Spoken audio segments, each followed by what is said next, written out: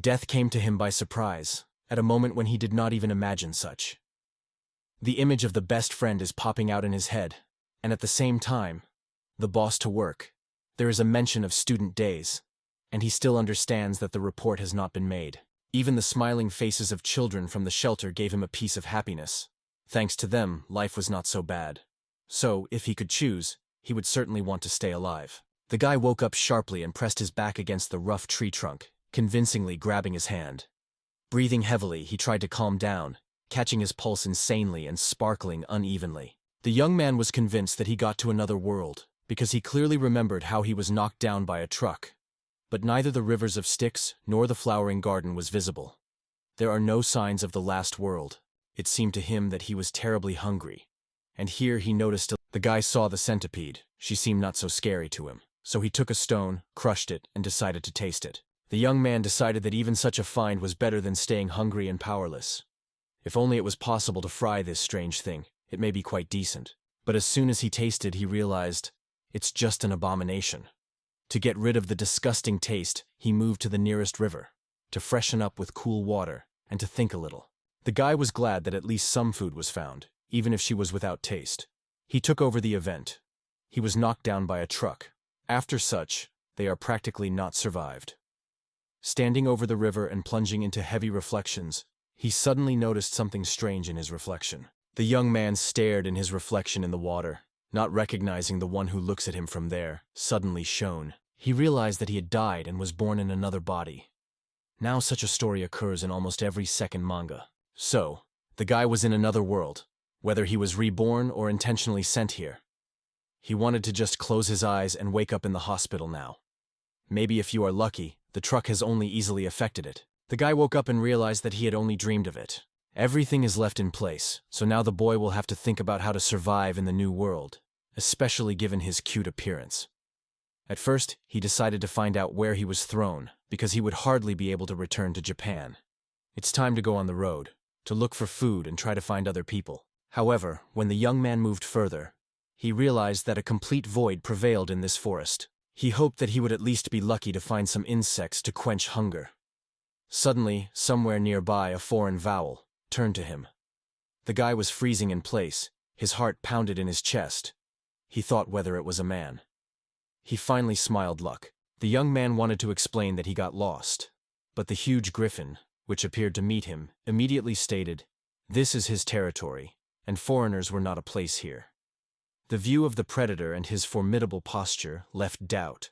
The jokes here are inappropriate.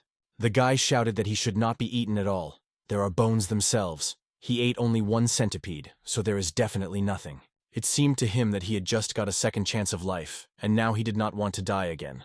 Griffin stated that she did not eat such food, emphasizing that it did not fit her at all.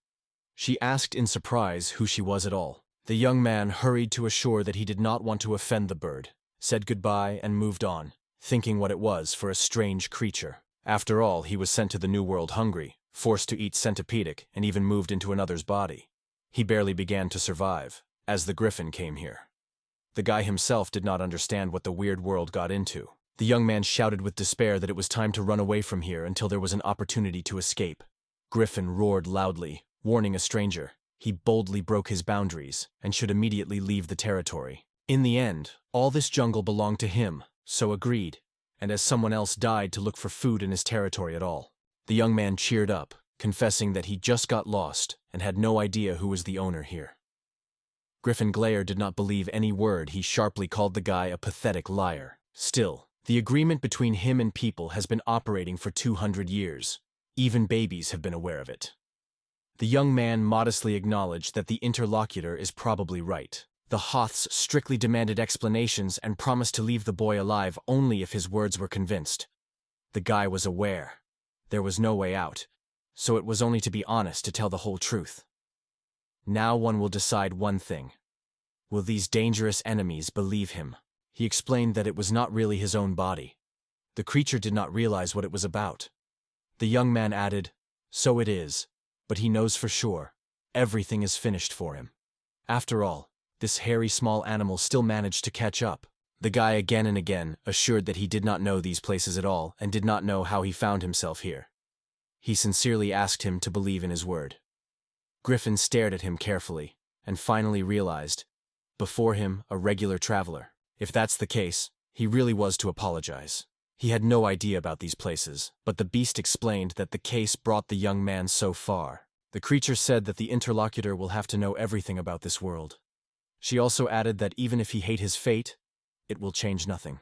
The guy asked who the travelers were, and answered him that they were people from other worlds. Then he wondered in surprise, or it turns out, he was also not born here. The young man told the new acquaintance in detail his whole story. Griffin only shrugged.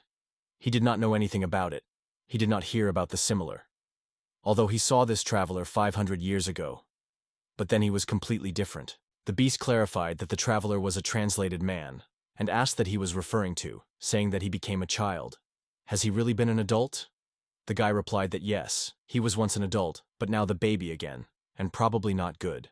At this point, Griffin said he was ready to release the young man, but put forward one important condition. The guy had a significant service for him. The boy asked who they were. The beast replied that the boy could not see them. After all, they are also people, children, the same as him. The traveler wondered why so many children here were 30. Griffin confessed that he himself did not know the reason, just noticed. They were left just in the middle of his forest. The young man was terribly hungry and suggested that he may have been left precisely because food was not enough for food. He wondered if the forest owner wanted to look after the children. In response, he noted that the boy was resourceful, and still asked to oversee them until the children were able to worry about themselves. The young man understood that it was not in dislike for children, because he grew up in the shelter, so he knew their difficulties. Therefore, he carefully asked the griffin whether there was a way to solve the problem of food. The creature agreed to help with food but warned, the traveler has only 3 years to teach children to get food on their own. The answer was really surprised by the guy. It turned out that the owner of the forest is not angry at all, but on the contrary, good and sincere. The guy waited for the bird to start screaming or forcing the children to seek beetles and worms immediately. But instead, his behavior was completely different, calm and caring. He also asked the griffin why he cares about these children, shows so much attention and care. The animal advised the young man to think, who will leave hungry children for a good sense? And she asked if he could calmly forget about children abandoned. Finally, she added that she was responsible for those who protected, and thus completed the conversation. The young man realized that it was the forest owner who brought fruit here, and for the first time he felt how much people and griffins were different from each other. The reason why he entrusted his care over the children was simple. The forest master simply did not know how to raise a human child. The young man decided to take care of the children, feeling that he was his duty to those who need protection. The beast respectfully approved this choice, recognizing him wise and worthy of trust. The guy turned to the children and solemnly reported that he would be their new leader from now on. His face glowed with pride and joy because of the future role of the mentor.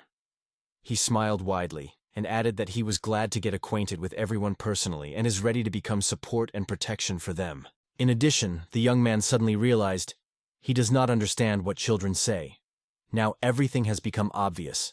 There is a real linguistic barrier between them, which we need to overcome before they manage to understand and start their studies. He immediately asked Griffon about this language. Griffin explained that the inhabitants of other worlds did not understand the local dialect at all, and he, when he was concerned with children, simply did not pay attention to such an important detail. The young man also surprised why he understands the language of the beast. He explained that it was due to the blessing of the sacred language, given by nature itself. Thanks to this gift, you can communicate with creatures of different races. The forest owner realized that they had a problem and decided to help the traveler with his skills, although it was usually impossible. But he was also inherent in generosity. The blessing of generosity opens the opportunity to share with other own abilities. The guy asked about the interlocutor. In response, Griffin wondered why the young man decided so because he was ready to give him the blessing of speech. The blessing of the tongue allows you to turn words heard or spoken into another language. However, there is a number of languages. The traveler thought that such a blessing was like a magical power from fairy tales, and asked the beast how many such blessings he had. He replied that he had as many as 12. The young man was amazed at the number of blessings, and decided that they happened so often through the griffin. He even asked not to joke, as if for the locals it was a common thing. The monster explained to him that most of the benefits were really worth little. For example, the gift of language for the griffin himself was quite useless, but he could be useful for man. Then she asked the young man to say something aloud. The guy finished and thanked everyone for his attention. The young man froze with surprise. He suddenly realized that he could freely express his thoughts in a foreign language, and everyone around his words easily. The girl ran up to him, smiled warmly, and gladly said that he was glad to meet. She asked if she could turn to him as Oni Tian. From such words, the heart of the leader trembled from moving and warmth. At the same time, the guy immediately asked how to call the new leader properly. The leader told the boy that he had to name his name first, and then ask the interlocutor. Then the guy was strongly introduced. I'm Ron, and I'm the main one here. After that, he once again asked the name of another. The traveler turns to the griffin and is wondering which name is best to choose from, not different from other people. The monster offered the boy's name Almas. The guy asked what it means, but the creation was only asked, is it important to know the meaning if the name sounds good? The young man smiled. The argument of the griffin was just. So the guy finally chose this name. The new leader called Amos and greeted Ron with a smile. They say, glad. The boy immediately wondered how old the guest is. The traveler replied that he was 20, and it was genuinely surprised by the boy. He could not believe, because Amos seemed younger than himself.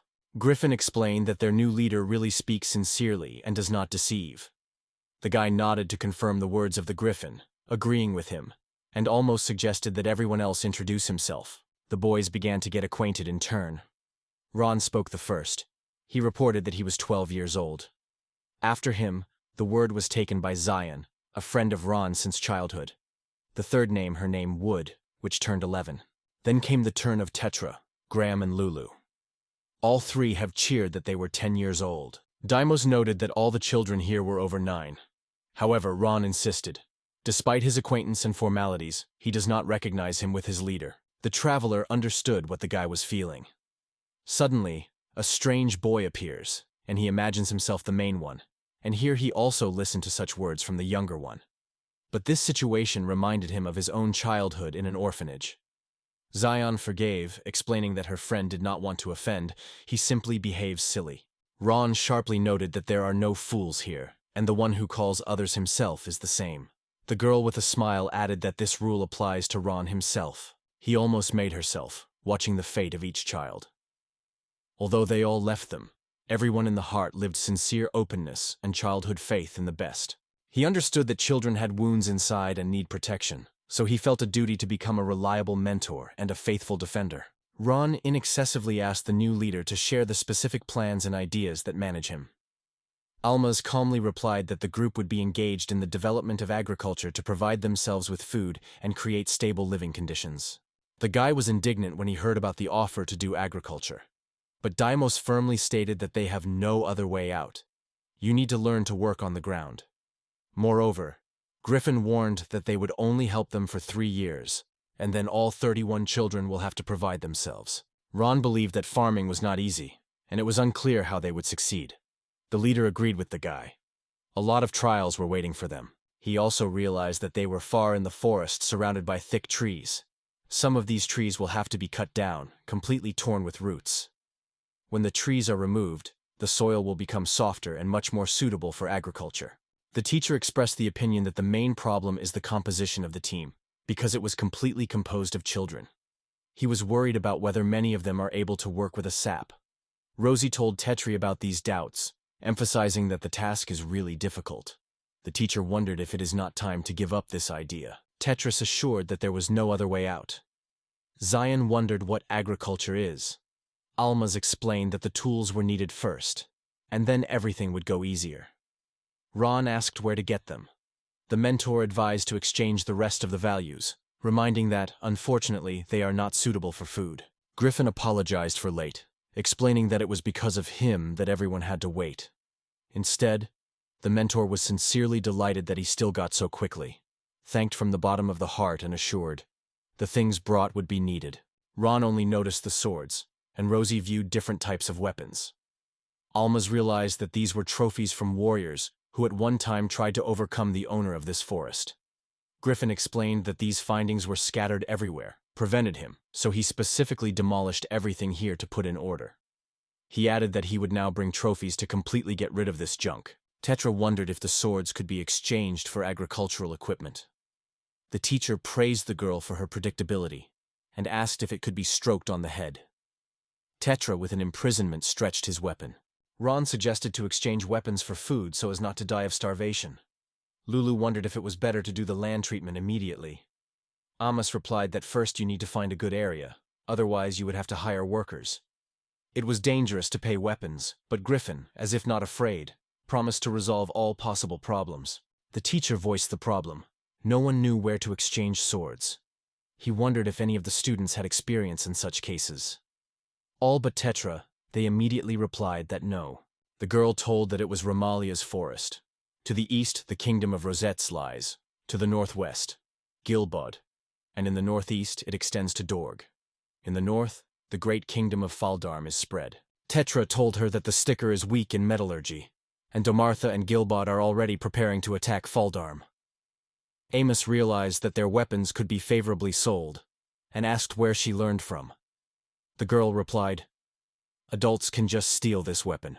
The teacher reassured the students, explaining that he predicted this situation in advance. If a conflict suddenly arises, they will simply show the Griffin's pen and say that they act on his behalf. This will help make negotiations more successful. He has already discussed his strategy with them in advance. The mentor added that it was not necessary to go all the group and asked if there were volunteers. They decided that the Tetra would go with them because it was the smartest and best understood in trade. The girl quietly noted that she did not raise her hands, but obediently agreed to become a guide. The boys went on the ground to the local merchant. Almond said they had 10 steel swords and 6 bronze, and asked if they could be exchanged. The man carefully examined the proposed weapon. Seeing the feathers, he asked if they were the messengers of Griffon Sam. The employee reported that the main blacksmith had already come. The merchant carefully inspected the swords, noting their wonderful quality, and asked what they were ready to exchange their weapons. Elmas clearly outlined his requirements. In exchange for sword, he asked 10 strong iron hoses, 3 powerful axes, and 8 sharp sickles. No muscle shuddered on his face. Confidence in the correctness of his own decision remained adamant. Ron was glad that they managed to exchange swords and get so many useful things. Zion believed that the metal was very valuable, and they sold it too cheap. Tetra noted that their weapons were made of metal, so they could ask for a greater price. In response, the men explained that they were only intermediaries and better start with small batches. However, he wondered whether he had enough knowledge in agriculture to cope with children working in the field. So he decided to focus on the development of hunting, fishing, and harvesting, and thanks to the stamp, he could receive meat and skin for sale. It was still unclear where to start mastering the earth, where to lay the first fields, and whether it is possible to cut down trees with impunity without causing the anger of griffins. The traveler shared his plan with the forest owner. He agreed to help, explaining that this territory once belonged to settlers who left their homes because of a serious illness. People accused the forest owner of the trouble who had beaten. The guy was surprised that he had not heard anything earlier and asked where the village was located. The beast replied that everything happened for a long time, and he no longer remembers where the place is. Therefore, he suggested climbing him, adding that it would be much easier for them to look at the outskirts.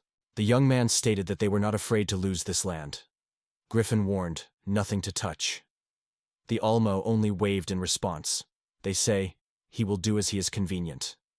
Then the forest master threatened to drop it down, but suddenly noticed the same place that he sought for so long. Rising high to heaven, the travelers saw the remains of the ancient village below. It drowned in silence and devastation. Looking closer, the creature planned down and laid carefully near the ruins. Griffin advised to use what is already at hand, instead of trying to change something radically. Almost agreed with him and asked for permission to examine the surrounding area. The young man noticed a source of clean water that glittered among the greens and stones. The water was transparent and cool, just to quench your thirst. Almas was especially worried about whether they would be able to settle in these homes. The ruins of the old settlement ignited his imagination. He has already seen how the house would rebuild here, a reliable shelter from the dangers of forest and hungry threat. In the heart of the guy, hope was gradually born, and he mentally painted vivid paintings of the future well-being of a new cell. He noticed that, as expected, the fields were overgrown with grass, but they could still be used for grazing. The width of the field remained important. Almas thanked the griffin, noting that this place really exceeded all his expectations. Griffin in response just waved, they say. It is not his merit. The traveler asked to tell more about the famine that rolled through these edges, and to find out why it happened. The beast explained that all the trouble began with the crop. However, he realized that the people themselves were creating the reasons, and another cause was harm. Looking at the confused face of the traveler, he asked in surprise if he really did not know what was a pity. Almas wondered what evidence of corruption. Griffin in response said that the very fact of its existence is proof. Remembering the words of Creature about the world, protected by magic, the guy said why this corruption was needed at all. Griffin briefly replied that people from nature were prone to self-destruction. He was wondering if there were still creatures that were just as cruelly killing each other. He was almost afraid that even if they began to cultivate the land, they would not be able to protect against attacks. Griffin encouraged him, promising to protect the forest, and explained that the curse did not work instantly. The traveler realized how important this moment was, and decided to call the children immediately. But the beast asked to postpone the meeting until the morning, explaining that the sun was already hiding behind the horizon. He persistently recommended the boy to sit quickly. The leader invited the children to look at a new home that will soon become their home. Ron asked where to start training and then stated loudly that he had not yet recognized Almos as his leader. Although he temporarily and agreed to listen to his advice, Zion asked a friend to be more sincere in his words. Tetra came to him and said that before his appearance they were just lost children. All ideas were rejected, no plan was close. They constantly remembered their parents, quarreled with each other. But with his arrival everything changed. Almas said he was once the same as she. Ron asked why they were collected by the leader, and he replied that he wanted to teach them crop rotation. Ron replied with delight that this name sounds delicious. Zion answered dissatisfaction, hinting that only food was thought. Further, they explained more quietly. They are going to grow barley, clover, and wheat, changing crops every 4 years. Ron could not understand why everything was so difficult. The teacher explained, try to grow something on compacted and exhausted soil. Nothing will work. The clover saturates the soil with nutrients, and thanks to it, it can be cultivated throughout the year. Also, when people get cattle, they can collect its waste and use them as fertilizers. Earth and animals help each other, maintaining soil fertility. This relationship is called crop rotation. You might think that this is some magic, but in fact, science is explained. However, there are disadvantages. If you divide the field into 4 parts, the yield will be 2 to 3 times less. Breeding cattle is a profitable business, but at first it still needs to be started. Rosie Wood was completely confused with complex explanations. Then the teacher simply said, the main thing to remember that crop rotation helps to make agriculture more effective. And then he ordered everyone to take the repair of houses. The children got to work vigorously, working together, side by side. Each couple had their own task. Someone reinforced the roof, someone strengthened the walls, and someone put the way in the yard. In the air, strokes of hammers were ringing, and joyful voices were heard, filling everything around the atmosphere of friendship and mutual support. Tetra asked the diamond that he was going to do with this area. The mentor replied that he wanted to breed goats there, and suggested that the pegs. He also stressed that goats are quite unpretentious in food. They even have enough bark of trees. Even young children can care for them, although they are not capable of being complete helpers. He almost wanted to start cows with horses, but had no idea how to look after them. Animals are useful not only as a source of meat, but also as assistants in work. He had experience in breeding goats.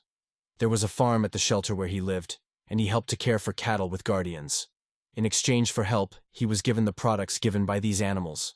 Tetra honestly admitted that she almost did not understand all the nuances of crop rotation, but asked if it was really enough to begin with. They seemed to be waiting for difficult times. The mentor said that the goat's milk has a rather specific taste that not everyone likes.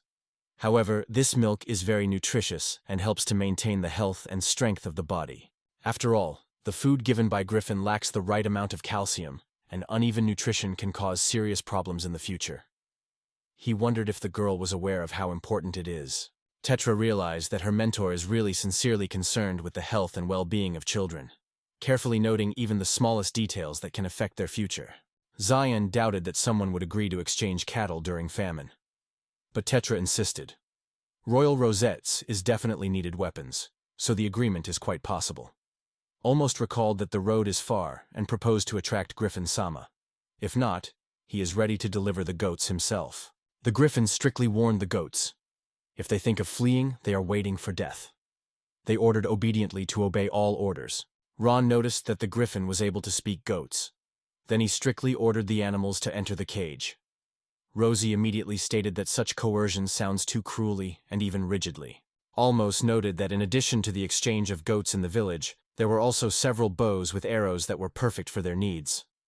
Such bows will be useful in hunting, so he chose a few. But nevertheless, he failed to hit the target again. Ron has shouted that the leader has not hit the target for the 10th time in a row. He was kindly suggested to the boy to show how he should, and reached out to his bow. However, the general laughter, the young man repeated the mistake of his mentor, missing the same way. Almas wondered how they were going to hunt at all. Ron asked him to stop ridicule because the mentor behaved like a small child. Diamos replied that he was a child. Then the guy advised him to at least try to be a little more serious. The guy suggested Graham to try his own strength. The teacher noted that even if Ron did not cope, then most likely the problem in the bow itself, apparently Chinese production. The girl hit the goal on the first attempt. The mentor was amazed. He did not only wait that she would shoot, but also succeed. Zion asked permission to shoot again. The boys looked at her success, astonished by the fact that she managed to hit the target twice in a row, and now they begged to teach them such skill. Graham advised her to align her back first. The teacher recalled that the children will soon be left without the support of the Griffin, and all the responsibility for hunting will lie on the Graham's shoulders. It struck others, because they had only one bow. Then the leader suggested finding the solution of this problem. Zion did not immediately realize that it was a subject, but looked. She saw a plain fabric. Almas explained, "It is a slide. With the help of such you can throw stones if you take it by the strap and put it inside the pebble. It is necessary to split the sludge well and then sharply release the cord, and the stone will fly with such force that even the bird can be beaten. In addition, it is not difficult to make a sling. The stones here are full, so the mentor decided to give everyone such weapons. The leader said these leaves can be eaten, but they can cause abdominal pain. To get rid of harm, it is necessary to wash them with water, so harmful substances will be washed away." The traveler asked the Griffin whether he really enjoys not only meat. Griffin replied that this is true. Sometimes he was also used to eat vegetables. The young man realized that Griffin was omnivorous and could not decide. Consider him a bird or a mammal. To check this, he reached out the mushroom. He replied that he could swallow him without any consequences, unlike a guy who would die instantly. Almost sincerely, he thanked the Griffin for this hint. The beast confessed that he was tired and decided to return to his land. The traveler also moved back to the village. On the way, he thought, oil production, agriculture, and wild animals are all important things to live. It is still necessary to harvest. It would be great if Griffin-sama taught them to distinguish what food can be eaten and what not. Suddenly, the teacher heard a familiar voice of Ra's, who immediately pulled him out of deep thoughts. He clenched the sword in his hand. Bent to the sword, he was ready to repel any danger. If it were a small animal, the mentor would just drive it away. But if something big appeared, you will need to think of how to protect the Rosie Wood. He very much hoped that his student was safe. The man held the guy firmly in the arms. The guy screamed with his best, convincing that his parents had thrown him. Little by little, he almost recognized himself as adults. Rosie Wood was erupting, soaring that the abductor would not be able to change it for food. The stranger is well aware of this, but his view is chained to many steel swords. The mentor instantly guesses that the real purpose of the attacker is their weapon. Diamos realized that before him, an adult, physically stronger, but not special. It seems that Rosie Wood was alive and intact, and this man acted alone and remained defenseless from his back. Almas felt it was necessary to act immediately without waiting for the enemy to take the first step. The leader quickly threw the stone and hit the man directly in the head. He retreated in surprise, clutching his hands, and almost called the Vodi Rosie. The kidnifter, strictly and with threat, ordered the boy not to leave the place. The non-character persistently advised the boy to flee immediately, and in no case stop. He assured that he would detain this man, and ordered the boy to run as quickly as he could.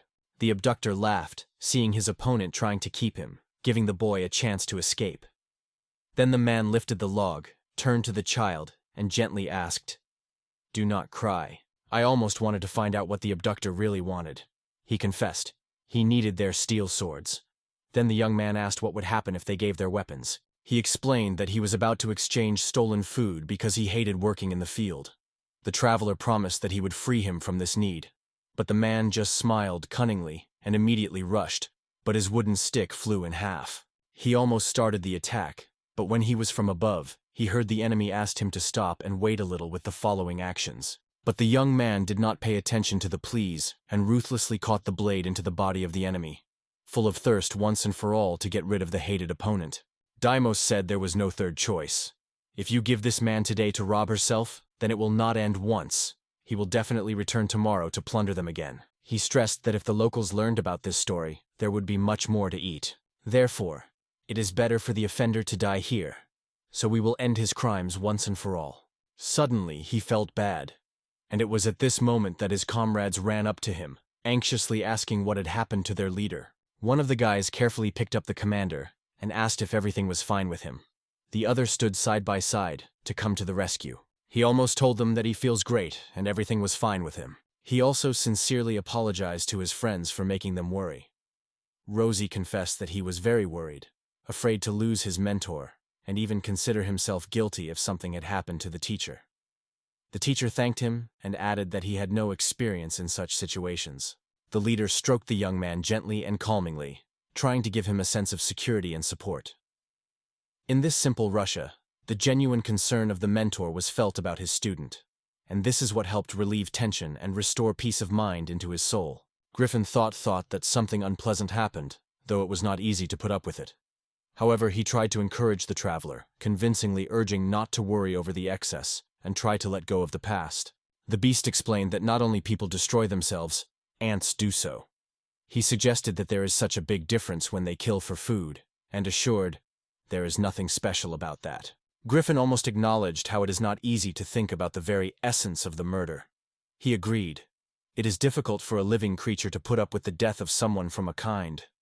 But at the same time, Griffin firmly believed, to protect children and return them home is a duty that you will not get anywhere. The owner also wondered whether the interlocutor had already completed his report and whether he really came here for the sake of this task. The young man denied and paid attention to the damaged weapon. Almaz immediately broke the weapon and was in surprise. It is not surprising that a 10-year-old guy was capable of such force. Griffin calmly replied that he did not see that. There were people who broke trees in half with his bare hands. The young man expressed the opinion that creatures capable of breaking trees with a naked cannot be people. The beast added that such mighty creatures left these lands about 3,000 years ago. The guy assured that he was born afterwards and always had a meeting with such dangerous creatures. Griffin jokingly noted that the guy did not seek to sway his skills. The young man explained that he was not interested in the show, but the origin of his own forces. The forest master suggested that it was the gift of young Sangha, and these words made the traveler get lost. It seemed to me that a stranger is a completely stranger in front of me. Griffin advised not to dig in such secrets. When the beast wondered if there was any information, the interlocutor replied that he had already received everything he wanted, and now it is important for him to be alone. In half a month, the leader was glad to see how the plants had grown out, and gladly noted that he managed to change the seeds of radish, almost the same as in his native world. The only thing that was a little spoiled is a small number of people and a limited crop. Tetra was frightened by a large insect. Ron noted that there are many different insects here, and Rosie just laughed and said that they were as much at home. The almond was upset because there were no chemicals, so the parasites broke up too much. Then he asked the children to carefully consider the proposed remedy, and showed them a chamomile, through which they could effectively fight pests. The teacher said that these chamomile is usually called pyrethrum. He came across a whole field of such flowers and suggested collecting them, drying and treating them to then use them as a pest on crops. Tetra supported this opinion, calling it useful, and suggested going to collect chamomile together. Almaz stretched out Tetri a bouquet of flowers, and the girl was confused with unexpected attention. Recognizing, she asked him why he suddenly showed his care. Zion explained to her that the mentor simply asked to hold the bouquet for a short time. Hearing this, she suddenly threw the flowers and exclaimed that it was now clear. The young man was already confused by such sharp and unexpected behavior. The leader explained to the children that the process of distillation is currently underway.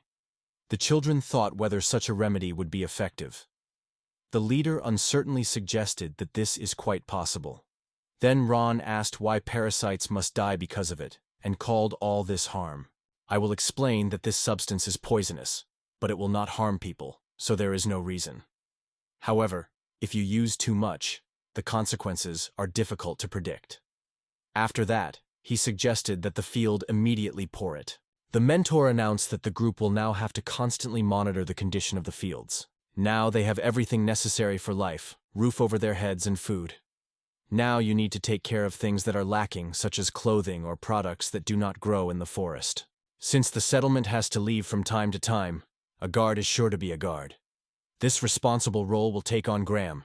She is able to use the bow skillfully, shoots well, and this is why the task is best for this. Ron and Rosie had to go to bring the cargo. The teacher turned to Tetra, asking if she wanted to go with them. The girl wondered where they were going.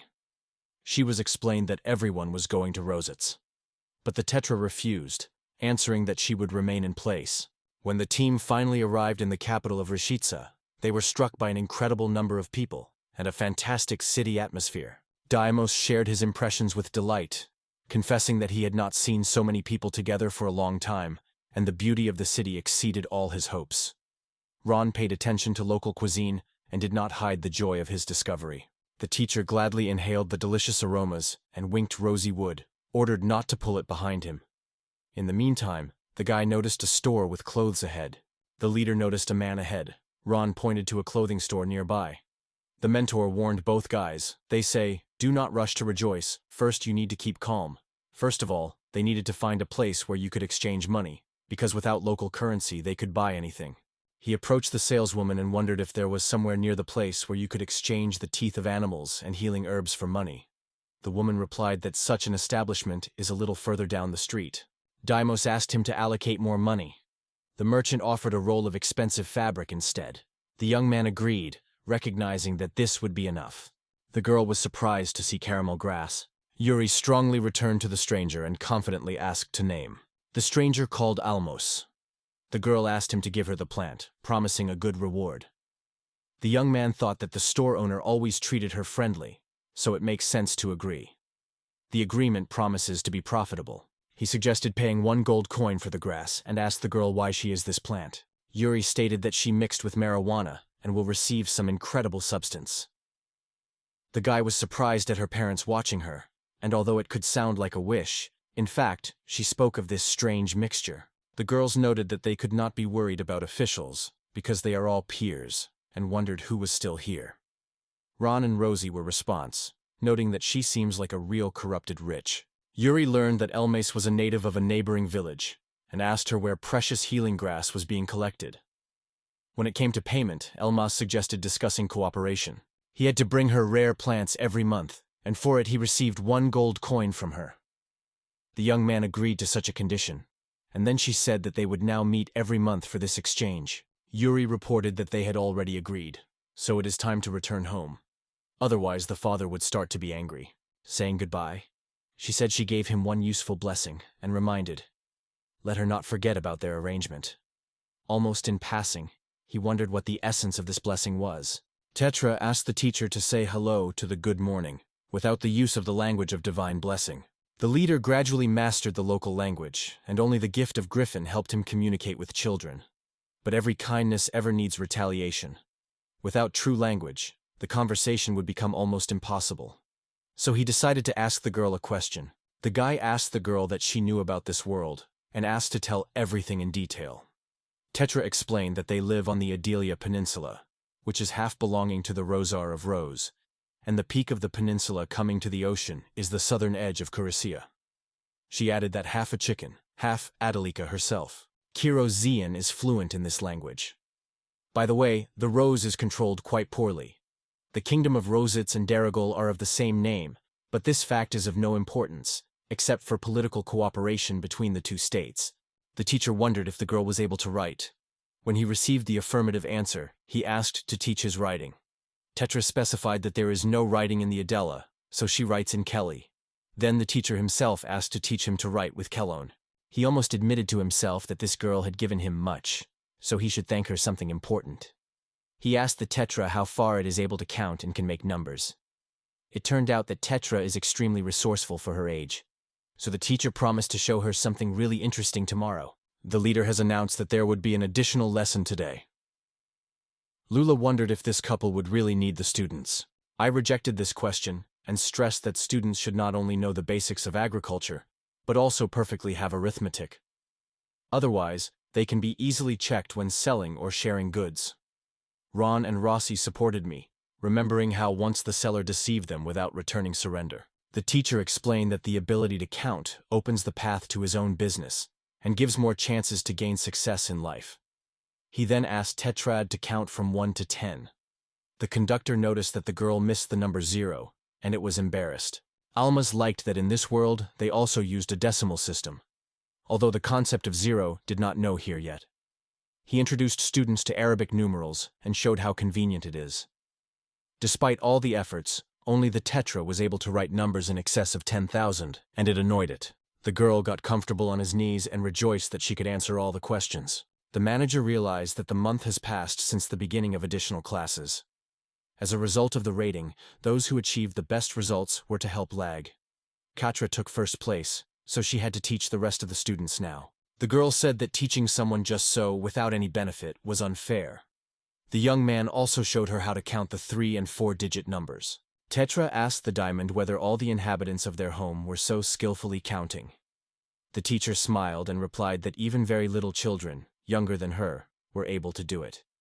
At the same time, he praised the girl for her remarkable speed in study. Tetra thought, suspecting that the teacher could specifically cheer her up. The mentor said that in his country, education is obligatory for everyone. Older generations pass on their knowledge of young people, because without this, the state will not be able to develop and compete with others, raising smart children. Tetra wondered when she could learn both languages perfectly. Alma replied that it is not easy, and if he loses his linguistic gift, he would no longer be able to teach her mathematics. The girl confidently said, "So you just have no right to lose this gift." Yuri asked if the guy brought what they agreed. Almis conferred. He handed her caramel grass, as he promised. The girl wondered where Ron and Rosie. The young man replied that they were staying at home, and he came to talk to her. Yuri guessed that the guy wanted to talk about Blessing, and confessed that he had known about his ability for a long time, and noticed how he had depressed him all the month. The guy asked to tell more if possible. She replied that she knew a little, but she read in some book, "Such gifts give good fairies." She almost said that all this looked like a fairy tale, and Yuri added, that's why she was sure that the young man is really special and happy. The girl said she has a special gift. She is able to notice the same abilities in other people. Her talent is called insight. As far as she was known, his blessing was called Emperor. Yuri said that the power of his abilities increases with the number of people who obey him. Almas realized that the blessing of the Emperor means that children recognize him with their leader, and this gives him special abilities. The girl confirmed it and already thought about what question to ask. She was convinced that they lived in the Romanesque forest, on the lands of the Griffin, and they were not at all afraid of his curse. The guy wondered where she had so much confidence. Yuri said that she has the ability to see everything that happens, regardless of distance. This gift is called the Eye of God. She watched them deepened into the forest, and suggested that they live here, following the question, how they plan to get rid of the curse. Almas replied that there was no curse, and already wanted to share an important secret with her, but decided to remain silent about his rebirth. The girl realized that she was faced with a group of orphans and decided not to reveal their secret. After that, Yuri planned to go to the store and suggested that Almi make her company. He agreed, because he considered it a special client. However, during the shopping, the man was noticeably nervous and felt severe irritation. But the guy had no idea how long the shopping list for this girl would be. She collected things in small portions and asked the boy not to behave like a capricious child. The young man replied that he was not a carrier at all, and definitely not whistle. But the saleswoman was genuinely surprised how easily he could tolerate such weight. He was almost surprised why you need to buy so many different herbs. Julia calmly explained that she was going to use them to send in Ghost. The fact is that she was interested in witchcraft, and indeed was a real witch. The guy immediately realized that it was the same sinister witchcraft. Yuri said that magic with evil eye can be used in many ways, and the task of harm only had part of it. For example, you can create protective barriers, treat wounds, cook potions that help people. Amos even joked that in Japan with such skills she could become a doctor. The guy remembered the words of the griffin and asked where this famine came from. The witch explained that it was a result of a curse that was drawn from a witch. The young man also wondered how one person could impose such a powerful curse. The girl explained that it is not in one person, but in general. People who have a force capable of destroying thousands of people's lives through a terrible curse. Yuri reassured the boy, gently explaining that to fear nothing. The one who did such a terrible meanness would certainly be severely punished. Then Ellis carefully asked if the girl would like to visit Romalia. The girl was happy about the proposal, but noted that he should first ask her father's permission, because he is unlikely to support the idea of going beyond the city. The young man confessed that he wanted to master the art of evil eye. In addition, the guy suggested paying at least a small part for his studies, but Yuria decisively refused to take money, assuring that such formalities were superfluous between friends. The girl thoughtfully said aloud, hesitating whether they could be considered friends, but Diamos confidently stated, "Of course, they are friends. Otherwise, he would voluntarily drag this burden." From these words, she smiled sincerely and hugged him firmly. The guy then wondered why she couldn't teach him to inspire an evil look. Yuri denied. She said she could try, but to be honest, this thing is not very suitable for him, because the witches are mostly women, and there is a big difference between witches and sorcerers. Everyone continued to question him about these mysterious 10% of men among witches.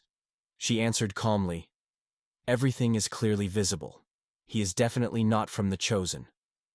The disappointed guy decided to change the topic and asked where the witch lives. The girl was a little discordant and called the Bolton, inviting him to go outside. A man appeared from the shadow and politely asked what the lady could help. She almost went back. The appearance of a stranger was too unexpected, and even from him a pungent smell of smoke. Yuri hurried to explain that it was her guard and a trustee. Bolton, with a tangible irony, noted that she showed extraordinary care to him. She greeted the boy friendly and sincerely thanked him for the help of the girl. The witch, meanwhile, asked her girlfriend to transfer purchases to the guard. He almost wondered why Yuri did not take the guard with him. He, in turn, rightly noted that the man has an unbearable smell from which he wants to shrink his nose. After a few short replicas, the guy passed the bags without words. Bolton was surprised to watch the guy easily carry heavy packages, as if it's just feathers. The young man briefly said that he had to go further, and the boys said goodbye. The leader told the children that gathering caramel grass, they make goldenly earning gold every month. Agriculture is flourishing here, but clothing and salt are expensive, so you have to save and look for additional opportunities for earnings.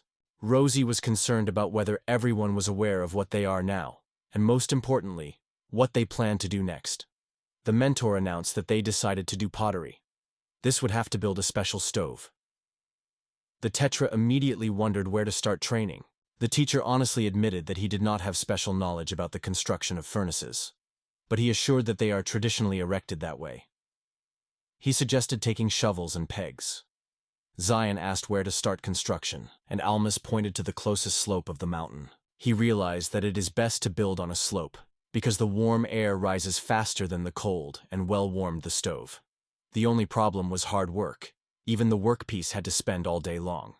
Despite this, they decided not to delay and take up work. Recently, when he and Yuri went shopping, the guy wondered what products are now the most popular. Yuri immediately laughed and suggested that he wanted to make her a gift.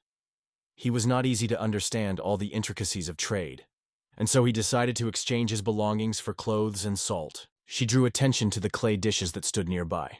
The young man noted that this can be found in almost every store. The witch said that it was not just some jugs, but also Carisi ceramic products, which were valued much more than local goods. They were strong, had bright colors, which is why they were so wealthy, ladies and gentlemen. Everyone wondered why this jug was so strong and has an unusual color. The local utensils usually pleased the eye with a gentle tinge, but quickly cracked or broke. According to Tetra, in Russia, potters burned their products simply over an open fire. If we recall the history of our native world, such customs existed in the times of Zomonis and eggs. That is, they used the simplest primitive technologies. The open fire was too saturated with the clay with oxygen, and the firing temperature was not high enough. Anagam's stove would help eliminate this problem. Such a furnace heats up quickly, and the closed structure limits the access of oxygen so that the product becomes especially strong and acquires a beautiful black tint. In other words, you will get a kind of analog of Japanese ceramics of Suecerams. The young man did not understand how curls create pots, but he was convinced that their products would become even better. Therefore, mastering the technique of manufacturing CA has become a matter of first importance. If they manage to set up production, the village will have their own unique products. Demos once read that with such a blessing to poor trees is easier. Tetra looked carefully and asked if he was a common man, because he felt that his strength was much exceeding the possibility of an average adult. The young man was well aware that he could now work for 10. Although Griffin claimed that his blessing was not worth it, it was perfect for deforestation. When the case was completed, the leader solemnly announced that the felling was over, and now they are waiting for excavation. The mentor assured that the ark is enough. Ron wondered what to do next, and the teacher immediately found the clay of the right type nearby. It will help to make the future stove even stronger and denser. He almost explained to the boys that tightness is the ability of the material not to pass air into the stove, which contains the required temperature inside. If excess air comes inside the firing, the SU system will not work. The leader of the team's success, they managed to build a stove, relying only on his memories from his past life, and the result exceeded all expectations. It remains only to master the art of working with this new stove. The boys could do nothing. Ron and Rosie rushed to Clay, and Graham tried to stop them and begged to stop. The teacher reproached that even a simple plate could not be done properly, and the dishes, by the way, needed cups and pots. Tetra was astonished in surprise. Is it really necessary to fashion so much dishes? Almaz confirmed this, adding that jugs are very fragile, so it is better to send them to dry. Rossi immediately began to complain that her plate had cracked, and Ron and Irony replied that the whole thing was that the clay was needed. The leader has announced that you can now start firing, but warned, you should not expect a miracle from the stove built by the hands of inexperienced craftsmen. When the mentor removed the finished pot from the oven, he immediately noticed it a good gray tint. It seemed to him that it was a sabi chicken, a special type of ceramics, much more expensive and better than ordinary utensils made in Rosica. The leader praised the sound of the finished products, emphasizing that the beginners were done extremely well. Rosie Wood was very upset, learning that his product had broken, just like Ron. Zion strictly reminded him that all children who had fun with clay were guilty. He almost said that they have a lot of opportunities ahead, and the next time more efforts have to be made. The boys have enough time, so they take up a new business. They will produce charcoal. To do this, it is necessary to spread the firewood very carefully, so that there are no voids between the logs, and all the cracks are tightly filled with dry leaves. Now the mentor has started cooking the stove. At first he burned the fire, waited a little, and then closed the chimney and the hole of the furnace. The next day there will be ready fuel, charcoal. Tetra noticed that this process is somewhat reminiscent of the manufacture of ceramics. Almaz agreed with her opinion, and added that here, as well as there, oxygen plays an important role. It is necessary to strictly control it. When the girl was interested in what oxygen was, the teacher explained that it is an element without which it is impossible to light a fire, one of the components of air that supports combustion. But suddenly, Tetra asked an unexpected question. Why does the oxygen not burn? The young man did not find what to answer. However, he quickly hastened to explain that combustion is a chemical process during which carbon interacts with oxygen. Oxygen itself cannot fire, but without it the reaction will not begin. It seemed that the girl gradually began to realize something. Opening the doors of the furnace, the teacher saw that the coal was of very poor quality, and suggested that, apparently, due to the lack of barrels and the canister of air penetrates freely inside. However, even with such bad coal, children will somehow be able to overwinter. Winter is over, and the new year began.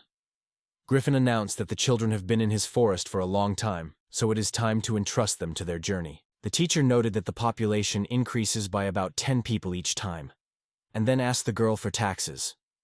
Tetra explained that the amount of tax is determined by those who receive the payment, and allocated 4 main types of taxes: land, poll, profitable, and military. The leader suggested that parents get rid of unnecessary mouths to pay less taxes. Graham wondered if they were from Rositz. Tetra advised not to rush to the conclusions, because the inhabitants of Russia have long paid less taxes than the inhabitants of other kingdoms. The local ruler everyone knows as a person who does not plunder his people. Zion began a story about the origin of children. It turned out that the little ones argued that they are originally from the Rezes, a place where the noble kind of Ashiv lives. The abbot asked if it was known that these aristocrats owned those lands. The girl confirmed that the head of the Ash family really dropped his own vassals. In addition, some representatives of the genus planned to separate from the Russian state, and the king had already started acting against the rebels, which he sowed a discord within his own family. Almas realized that the losses in the war were forced to raise taxes, which is why people lacked food before winter. Tetra was worried about whether they really heard, however, and had already been going to flee. The leader rushed out, stopped her, and asked alarmed where she wanted to escape. The girl felt that something was wrong with her parents. Almas tried to reassure her, gently repeating that all is well. Turning into an alarming dream, the young man did not find rest. His heart squeezed from the idea that the girl had experienced a lot of shocks and pain. Zion wondered what happened to the Tatra, and Lulu was surprised to see her girlfriend crying before. She tried to reassure the girls, explaining that even the strongest sometimes needed tears, and invited everyone to follow him. He believed that tears for a child were a common thing. Toddlers can scare a terrible dream. They can be sad for their parents, or just crying for no special reason. Children in general often give freedom to tears. Usually, in such cases, the mentor tries to calm the children, but for the first time he saw the Tetra in this condition. Ron from Rosa was concerned about his girlfriend, thinking what happened to her. But the leader confidently assured them that everything was fine with the girl, and even felt some relief. He explained this by the fact that the girl kept tears for too long, and it is important for the child to give freedom. Almonds asked the boys to behave quietly when the Tetra wakes up. The girl would probably be ashamed of her own weakness. Then he suggested going to work in the field so that inadvertently not to wake her up. Looking at the calm of the sleeping Tetra, as well as the newcomers, and mentally looking into the future, the leader realized he needed to think seriously to make the right decision on the next steps. In the kingdom, Rosette's, Damza asked Yuri if she would let him talk to her father if he wanted to meet him.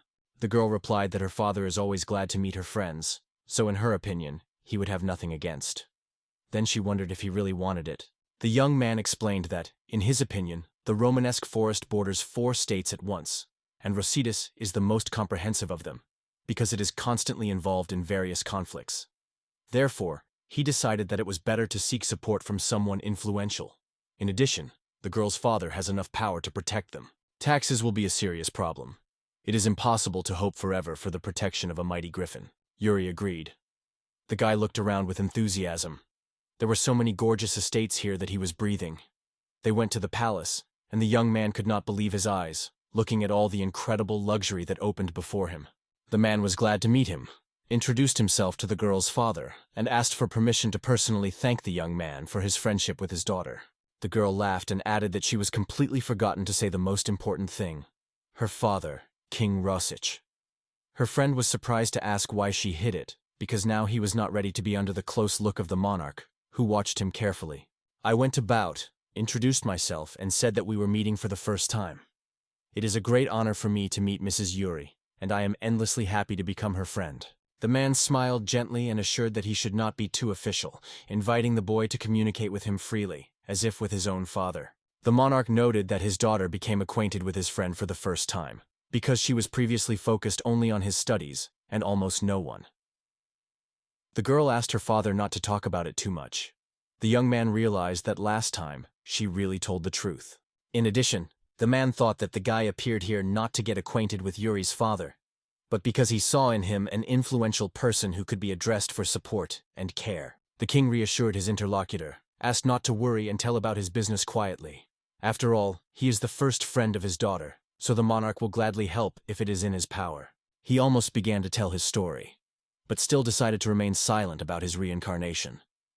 There is already a difficult and confusing situation, and he thought that another strange detail would only complicate everything, will cause suspicions and surprises in people. The king was stunned by learning that he was leaving his children as much in the dangerous forest of Romalia. Feeling all the severity of the responsibility that lay on his shoulders, he wondered how this terrible problem could be solved.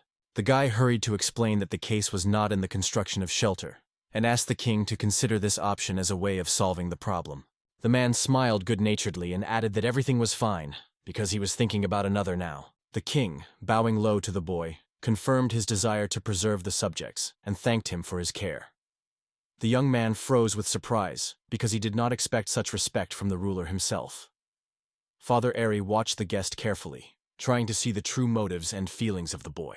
The monarch announced that if they want to become citizens of his kingdom, he would gladly accept them and will do their best to protect his people and their property. Almaz explained that forest dwellers now rely entirely on the help of the griffin in eating, but believes that serious problems with taxes should not arise. The king explained that the law is in force in their country.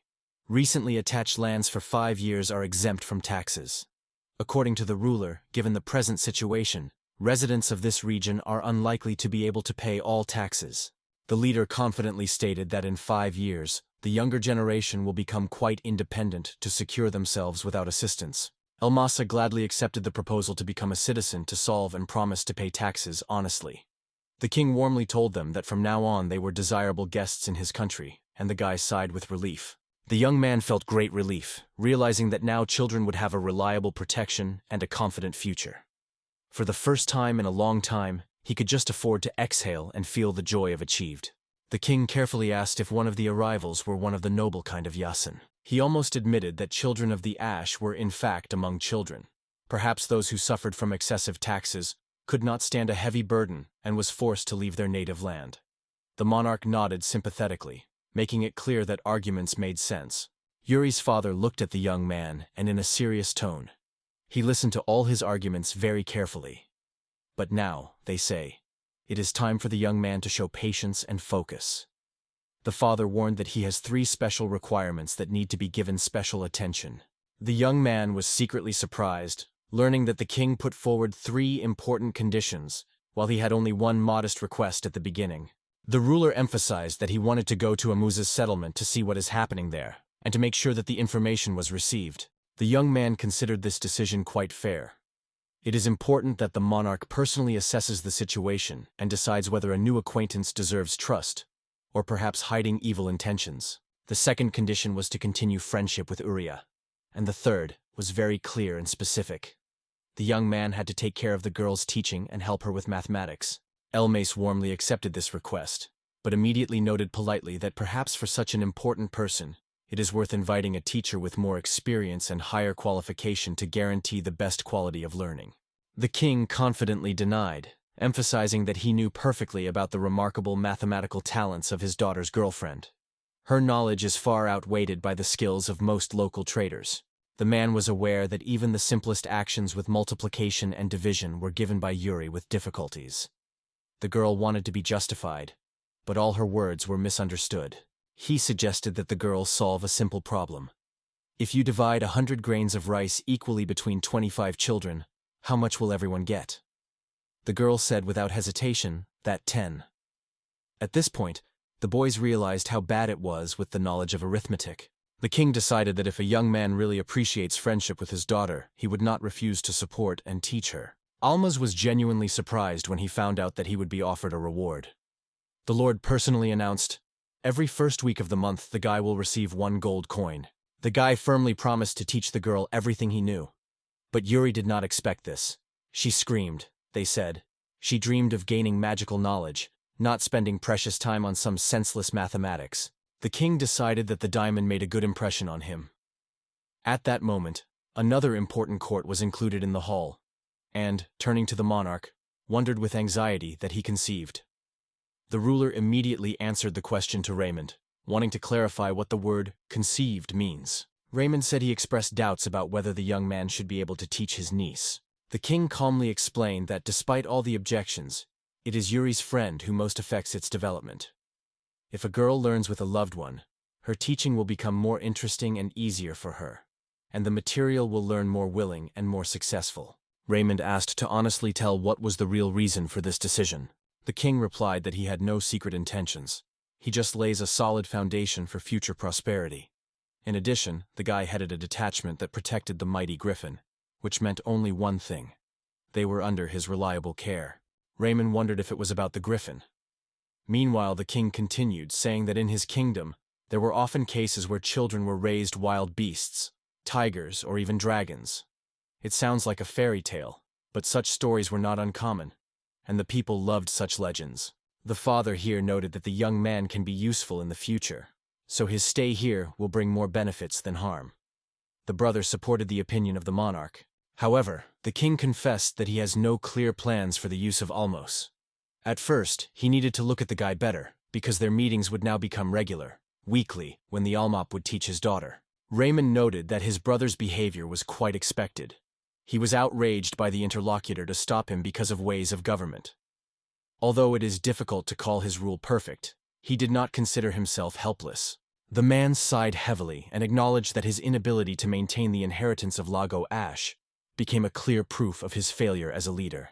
Raymond added that the Ashiv family is the most influential throughout the kingdom, and the loss of such an important ally is seriously shaky stability of the state. The king sharply noted that this is not the only concern that does not give him rest. They lost the support of the side branches of the Ash family, and at the same time, the trust of many faithful supporters. In addition, the neighboring kingdoms united against them, jeopardizing the very existence of the state. Raymond shouted indignantly without hiding anger because of the actions of Augustus, who dared to invade their lands with the army. The king gloomily added that similar accusations could be made against him, because he also broke the borders and interfered with the sovereignty of the country. The brother noticed that none of them had a son who could become a worthy heir to the throne, and this only complicated the already confused political situation. The royal father advised Raymond to restrain his dissatisfaction, reminding that his queen gave him a charming daughter, Yuri. Not even having a son, he was glad to his daughter. But suddenly, his wife became seriously ill and quickly passed. Perhaps fate decided that he would not have a son in a second time. Raymond asked his brother not to be upset through the past, because they still have the present. He proposed to consider the candidacy of a relative from the lateral branch of the family and organize his engagement with Yuri. It was then that the girl sneezed suddenly.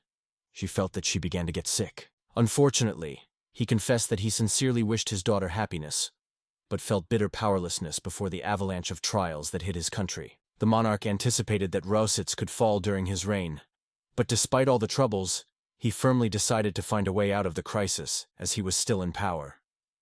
In the heart of the king, Nadia glowed.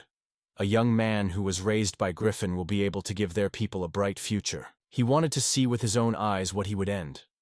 However, the king of Rosik did not fall out that his decision would be a salvation, not only for his own country, but also for the entire Aldenius Peninsula, the hearts of the world, and will turn into a real miracle capable of changing the course of all the history of the continent. The teacher noticed that the Tetra behaved somehow strange. She was always quiet, but now she became even closer. Obviously, something bothers her. Not only did the leader notice it, everyone else also paid attention to it. The guy was well aware. Now he had to reveal the riddle and find out what happened to the girl. Almas turned to Tetra and said that she did not insist on conversation, but if she wanted to share or find support, he and everyone else always nearby. Recently, it looks too depressed. She realized that he noticed everything. The leader added that it is not surprising, because she has been suspicious lately and asked what had happened. The girl asked no one to tell her and promised her to keep this secret. She introduced herself with a full name, Tetra Ash. He almost calmly noted that he had long suspected something like that. It was from the moment that the terrible news of the attack on the Ash clan came that the girl began to show anxiety.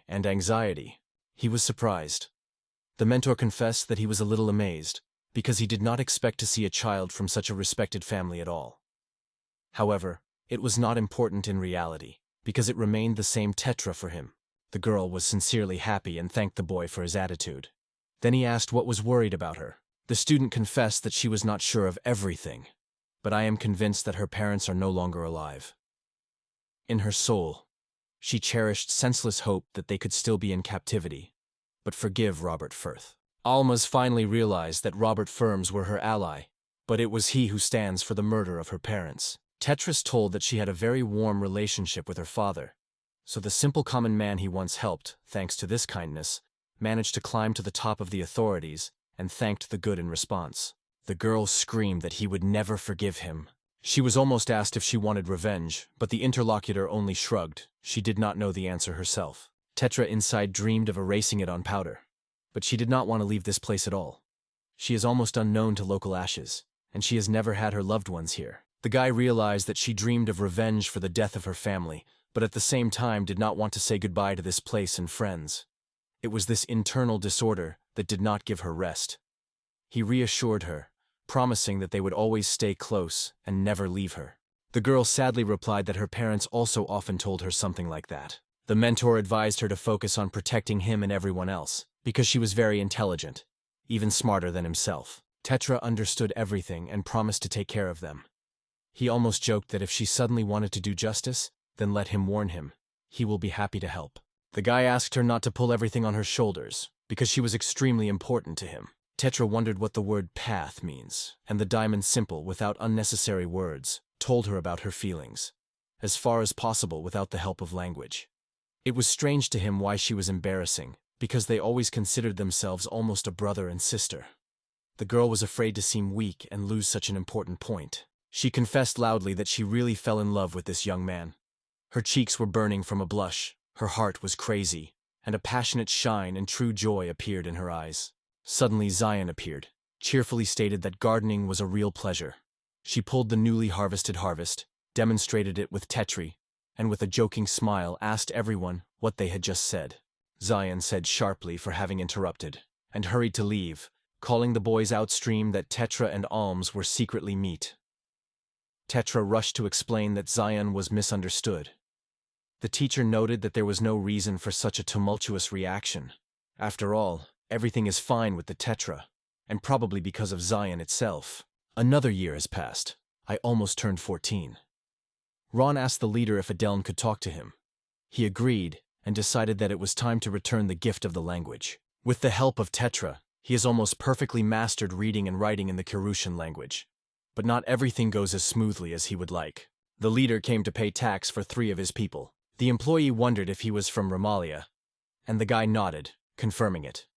In addition, he immediately added that he also pays for Ron and Zion. Fortunately, the tax is small, but when other children grow up, they will no longer be able to pay it. Moreover, it is their last year under the protection of the Griffin, so they need to increase their income.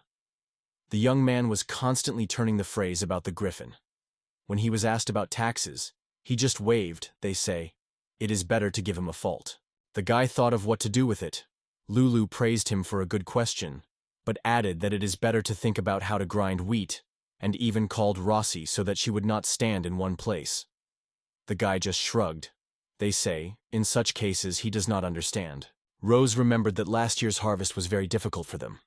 Zion agreed with her, adding that they almost died. The guy said that he should not be reminded.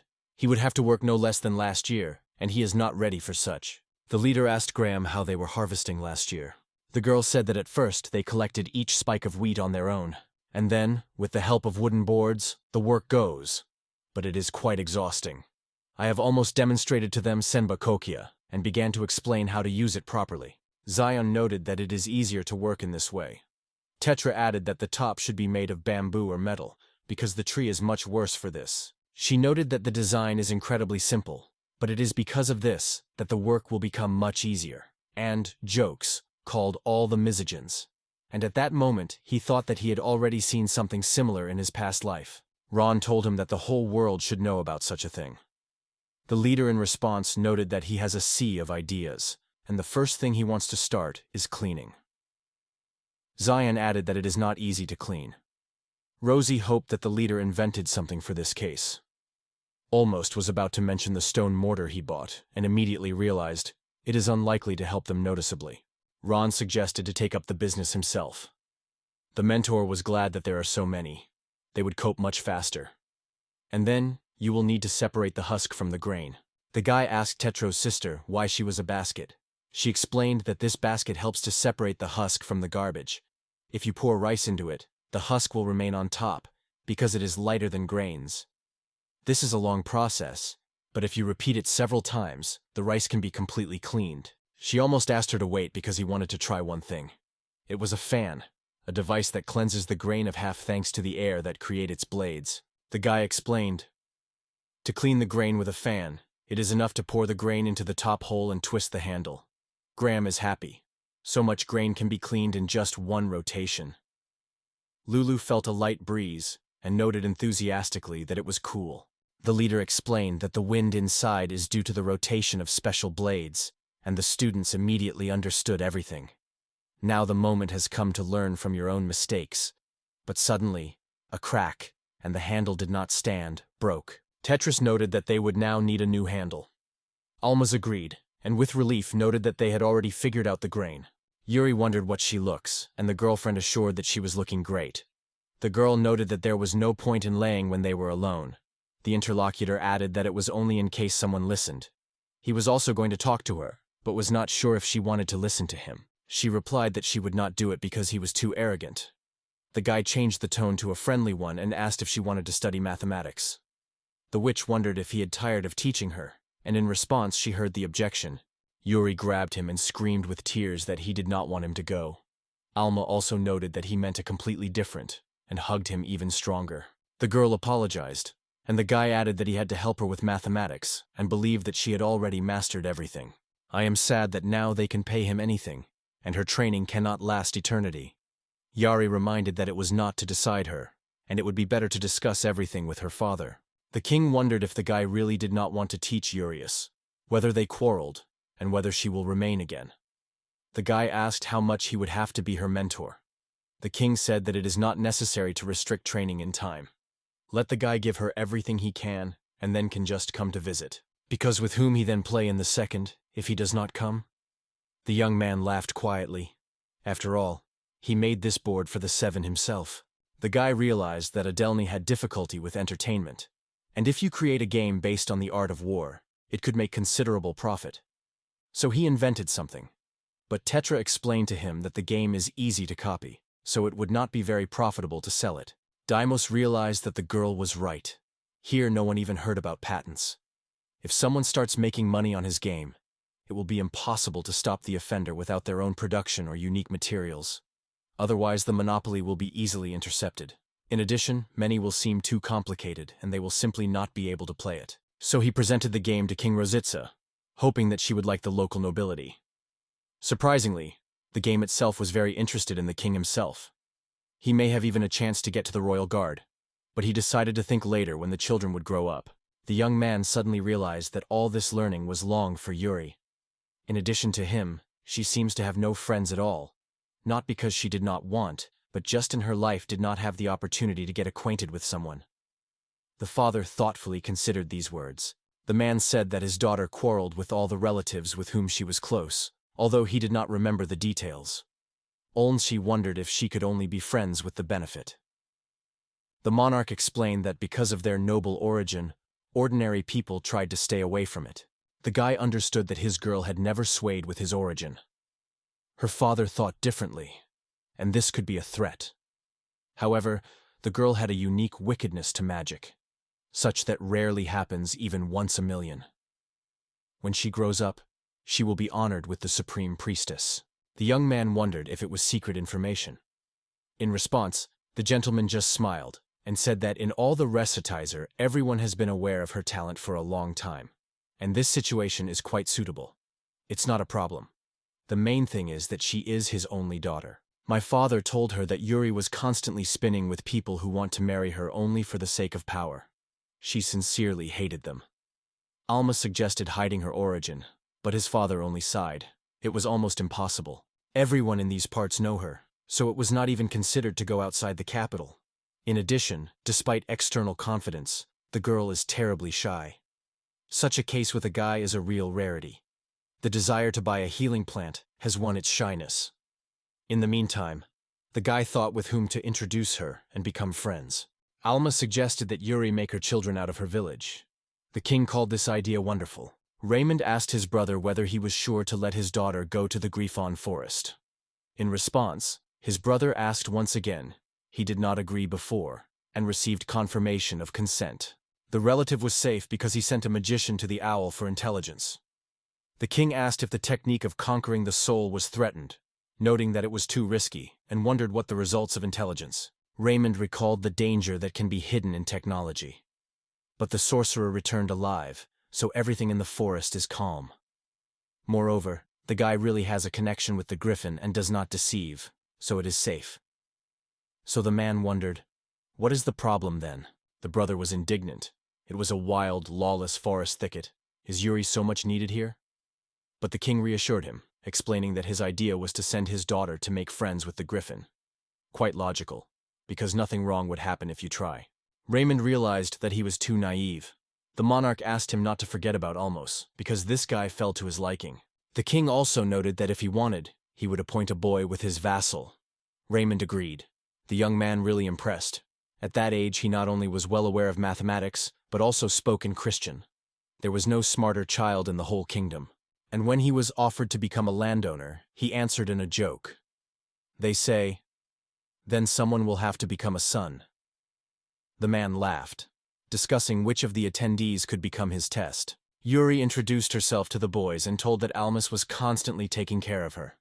Then the guy realized that after all, the girl was allowed to visit their village. The girlfriend noted that she became the first official guest of their village. She had already made friends with Ron, and Ron would, met everyone, but suddenly began to worry significantly. Zion wondered what their relationship with their leader. Yuri replied that they were meeting, and everyone around could not believe that this guy had such a charming girl. He almost asked no longer to joke, but Tetra was annoyed whether it was true. The guy replied that she was just joking, and the guest only suffered him in response. Yuri asks if he will not against if she behaves seriously and leaves. Amos asked not to be angry, because he was very painful. While the girl was boiling with anger, the man who was hiding in the bushes at ease said that it is probably not easy to be so popular. He almost noticed how Bolton Pompey secretly felt the mug of beer. The guy believed that Ms. Yuri would put even more guards for the guard. The man replied that the king was trusting the girl's friend, so there is no need for it. The young man noted that he was a masterful warrior and can take care of his daughter's safety. Bolton in response told him that he was not at all, he was just a drink. It would be much easier to Almus if he forgot his duties and hidden in the shade quietly. Because if the king learns about it, no problem is avoided. The interlocutor also emphasized that it did not mean it. But the leader also had a secret. This mystery concerned Tetra, and it seems to be evil. Tetra has a direct connection with the king of Rosette. She is a daughter Lago Echa. If the king himself learns about it, he will take her back without hesitation. Honestly, he believed that she should return to Rozds, but she did not want to listen to it, especially when it comes to marriage. And then, who will teach him Kirishi's languages? The guy realized that Bolton could not know anything about her. Tetra said that the nobles first appeared in society at 12 years, and she was only 10 when she was left, so that man would hardly recognize her. In addition, he was drunk like a chip, and thought about another lady. The girls greeted, and the guard asked with a smile what they were going to play, because he was already tired of communicating officially. Almost wanted to offer Yuri to teach magic. Bolton noted that this is not a game like a game. Meanwhile, the guy noted, the girl is more like poisonous plants than roses, so talking about some games is completely university. The leader wanted to miss nothing in the village. He could teach mathematics, but the witchcraft is no longer from his strength. He was convinced that knowledge of magic is vital here. Who knows, maybe one of the girls will grow up with a real witch. He added that men are usually not capable of magic, but the skills of protecting from curse will still be useful. In addition, Yuri could improve herself, teaching others, and so approaching people. At that moment, the lady was looking for caramel grass. Bolton addressed the boy and reminded that, though he was a guard, but still remains a common man, so there is no point in being polite with him. He almost asked how he became a guard. The man replied that the king of the Rosette did not pay attention to the origin. For him, the main thing is that the person is capable and had the necessary skills, so when the guy grows up, he will be able to find a job, for example, to become an official, and possibly receive his own land as soon as 17. The young man first thought that the guard jokes or exaggerates, but he added seriously, in the country he is restless, the help from the outside would not hurt, and the king himself puts high hopes on him. The young man understood. The career of the official is not the worst choice, but when children grow up, he will be able to have a true influence in this world. Bolton wondered if he was sure that these girls were able to master magic. The leader assured that it is, because they have already mastered mathematics. The man was stunned by the guy teaching mathematics children. Everyone confirmed that it was true, and even added that some of them already understand mathematics better than Yuri. And another girl knew the Kiryushian language and taught everyone to read and write. The guard was surprised how many children were able to read and write, and the elder intended to teach them even magic, growing true geniuses. The mentor carefully wondered if Ron and others could also become officials, but the man replied that he was not made by the decision. Burton decided to intervene and asked if they did not distribute the fields by cultures. The guy realized that he not only oversees Yuri, but also monitors the whole village, and replied, "If you divide the fields, the harvest would be smaller." Almas asked the man to tell the king that it was his idea. He wondered why these things needed, and the leader answered, "A comb object is called sanbukoki, and the second is a fan to sift the grain." The guard asked what these items used for. Bolton looked at the village enthusiastically, calling him a real treasure trove of ideas, and asked if the guy really invented it all. The new moon, a little discorded, replied that he was now beginning to blush. He added that to do sambucoca is simple, and even better to make metal teeth. Then he suggested that the device disassemble and clearly explain its principle of action with the help of drawing. Bolton was stunned, learning that they had already invented insects, made dishes, and even coal. He suddenly realized that he had received much more knowledge here than he had hoped, but honestly acknowledged, neither he was a warrior nor an official. Therefore, he could not truly appreciate this knowledge, although he acknowledged that they would be useful for the kingdom. Almas asked to order a good word for him before the king.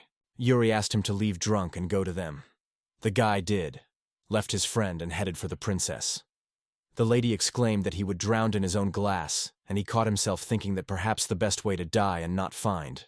Subsequently, Almas had already reached the capital and stood in front of the emperor himself. He asked how Yuri and her friends were there. The young man thought for a moment, and then replied that the girl did not deny. Then the man who unfolded the blanket added that he would like to ask him another question.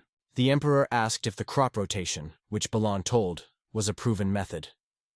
The man thought and agreed that it was a really good reason to invite him to himself. The crop rotation became one of the key factors of the agrarian revolution that took place in England in the 18th century.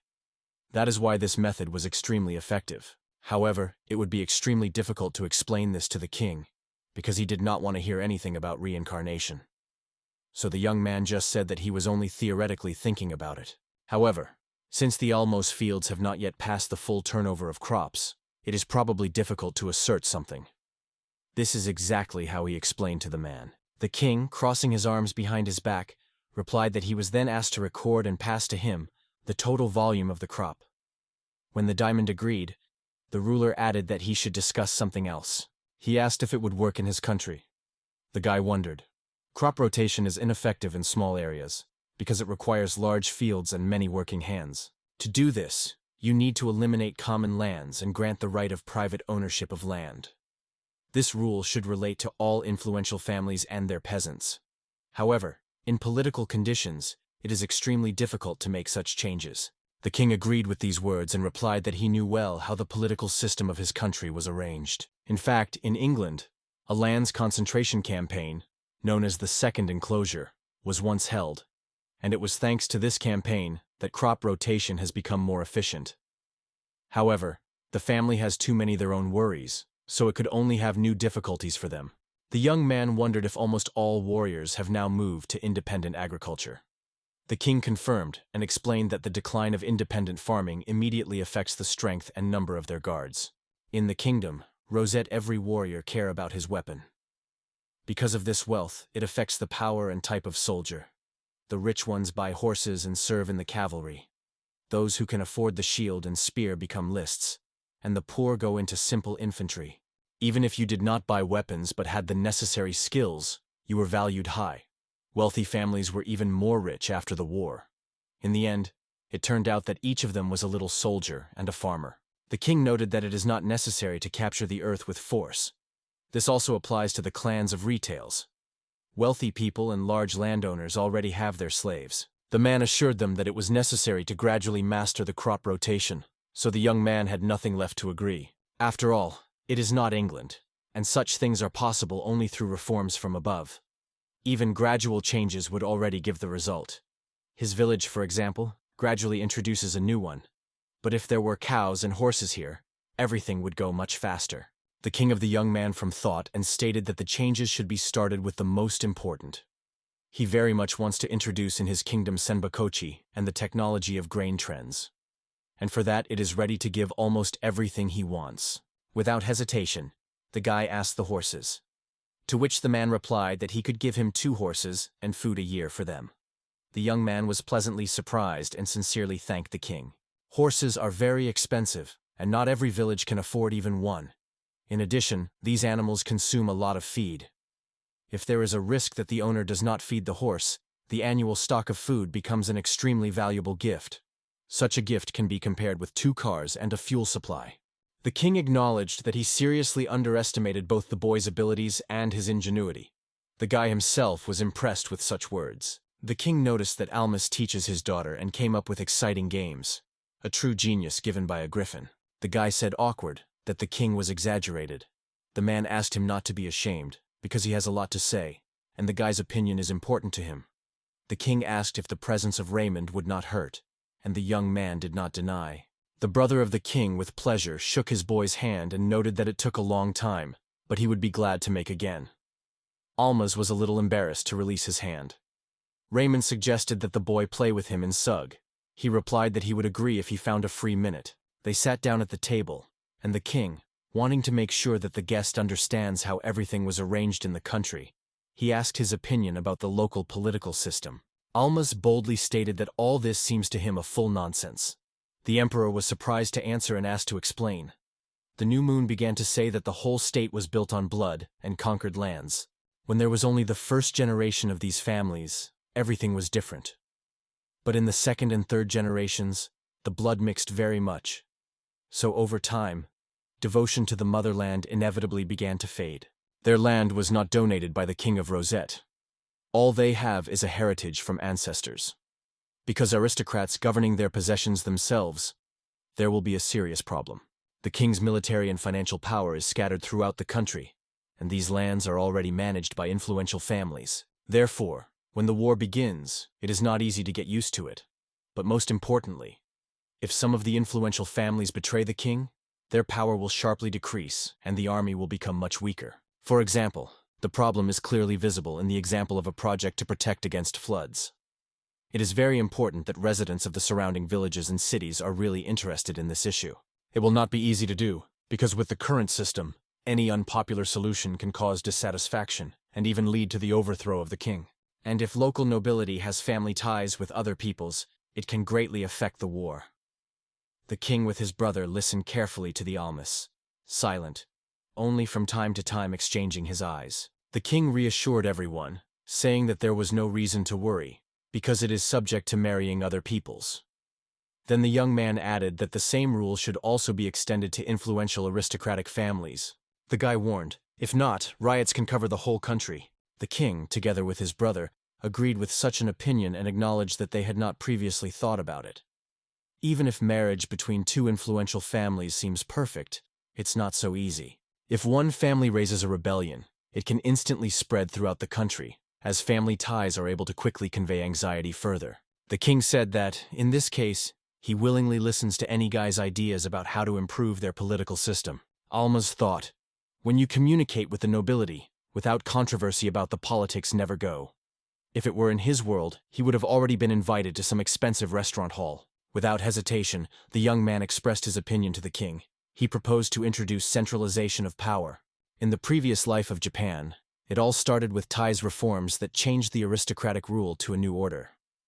Later, in the Meiji era, the government moved power on the ground from daimyo to individual prefectures, and this approach has been used repeatedly throughout history. The king agreed with Diamos, and his brother was surprised that even the child thinks the same as they were. However, he asked what to do to achieve it. Almas advised to strengthen her power through divine power to separate their kingdom from others. The king wanted to hear the details, and the guy suggested inventing a legend as if the rosette was chosen by the gods themselves.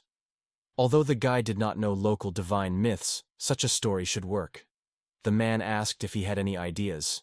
Then Almas added that it would be advisable to cancel taxes and military service for wealthy families. If the king had gone for it, things would be simpler. But if this does not happen, the young man will not be able to help. Then the man shared that they had a secret plan, how to establish full control. A surprised young man asked if it was true. Despite the fact that centralization consisted of only 5 hieroglyphics, it was not easy to embody it. The king confessed that he did not want to take up this plan, because this way of cooking was wrong and could ruin all the ingredients. The king was concerned about why there were so few capable people in his country. He became so unfortunate that his stomach got hurt. Suddenly, the man grabbed his chest and began to cough hard, scaring his brother. The young man noticed that blood escaped from the king's mouth, and his brother immediately rushed to the rescue and extended me a handkerchief. The man apologized, but the guy would still learn about it sooner or later. The young man asked the king when it all started, and he replied that it was about 10 years ago. After a short thought, the guy suggested that Yuri might be able to help, but the king only sighed in response. He looked at his palm from which blood was flowing from, and said that she could hardly change something. Almas wondered how much time he had left, but the man never answered. The king stated that he had a task for the boy, because he was extremely resourceful. He was entrusted with the process of centralization while the monarch is still alive, because sooner or later the king leaves this world. But this is a completely different matter. A little later, he almost reached the village and brought something incredible to the boys. Everyone ran to meet him and stared in surprise. The guy was holding a renown, and another horse was walking behind. Both boys were delighted with their new pets. Almas wondered if they were seeing a horse for the first time. One of the boys replied that he had touched the horse for the first time, and the elder was strictly reminded to be careful. But suddenly another young man attracted something unexpected. A beautiful girl was sitting on another horse. It was Aria. She was a slave that was presented with a diamond. The boys began to think about why she was. The manager explained that to work with horses you need to know them well. Not everyone knows how to care for the horse, and yet it is necessary to learn how to ride. When the guy told the king about it, he assured that a slave who was able to care for horses, because one additional person in their village would not create problems. After that, Raymond led the guy to choose an assistant. When they chose this girl, the guy already wanted to meet, but she spoke German, and he did not understand anything. Then the young man explained that the girl speaks in another language, so if someone wants to say something, you can turn through him. The leader emphasized that he wanted to be treated as equal. He then noticed that Rose looks confused and asked if he liked. The young man began to deny everything, waving his hands, but the older asked him not to be shy. The girl ran up to them and asked where her souvenirs. The guy got the package and reported that the fried meat was there. A happy girl in love fed her boyfriend. Deimos clumsily looked away. It seemed to him that all teenagers in love were somehow strange, and as an older brother, he felt something controversial in it. Suddenly, Graham with a boar on his shoulders appeared. Everyone was stunned, and although he is only 12, his physique is much more sporty than many. The guy explained this by the fact that archery from the bow requires great strength. Suddenly the girl jumped out of the bushes. She confidently stated that the best here. Meanwhile, Lulu with the help of witch magic tracked the drill, putting on a camouflage suit. The girl proudly said that Yuri noticed her ability to witchcraft, and the young man added that Soyon and Tetra were also quite strong. Diamos was upset because he never learned how to own magic, but he was sincerely glad for his friend's success. Then he suggested going to work on the field extension.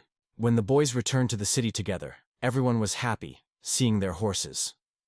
The leader asked how to go goats there, and Tetra replied that they had already eaten almost all the vegetation in the wasteland.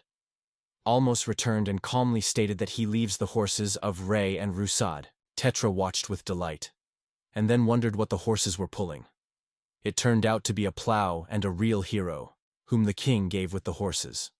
The king was already ready to promise the boys something more. They moved rapidly, and Rosa suddenly cried.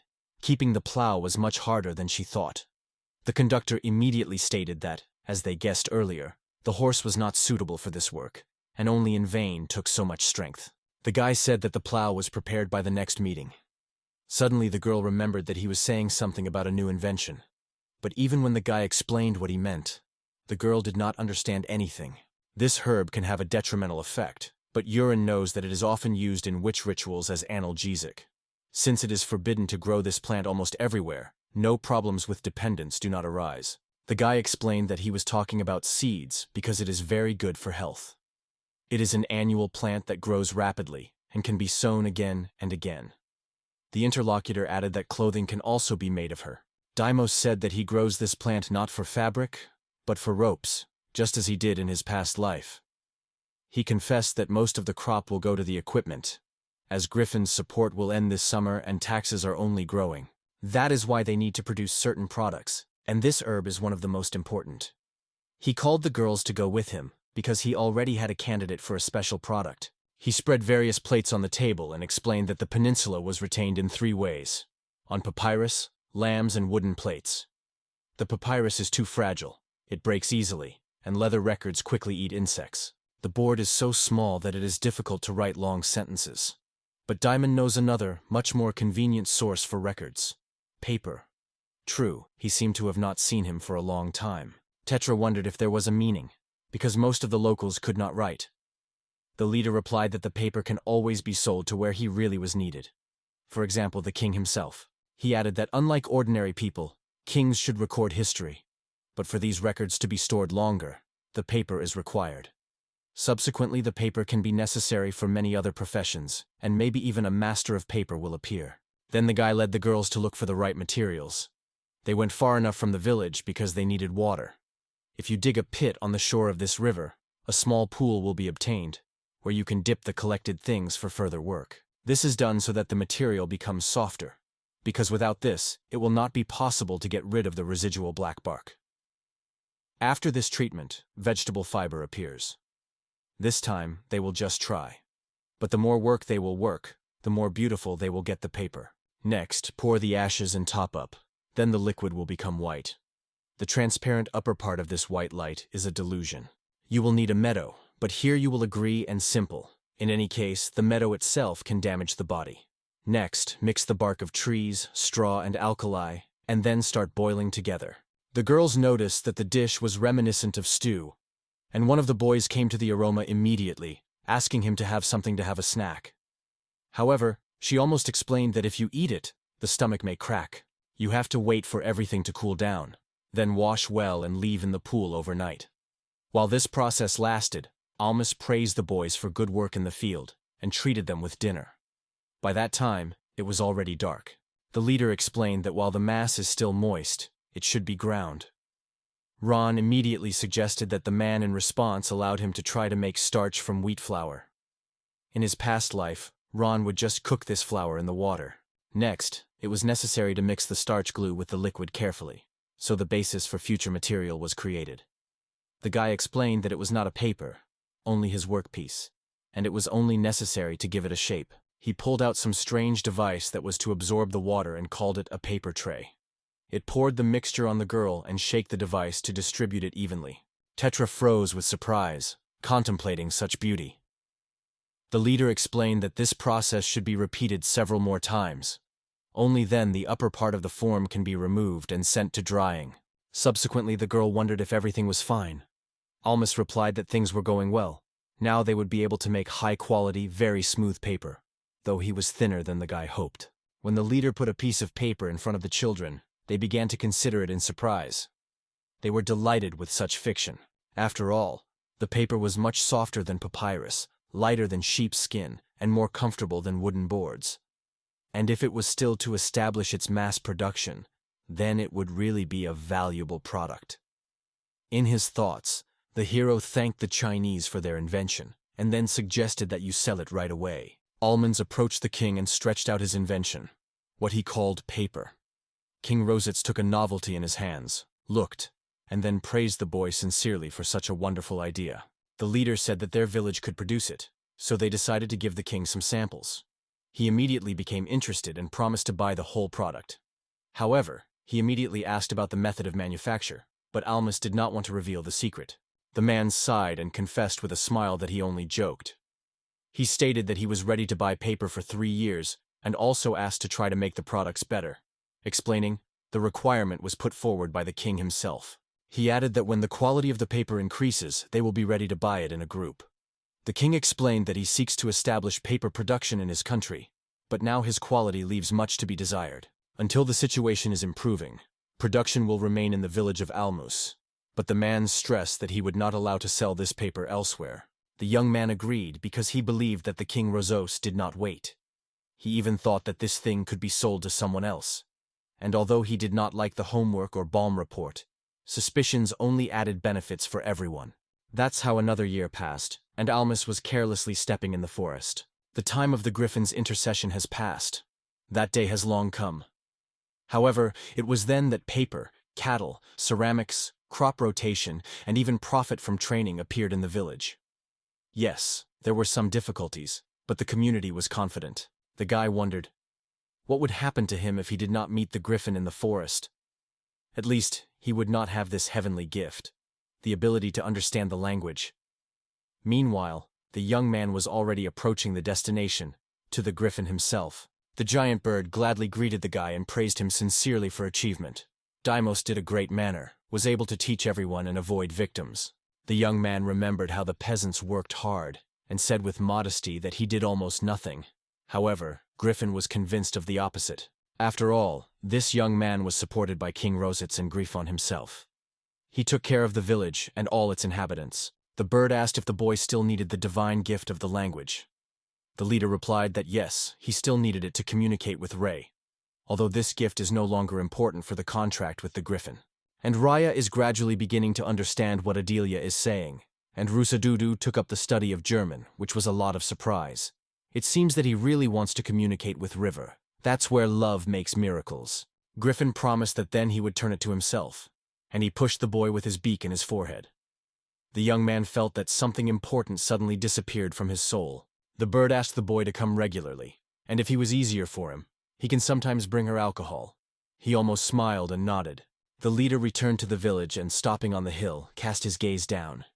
Here, a girl approached him and wondered how Griffin felt.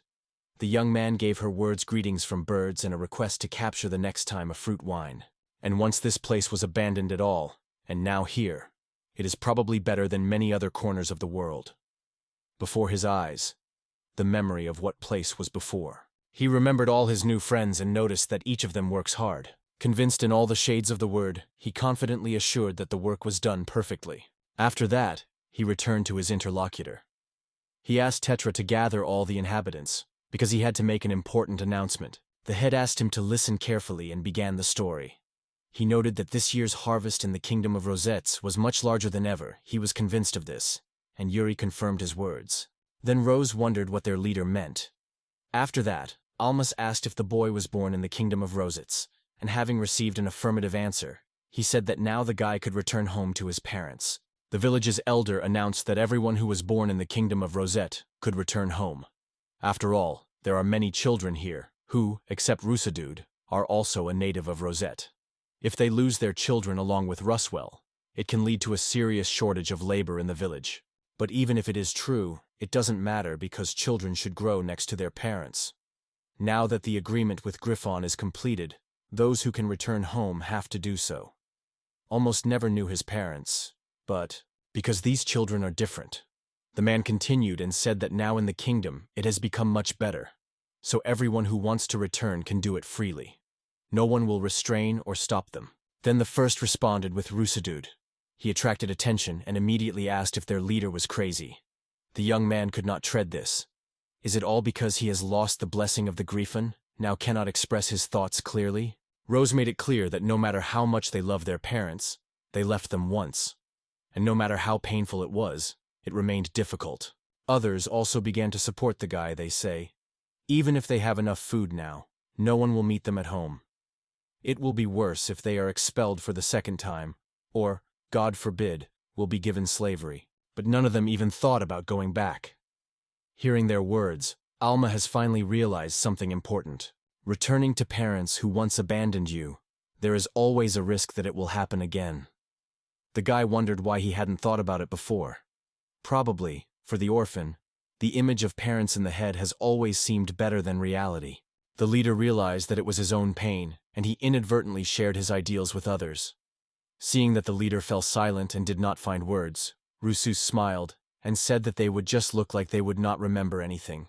The boys were happily smiling in their leader and sincerely admitted that each of them loves Almas very much. They asked the leader not to leave them, but to continue to lead.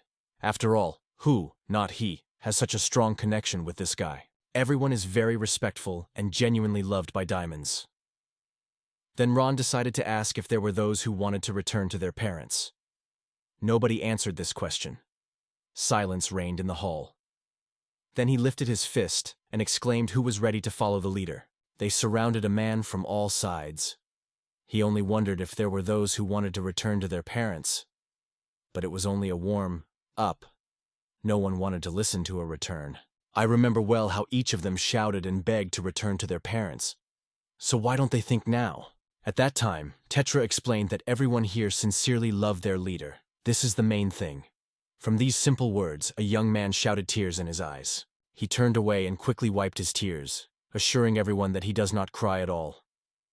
Returning to the boys, he stated that he would continue to remain their leader, and asks not to betray him. However, something in his soul went out and made him think. He acknowledged that everything looked suspiciously, and the impression was planned in advance. And the boys, taking advantage of the moment, jumped a little from the leader and confessed that he had recently had some strange mine on his face. That's what they told them about. Tetra said Ron allegedly offered something to cry. But Ron himself was frightened and immediately cast his gaze on Rusadude, saying that it was his idea. However, the friend immediately asked not to blame him. After that, they confessed that they even rehearsed their phrases and specifically invented that loud call at the end. And the guy just looked to the side, was ashamed, and was able to say only one thing. He was just lucky. A few days have passed. Almost sat outside with girls and Yuri and wondered, is it always a witchcraft? The princess also assured the boy that his presence did not interfere with her. They just trained to create a protective barrier today. So she asked not to do anything that could distract the girls. He even thought out to think of whether this barrier was able to disperse the curse, because the topic of sorcery seemed to him, especially after a recent incident. Tetra brought a charming potion and persistently asked the boy to drink him. However, all this looked suspicious. In addition, the girl was dressed in extremely candid clothes. However, the guy suspected something and decided to check the potion on the goats that just came. He assured them that it was a common potion, just drink and all. The act of Kozla scared the boy terribly, and the girl immediately rushed. When the guy told about it, the girl was terribly discouraged and immediately quarreled Yuri for her fussy. Then he mentioned another story, as the girls tried to curse on a tree. For a long time, nothing happened. In just a few hours, the leaves finally began to fall off. Then one of the girls wondered why they complained. Then the guy asked if the princess could dry the tree in one fell. The girl confirmed, but added it was a waste of power. Then the guy exhaled and said that, the monster detector would be a really useful thing. He decided to clarify another thing. To be useful, of course, good, but masking the smell with the help of animal fur is already doubtful. And also jump on the roofs to learn to hide. Is it normal? Or returning after workouts like a wild animal is awful.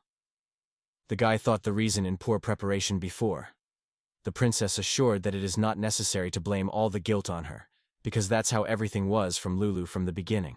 The girl screamed that everything was wrong and she just merged with the animals. But Yuri interrupted her, ordered to focus solely on magic. Then the young man remembered something more. There was an amazing technique in Soyeon. She was able to carry the soul into the body of animals. The princess also assured him that the possibility of magic did not end there. One might think that turning into an owl and flying through the forest is an incomparable feeling.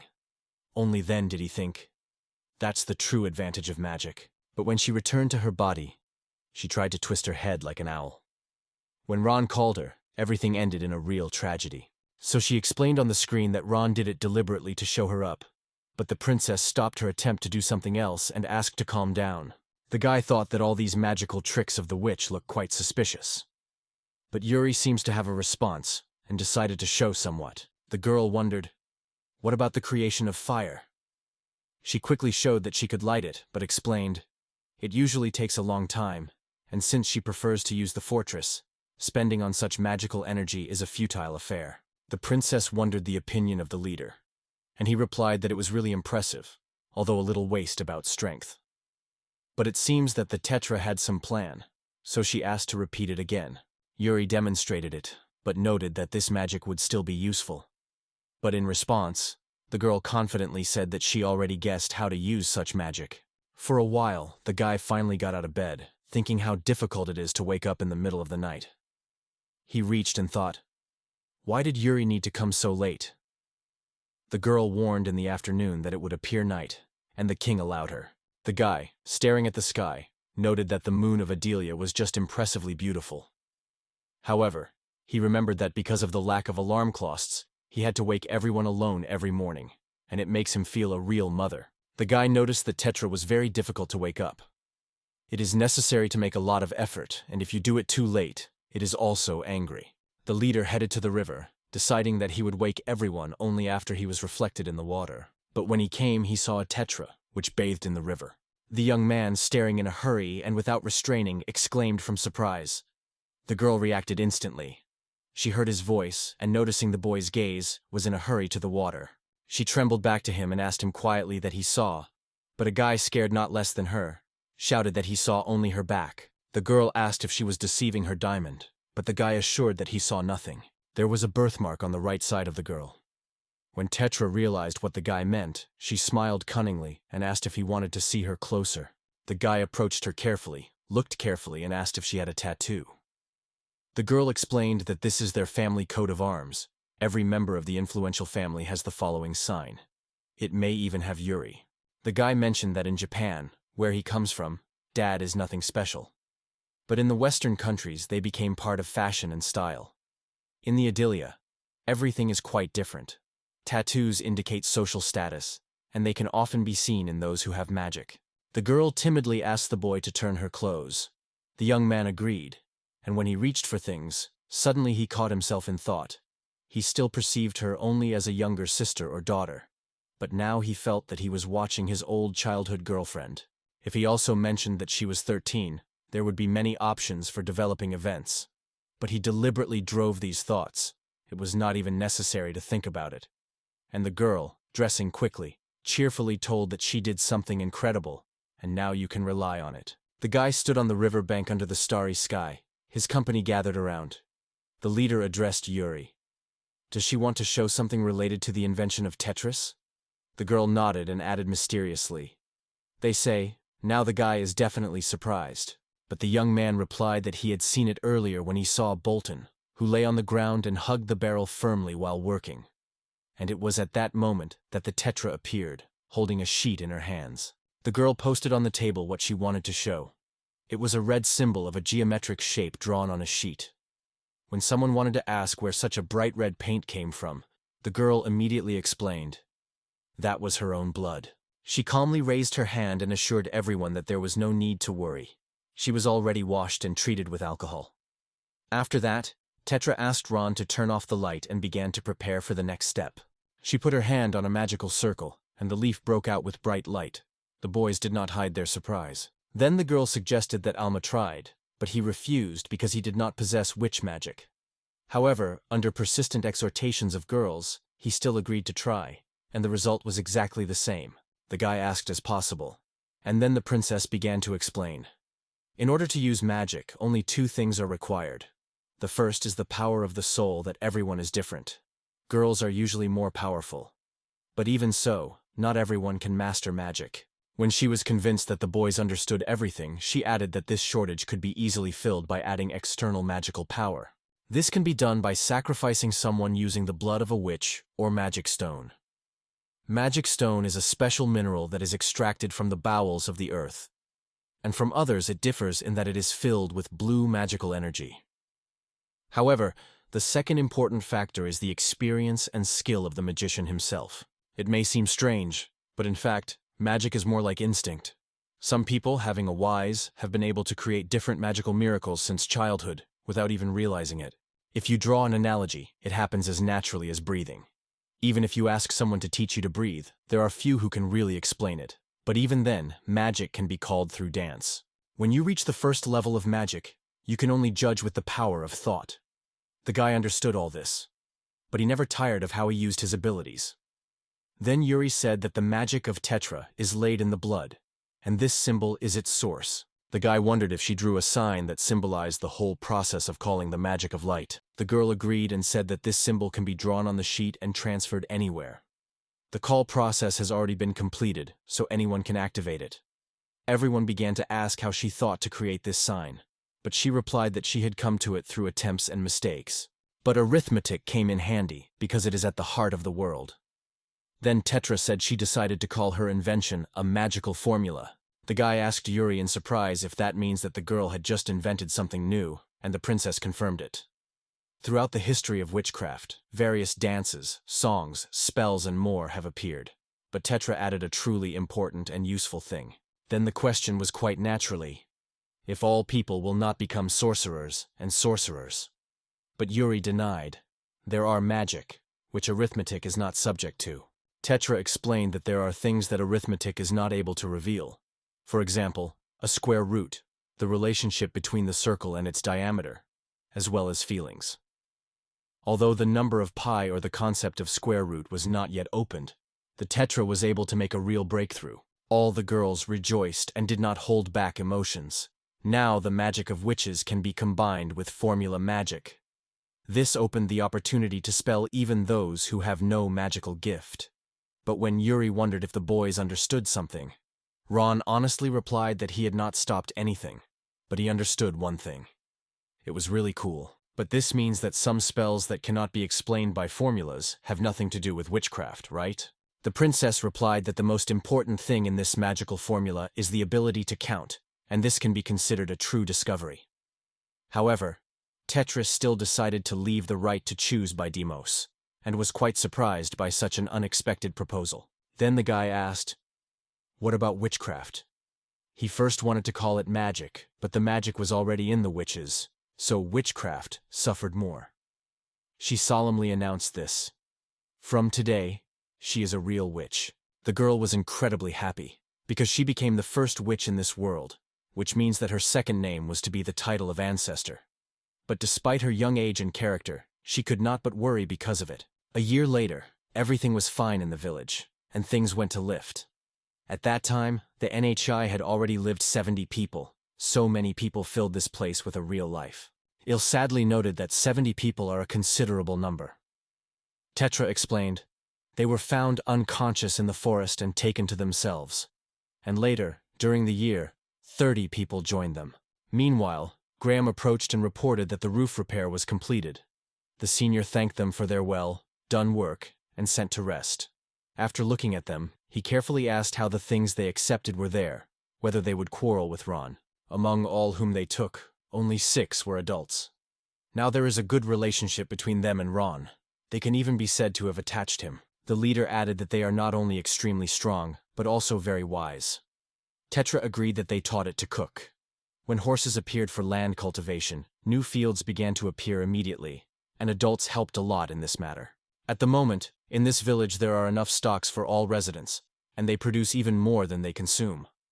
Almost happy to make sure that everything was fine, she moved to the forest to visit the griffin. The young man brought a giant jug of wine and stretched with a smile with a griffin. The bird was pleasantly surprised by such a gift, but still noted that it was not enough. The guy considered this thing very valuable, because she was put up for sale. When Griffin drank everything from the jug, he asked how the village is now living.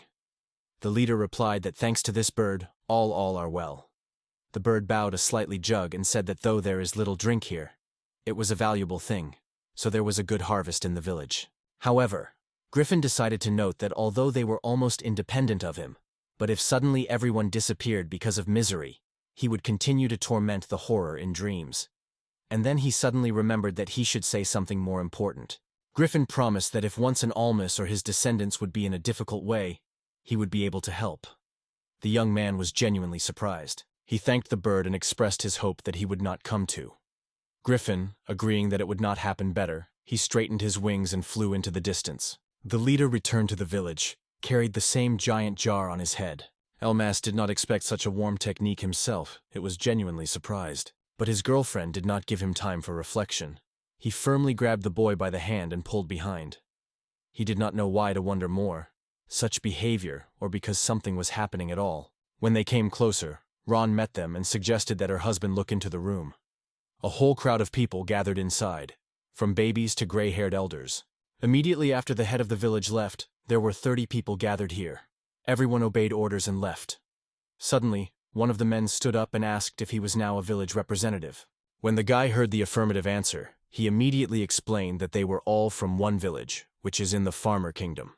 His name is Earl, and now he temporarily fulfills the duties of the elder of this village. He confessed that they all came here, fleeing from the kingdom of Ferme, which this year also had a hungry trouble. Earl added that the IRM kingdom was always defenseless before the curses, because he was almost gone. In addition, every year soldiers collect more taxes, and those who are unable to pay are frightened by eviction. These people tried to go to the kingdom of Rozots, but the border is difficult there, so they were here. But after all, they have already heard different rumors about this place. They said that somewhere in the depths of the forest is hiding a real paradise that protects Griffin itself, and it is there that abandoned children find happiness and peace. However, the elder of the village rejected all these rumors, claiming that local residents were only engaged in agriculture to have something to eat. The boys also decided that this area had given glory through the sale of animal skins in the capital and frequent trips for bidding. They could also be exposed because they shared food with those who got lost in the forest and sheltered a group of refugees. Having considered all this, Daimos asked, did he realize that these people really wanted to stay here? In response, he heard the confirmation. All the peasants fell to their knees, begging to be taken to the community. The leader was confused because 30 new people are a lot of difficulties, because the residents of the village are mostly children. At this point, one woman turned to the ruer. She asked if it was really a Rooper, and Elmas said if the girl was her relative. But in response, there was no joy and a genuine admiration from the meeting that everyone was hoping for. When the woman stretched her arms, the girl screamed on her throat, begging not to touch her. Her eyes shone with tears, and in her voice sounded both rage and horror at the same time. The woman did not understand what her fault was, but Roar said she was already too late to try to become a real mother, because she once left a little rust in the forest. The girl wiped tears and firmly said that she was against those people to accept. In her opinion, it is better to return them to the kingdom in order not to spoil the relationship through them. Then Ron got up, stood before the girl to protect her, and stated strongly that he was not liked. Another guy supported the Rooper, but still the Soyon was against it. After all, these people were thrown to the same way and fled, just like them. Graham supported her because he believed that people should help each other in difficult situations. Suddenly, it seemed to him that there was a small child among the inhabitants. Thinking a little, he turned to Tetro for her thought, but the girl opposed this idea. It may well be the plan of the Kingdom of Fermi, to capture this village from the inside, and they need to make sure if it is really. The guy suggested that they could be accepted by convinced of their reliability beforehand. The young man sighed heavily and stated that he would go to the Kingdom of Firma to deal with this business. Then he asked to closely monitor these people at the time of his absence. Ron assured that it can be relied on. Tetra confidently grabbed the leader by the shoulder and stated that she would go with him because she seeks to see their sincerity. Then the leader ordered the rest to stay here and listen to instructions. Instead, they promised food and water. He threatened that they did not try anything suspicious, and Earl thanked him for his opportunity. That guy also asked to look after the Rooper, which was still excited. Having received the assurance that everything will be fine with her, he turned to the Tetra. It's time to go on a horse. When the boys came to the horses, all the men asked to prepare another one. They planned to go on the road. However, Tetra was still hesitant whether to sit on a horse. The leader assured that this is not a problem at all because he invented the stirrup. It is attached on both sides of the horse so that the rider is comfortable with his feet while riding. In this world, they have been using saddles for a long time, but so far there have been no stirrups. Ray is well kept in the saddle even without any equipment, but unfortunately, such as it is one. This world is very reminiscent of where the guy came from. Not everyone can become a rider, because it is difficult to shoot without having a strong support. But thanks to the stirrups, even a beginner will be able to stay in the saddle and ride. To avoid trouble, the boss did not tell anyone, except Ray, and additionally asked Tetra to keep everything secret. When the girl wondered if he did it himself, the guy explained that he asked for help to Yuri, and then suggested that the girl get inside. He grabbed her hand and threw her on a horse like a bag. The girl did not stay and asked to be careful with her, so the guy immediately apologized. On the way, the girl wondered in Roland Ferrum whether he was always so ambitious, and the young man confirmed it. Then the girl added that she was upset that everyone was always fond of him. The young man was surprised because the behavior of Errol and others could be seen that they hated him. The girl confessed that once he seemed to seem a good person, even very close to her father, and she did not feel malice at all. Daimos did not know what to answer, so he just showed what he understood, and then suggested that the camp spread, because the sun was about to go. After spending the night on the road, the boys moved on and soon got some village. They decided that it was indeed the village of Early, and seeing the locals, the guy boldly approached them, deciding to ask if they knew something about this strange situation. The warriors looked after the question why this village was so empty, and in the end, one of them dared to tell. He said that in the middle of the night, all the inhabitants left the village and escaped. Now you have to collect a rescue detachment. And this, of course, annoys a lot. Deimos decided to find out what had happened, and then one of the warriors said that taxes became too high and pay them more. Suddenly, another man thundered on the ground, and everyone immediately paid attention to him. He wondered what these people were doing here, and even squeezed the sword. The man replied that they were ordinary merchants who were heading to the north, so they passed this land. Seeing the soldiers, they decided to find out what happened. The young man offered the soldiers dried fruit, treating them. One of them was delighted with a horse, dreaming of how great it would be like that. The warrior wondered if the girl was a boy's wife. He answered with a smile that they had recently got married, and the girl nodded for confirmation and blushed. Alma asked the soldiers if they needed something, but their commander replied that nothing needed, and so barely managed to raise money at least for their own food. The guy, regretting the soldiers, shared with them his dried fruits, not sparing what he had.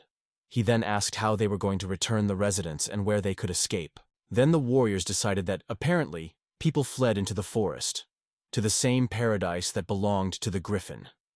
Interestingly, did the locals believe in this creature? Then the leader asked if it would be too difficult to find them in such a forest. The warriors said that in their country also live rabbit witchcraft, so the locals will find here quickly. Dogs will help. He nodded at the girl who sat away and glowing the dog. The guard noted that having such magic is a real luck, and hopes that she would be useful in a peaceful life, not just for wars. The village's elder wondered if there would be difficulties with the use of dogs.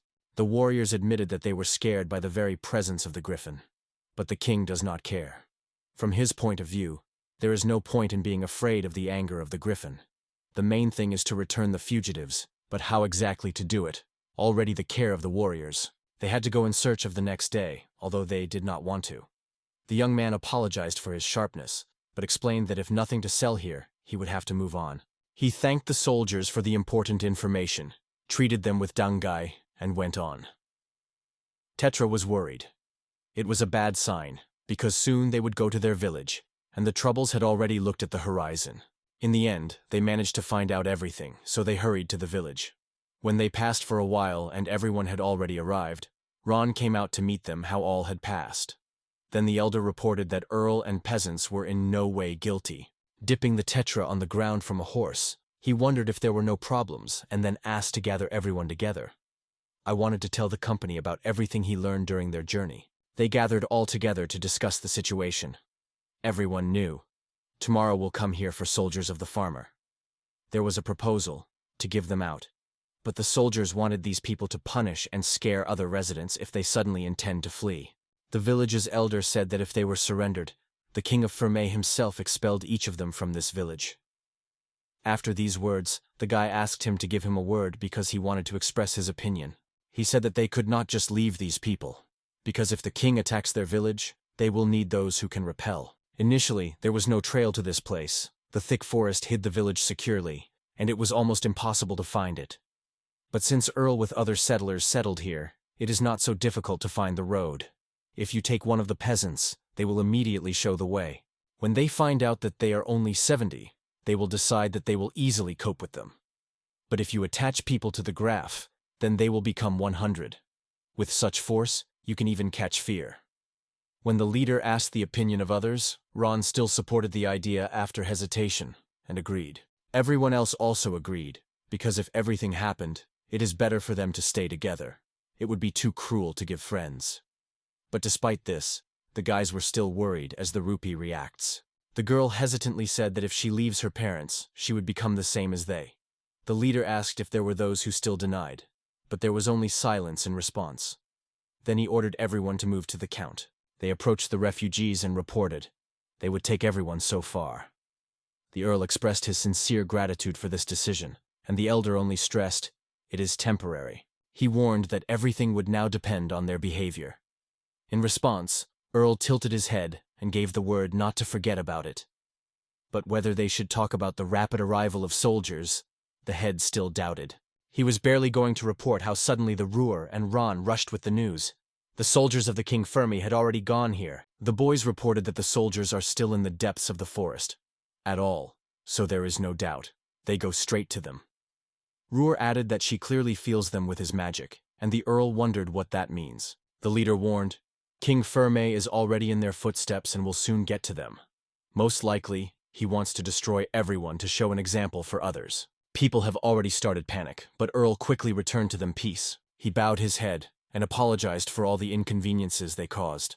In response, everyone sighed hard, because everything went too far, and it was impossible to return something. Even if they gave everyone to the king, he would not leave the boys alone. Then Earl went forward and asked if refugees could join them in battle. The leader smiled and replied that he wanted that. Earl, on his knees, sincerely thanked the man for his help and assured that he would never forget it. He said that he had experience in trade and negotiation, so he hopes that it will certainly be useful. Almaz was surprised at first, but quickly asked for help. He called Erla to go with him, and Tetri instructed to tell all the other peasants about everything that had happened. When the elder of the refugee village asked where the guy brought him, he replied that he was his home. However, the next moment, the young man asked how better he had to behave during the negotiations. Earl stressed that the main thing is to make them sit at the negotiation table. It is necessary to convince the enemies that it is more profitable to agree than to fight. To do this, he suggested to equip everyone and meet with the king at the entrance to the village. The guy asked if they wanted to remain pacifists, but suspected it could be a provocation. In addition, would it not be more profitable for them to defend themselves in the village? In response, Earl noted that their commander is a brilliant strategist who has never been defeated. However, the whole essence was to create the appearance that they were ready for battle. After all, it was unrealistic to hold a large army through the forest. It would take a long time, so it was not so much that enemies were compared to them. In addition, ordinary soldiers are not able to move so quickly, so it is his elite, the best fighters of the detachment. He does not want to lose any of them here. I asked what to do next. It was necessary to create the conditions that would arrange both sides. It was necessary to weigh the pros and cons for everyone. Their goal was to survive, and the king, according to the elder, could think of destroying everyone. However, Earl denied it. I couldn't think that the guy really wanted to hand over everyone. But the Earl immediately denied everything, because if you do so, then no one can save. Having given them, the king would simply get rid of unnecessary, reduce their number, and then repeated the same with others. His goal is to warn everyone. More precisely, he needs to disappear on the documents. But that does not mean that he should embody it in reality. Simply put, they only needed official confirmation of their actions. The king will not be able to get rid of everyone and drag the bodies back, so he needs something that does not spoil over time. For example, to remove their clothes and bring them as evidence. The guy realized they would have to take off all their clothes and make a new hand. But the Earl immediately reassured, it is unnecessary, because everything will solve the ring. It turned out to be a simple, cheap bronze ring. The guy said he did not know what customs in Russia, but in their country, every child is given a large ring. And when she finally comes to his finger, it is a sign that the baby is recognized as an adult. He assured that there was no point in selling this thing, although it was now valued more than any gem. Only looking at the engraving on the rings, one could see. It was the generic coat of arms of the clan. He said that all residents of the village and the surrounding cities have the same sign. The young man was happy, thinking that this is enough. But will it remain at rest after this news? King Fermi and Earl replied that this is not enough, and so, the warrior was sitting in the forest and discussing recent events. Fugitives were annoyed. It would be much easier if they tried to raise the uprising. Then you would not have to chase through the forests, but could simply deal with them immediately. One of the warriors wondered if the king would really decide on the former inhabitants of his lands. But he said without hesitation that it would do it. If just forgive, people will do the same again. You need to be rigid at least once so that everyone always remembers. Be careful. But he reassured the warriors. He already had everything ready for the invasion of Razad on Earth, and only after that they will be able to enjoy the looted food stocks. The man stood sharply and stated that he was now aware of the real power of the king, although in fact he was just talking about it. What is this strange behavior? After all, he still remembers how the warrior was happy when they gained independence. Probably the reason was in hatred of the Ash family, because they always obeyed Rose, and the case was not in the weakness of the logo on the battlefield. On the contrary, the current commander was too skilled. However, the king did not forget that he allowed the daughter of Ashiv to escape. But one of the men encouraged the king, convincing him that the girl was gone for a long time. because the 10-year-old child would not withstand in the forest. That is, it was most likely eaten by wolves. Suddenly, the farm ran up with the news. Near this detachment, refugees were found not far from this detachment. It turned out that there was a whole village, which is why the dog felt their smell. The king was incredibly surprised when he saw the whole village in the middle of the forest. He exclaimed with enthusiasm that it was the same settlement that rumors went. They say he was guarded by Griffin. Although he earlier perceived this story only as an exaggerated fable, the warriors were confused how to defeat God. But the king reassured them. He heard that the griffins never interfere with human disputes, especially if it happens so far in the depths of the forest. He answered all their doubts, that in his youth he got lost in the same thicket. Then he met face to face with the griffin, and he explained. His possession is hidden deep in the forest, and here he can do everything he lasses until he crosses the boundaries of his own lands. The warriors were inspired by the words of their king. If he said that everything is well, then it is. So they firmly decided to go to the village. The warriors moved straight to the village. The king noted that the settlement seems considerable.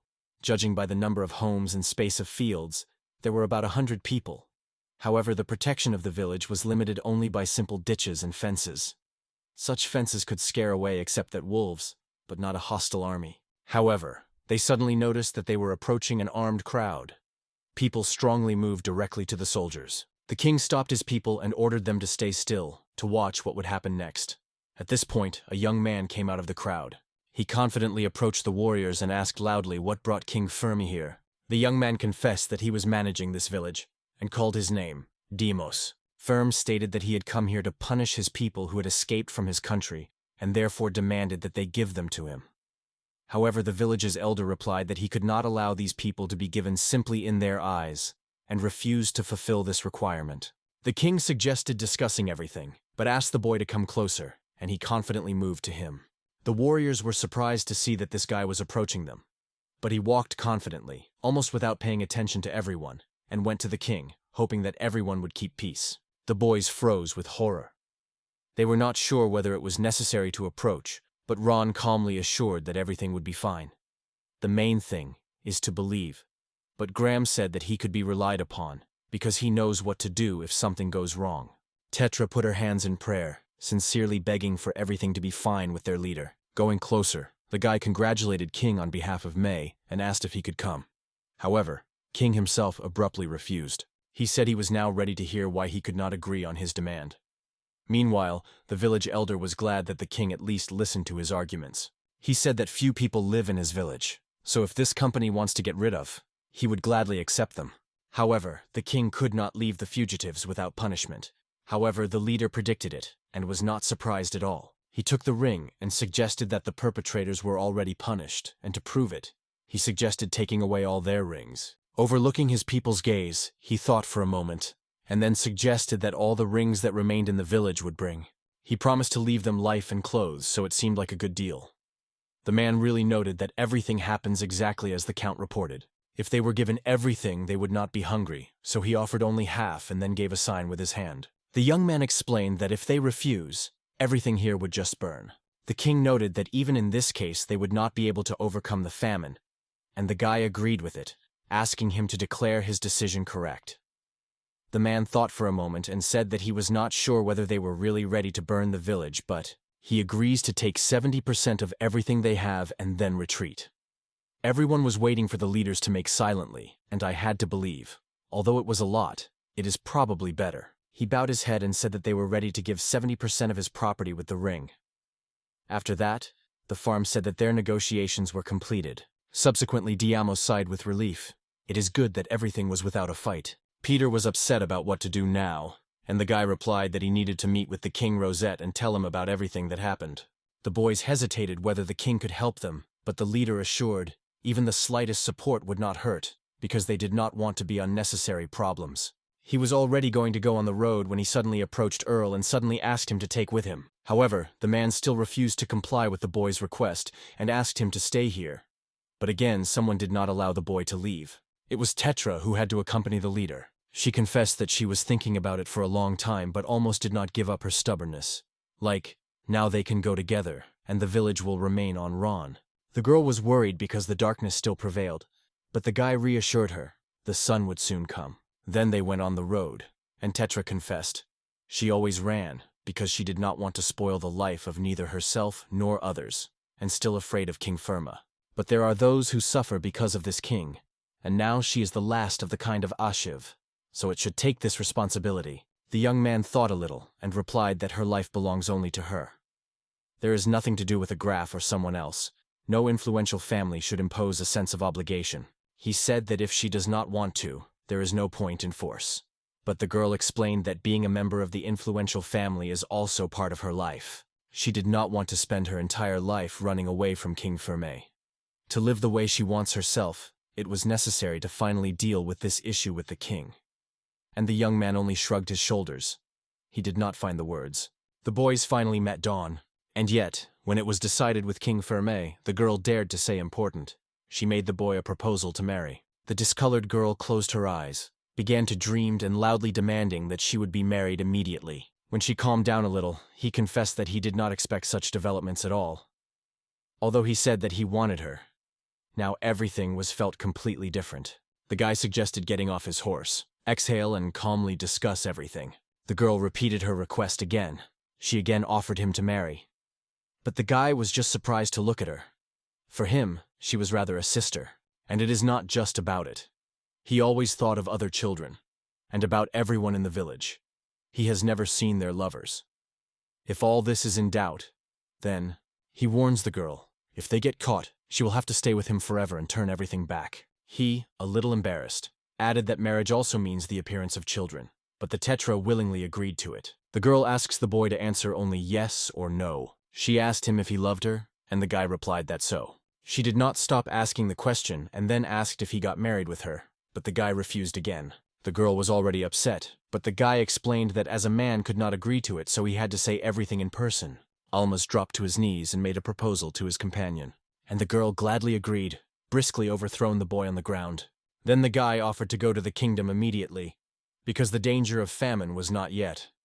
However, something did not give him rest. It seemed to him that it was a bad sign. They already got the palace and appeared before the king. Almond said that most of their stocks and property were lost, so the king promised to provide them with food for at least a whole year. Instead, he asked to take care of the refugees, for which the young man sincerely thanked. The king noted that there was already something like the borders. But it is good that the village was not injured, because it still needs to collect taxes. Then Ross looked at the girl who stood next to the diamond and asked who she was.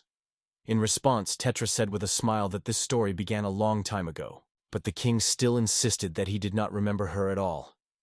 At that time, the woman reminded that 10 years ago, King Rosette visited Ash's mansion, and she was there with her father. The man ordered everyone to remain silent, and then the nod forced the guards to go out. He warned that if the girl is wrong or does not answer the question, he would lose her head. After that, he asked how to call her father. The girl said that her father was the head of the Ash family, Laugos Ash, and her mother was Kirisiana, Helen Ash. After that, the man asked how to call her. She apologized for not seeming so long. Putting her hand on her heart, she introduced herself as Tetra Ash. The king realized that God still did not leave him, but the man still insisted to confirm her personality, and the girl said she had a generic coat of arms on her hip. The king apologized for his impolite, but still asked to show this coat of arms. Tetra, without even thinking, lifted the fabric and opened the place where the tattoo was. Subsequently, she wondered if he was already enough for the king, and he, apologizing, allowed her to dress. But he asked about another, whether the girl had a ring, and she carefully got it. Almas was surprised because he saw this ring for the first time. The girl confessed that she hid her because it was gold, and she is ashamed to have even a pinch of wealth when everyone lacks money. Therefore, she hid the ring underground. But the girl suddenly confessed that she would like to sell the ring if they were on the edge of the abyss. But the guy assured that he was not angry. Then the king asked them not to quarrel and show him a ring. The girl also told that she had a family seal that they were presented with. Almas did not quite realize what was discussed, but apparently it was about a seal for documents. Meanwhile, Tetra stretched her king. The man replied that he would call a specialist from the coat of arms, who would check the authenticity of all this. And if it really turns out to be true, then all things will return the girl. The young man asked the girl if she was all right, and she nodded silently. Meanwhile, they have already been invited by a connoisseur of coats of arms. The girl led a tetra to a separate room and promised that they would still meet. Silence fell in the hall, and the king asked where the boy met her. Alma replied that it was far from here, and that she has been living in his village for a long time. The king asked when the guy learned of her true personality. He replied that only a few years ago, he confessed. He wanted to tell everything right away, but she asked him to tell anyone. He bowed his head and apologized, and the king was thrown back in a chair with a strange expression, and assured that he was not angry, because the guy sheltered the ladder of the Ashi family who remained alive. Then he wondered what the relationship is in this couple. Alma's honestly confessed that he once promised to marry her. But the king asked if the young man was sure that he would really be able to take her as his wife, and the guy firmly answered, yes, he was sure. He asked if the king was going to make him aristocrat. The man noted that the nobility is also different, with many ranks. But this question was not embarrassed by the boy. The king sighed heavily, thinking what he would say to Yuri. But when the diamond asked again, he just remained silent. He said that it would take a little more time before it is clear whether she is real or not. So far he decided to ask the solution of the problem he received earlier. The guy said he had already found the answer, although some points remain unclear. The king became interested and asked to wait a little before the guy told his version. He called Raymondov. The man was genuinely happy to see Almos again. After the greetings, they sat at the negotiating table. The young man immediately started a conversation about centralization. In response, he decided to use the power of people, and when the king asked why he began to explain, the guy explained, centralization is when the authorities are concentrated in one center, and that is where the most important decisions make. But now everything has changed. The authorities are divided into smaller areas, and each of them manages itself separately. To achieve the goal, you need to unite these lands. However, if you try to force influential families to transfer the right to collect army and taxes, they will simply refuse. Therefore, it is necessary to start with a gradual decrease in the impact of powerful families, and Raymond explained in detail how to do it. The young man explained that if the power of the people grows, the influence of large families on the country is weakened. But for some reason these words were quite concerned about the king and his brother. They suggested that in such circumstances the strength of the king was also weakened, but almost immediately added that in the usual situation, everything would be the same. However, if the king undertakes to protect the rights of his people, it can be said that even a cow would become a protector for his people. The kingdom will be near the people and protect people and their property, even from powerful families. This usually leads to confrontation of rulers and subjects, but if you proclaim the obligation to protect, then everything will change. There will be a struggle between influential families, royal family, and ordinary people. And with this change, if influential families try to take even more power, it will already be a real oppression. Raimnud was so pleased, but the king asked, does it work if the people themselves do not ask for it? The guy replied, that's right. But the likelihood of conflict between classes is really great, and the reason for this is, most likely, in the influence of the city union of the Curia, a federation of cities where there is no king. However, in each country, the republican system has its own peculiarities, but if this difference is not taken into account, this system will seem more attractive for the adolescents who are accustomed to the monarchy. Raymond agreed with the young man's opinion. A good example is a catastrophe during a farm uprising. The king's brother tried to find out the cause of the uprising, and it turned out that all this was made possible by supporting the common people. It was they who created centralized power. The king replied that this decision did not look so bad, but he had no idea how to cope with influential families after their political force was restricted. Almond suggested that these families will not be able to raise the riot. They can be called to the center, give them noble titles and clothing, and they will remain employed in the administration. Now the main task is to choose how to invite them here. There are many options for this. It is necessary to organize for them a court similar to the court, to provide some political space. But even this court will not remove them from centralization, because it will still remain in the heart of the events. The most important thing is to concentrate all political power in the center. However, when this is possible, the processes begin to slow down instantly. Everything moves slower. Therefore, if you give the regions more independence in resolving their affairs, it will help to greatly accelerate development. After that, we will have to decide what to do next with the issue of centralization, but we will understand it as needed. Raymond was so impressed with Herd that he even suggested that Almas become his son. he again offered to become a foster son, which was surprised by the king and the young man. The king's brother suddenly jumped and proclaimed that he would become Almash's father from now on. The king ordered the boy to go out, and the young man rushed out of the room in a moment. The king called after the guy that he would forget about it. The guy just decided to stay here and wait for the tetra, and in the meantime the king began to reproach his brother. But he did not cease to say that it was from this guy that the new king would do. This is perhaps not the best solution, but it is still the second most powerful option. The king could not be tired, because even if the guy is a genius, he is only a common man, and, moreover, only 16. Raymond acknowledged that his brother was telling the truth, but asked who would be the next ruler. The first contender for the throne is Raymond himself, but since he does not have children, after him the king will become Yuri's husband. Then the guy, unable to restrain, finally asked if it would indeed be Rignar. Devil. Raymond was indignant. If the king really wants to appoint him as a successor, it is better to choose the first or best from the street. But after the fall of the Ash family, the most force in the kingdom was the Diabetes family.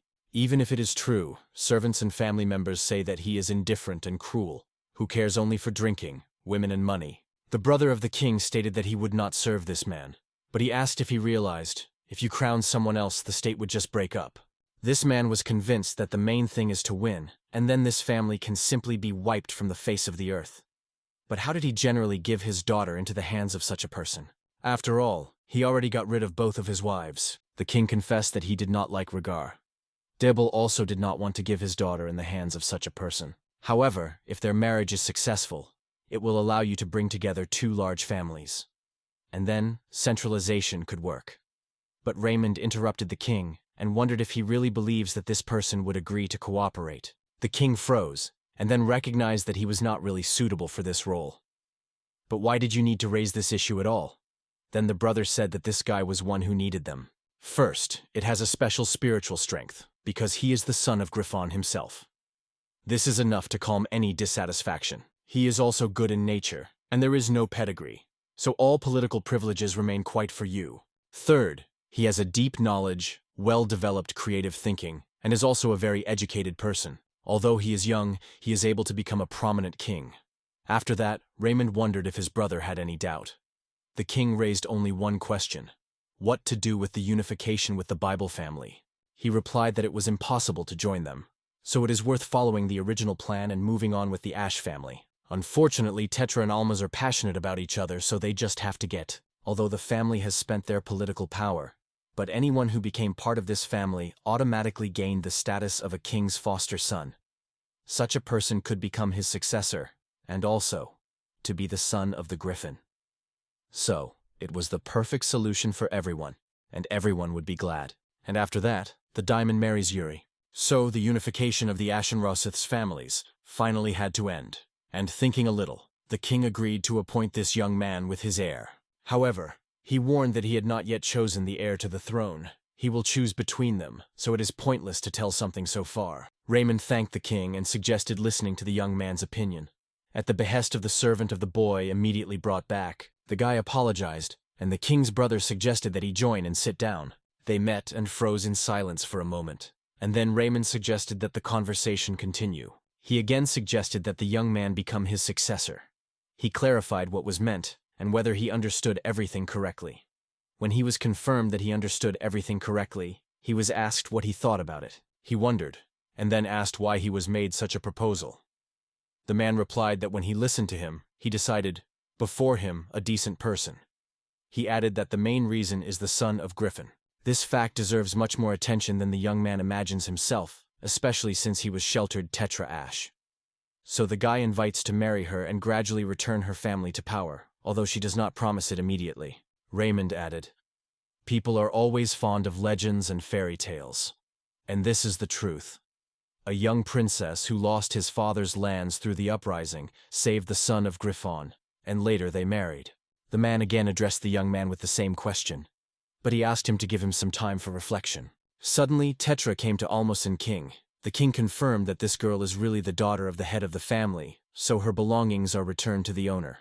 The young man replied that in this case it was time to go back. The guy explained the Tetrak that they were returning to tell others everything that happened. So the company went on the road. When the Rebatsi returned, everyone else greeted them joyfully. Everyone noted that the boys were not long enough, and the rough, ran out and wondered if they brought something delicious.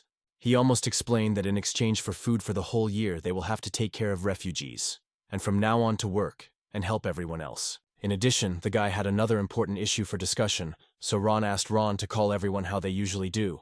Soon, everyone met in the hut. The guys learned that the Tetra is actually a kind of ash, and is a princess. The girls sincerely apologized for hiding it, but friends supported her, because each of them has its own past, and nothing would change what they remain friends. But the leader added something more.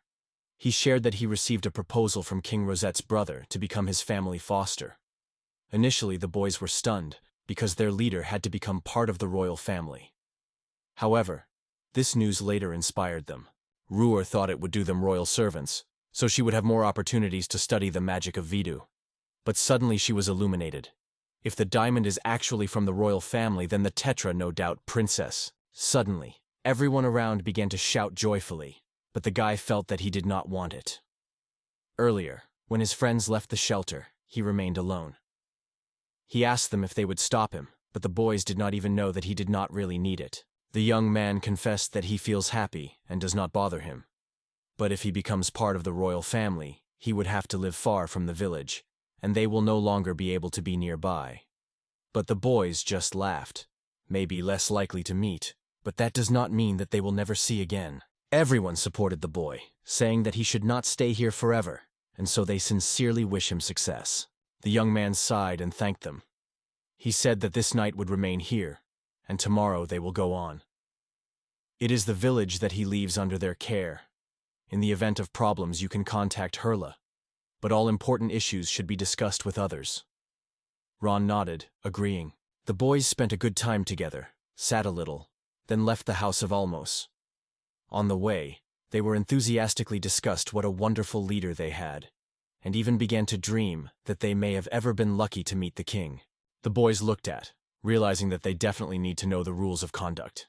It would be extremely useful. Ruhr was upset that they would go without her, but Ron stopped her. He assured that if they decide to go forward, then they should not keep up. Then they will be able to safely call themselves their servants, and they should still stand on the guard of the village. The next day, Tetra and Alma stood before the king, and the guy agreed to the offer. Raymond was incredibly rejoiced in this news and suggested calling himself a dad, but it was too unusual for the boy. Then the king's brother asked to tell him just a father. The king apologized that he intervened in the conversation of his father and son, but explained that he had something important to say. Tetra decided to go with Boros Ashpirmodono, because he was an influential person in the modern family of Ashiv. This is a great opportunity for a girl to see how those who have power live and learn to be part of a reputable family. She agreed, but there was no time for farewell. The brother of the king was in a hurry to take the boy in business. He laid out a bunch of scrolls and said that first it was necessary to learn the rules of etiquette. However, as it turned out, even in many noble families, they are often unable to write, so few people are concerned and there is no harshness. The main thing is to choose the words correctly, and the guy coped with it without any difficulty. A solemn ceremony had to take place in their honor in the palace, so it was necessary to remember this date. It's time, and finally this day has come. The main purpose of the event is the official representation of Tetra and Almas, but no less importance was the celebration of the happy return of Tetra and Ash. It became a real event that the whole country celebrated. Raymond advised him to stand before the young man, and not forget that he was actually the son of Griffon. That day was very sunny and humble, so the guy decided to move away a little and sat down. Yuri approached him and said that they had not seen themselves for a long time. The guy noted that it was indeed a long time ago, because for the first time since he was here, they finally talked. The princess agreed, and added that she was amazed when she learned of the emergence of a new cousin, and even more surprised when she realized that the Tetra belonged to the Ash family. Raymond's new son sighed and said that his story is long, but decided to ask how others treat him now when he was part of the Rosette family.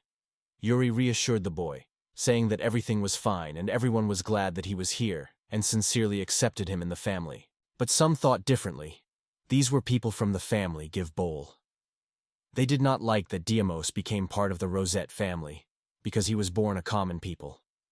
They also suspected that the story of Tetra was just a fiction. The princess sincerely feels that this whole story is not at all.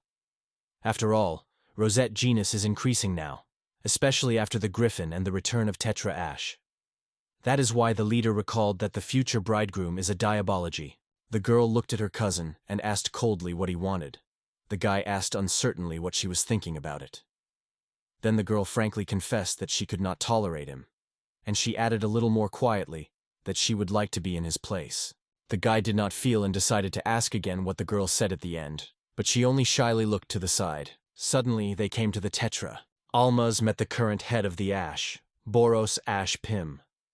The new moon with a smile reached out and sincerely thanked him for the care. The giant with tears in his eyes thanked the young man for saving the princess, because he regretted all his life that he could not protect the logo from Ferm. He promised that all the vassals would take the oath to allegiance. The guy reached out a handkerchief and thought. It turns out that Debella's family despises him, but the family of Ashiv treats him with respect. The man turned the handkerchief, and the young man said that he now belongs to the Rosich family, and no longer a relationship between the lord and the servant. The man scratched his back and asked if Amos was not going to get married, but the boys quickly made him shut up. It is better not to talk about it here. The princess wondered if they were really getting married and received an affirmative answer. However, the guy still asked her not to tell anyone yet. Yuri promised to tell anyone this secret and sincerely congratulated her friends. Suddenly, people gathered around the guy. Everyone asked him about the segways. When he was finally able to go away, the princess was already pursuing. After a while, the boys returned to the village. They discussed that it has now become calmer and they would be able to visit home more often. One not very sober man went with the boys and complained that the young man had to move to his class. But he walked everything and eventually became a member of the royal family. He was indignant so loud that the boys whispered with each other whether it is worth drawing with him and that there is happening in the village in general. The man quickly dispelled the hopes of Tetra, assuring that it could not be such, because people, on the contrary, became more and more. But when they came, they heard loud exclamations and hurried to the scene. The boys ran out and saw the river of the force. The girl broke out and screaming frantically that she was not her parents. Seeing Tetra and Deimos, she cast her eyes full of pleading, as if she asked to save her. Two, sniffing their heads, went away. Then Ron approached Almos, and the guy immediately began to demand explanations. He told that when the leader left, these two tried to talk to the Rao. They discussed something, decided to impose punishment, but still continued their business. The woman begged Almos to change his mind, but it only got angry. How could they not understand that such actions are only more disturbing the girl? He saw no excuse for such behavior. After all, they left the rough in the forest, and not change it anymore. Even if she decides to forgive them, only she can decide it, not them. That is why he demanded that you stop such behavior immediately. At this point, someone suddenly ran into the room. It was the Earl who grabbed his father by the collar and sharply demanded explanations. Without thinking, he hit him with all his forces, and then bowed both to the floor, promising that he would appoint them punishment, so he sincerely apologized.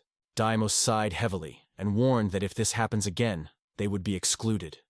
Everyone only nodded on it, making it clear that they were aware of everything. Subsequently, they were already sitting outside and discussing what happened. The man noted that he was wondering how Deimos would solve this problem himself, because this time he was rescued by Earl. Now that people have increased, have to implement rules and punishments, but if Deimos himself is punished, it can cause excitement among refugees. But if someone else does, then you will be able to have problems with minimal consequences. The guy sincerely thanked them for the care of the village during his absence. But it turned out that almost everything was done by Earl. Rejecting this topic, the guy asked that Bartolo was thinking. He answered, "It is necessary to dig a moat around the palisade. If Ferme's soldiers tried to get to the village with forest paths, they would have to overcome unnecessary difficulties, in which case they would no longer miss the loss. He assured that it would only be possible to give rise when the attackers will be as much as the defenders in the village." He almost sighed, because from all hundreds of inhabitants he had only 40 men capable of holding weapons. The guy noted that if the village is destroyed, the soldiers would be able to go directly to the capital of Rat. The man replied that the capital is not an empty city, and in the event of danger they would be able to quickly gather all their strength. The guy listened carefully and wondered how big the Bartolos' power was. The man reported that this year he was taking an army that would oppose the farm. The couple was surprised, and Tetra noted that she considered him only a carrier of alcohol. To this, the man jokingly replied that rather this alcohol drinks, he acknowledged. Although he announced that he was taking command of himself, he had no right to decide the issue of crossing the border. And in general, he was a well-known commander. And in order to prove it, he almost suggested that he find out everything in a duel on the sword. Sooner or later, they will still have to face the king, so this fight will be a good workout. The guy believed that if Bartolo was really strong, it would be a great test. Miss immediately warned he would not be restrained. However, when he struck, both swords flew to the wreckage, and Bartolo dropped far back. Yuan was worried, but he was ready for the wooden swords to withstand his strength. The young man proved that his legs were no less strong than the opponent, and then the man remembered. Yuri told him about blessing. However, he almost made sure that he could not win without this gift. Suddenly, several guys ran to them and asked if they saw the soldiers ahead. After that, they politely bowed and asked for permission to join the army, because they sincerely wanted to fight side by side with their leader. The man assured that the training would soon begin, where they will be able to show themselves, and even then, they will receive approval from the leader himself. Soon Yuri wondered in a diamond that he was thinking about their army. All here were not the mercenaries but the real conscripts, so they had a morale at the height. Almonds noted that the picture was really impressive, but in fact he came here because of Ron and his friends, whom he had never seen. When the princess explained that everyone was divided into groups, the guy looked at the shot and made sure that he was. After that, paying attention to those who shoot from the bows, he began to look for Grams among them. The men lined up in a row and fired from the bow alternately. It seems that the recruits did not go the best. One of them, named Graham, especially different. Although at first they did not like it as he kept Luke, they still ordered to shoot without delay, and here the guy hit the target. The warriors looked stunned, thinking that he was just lucky to a beginner.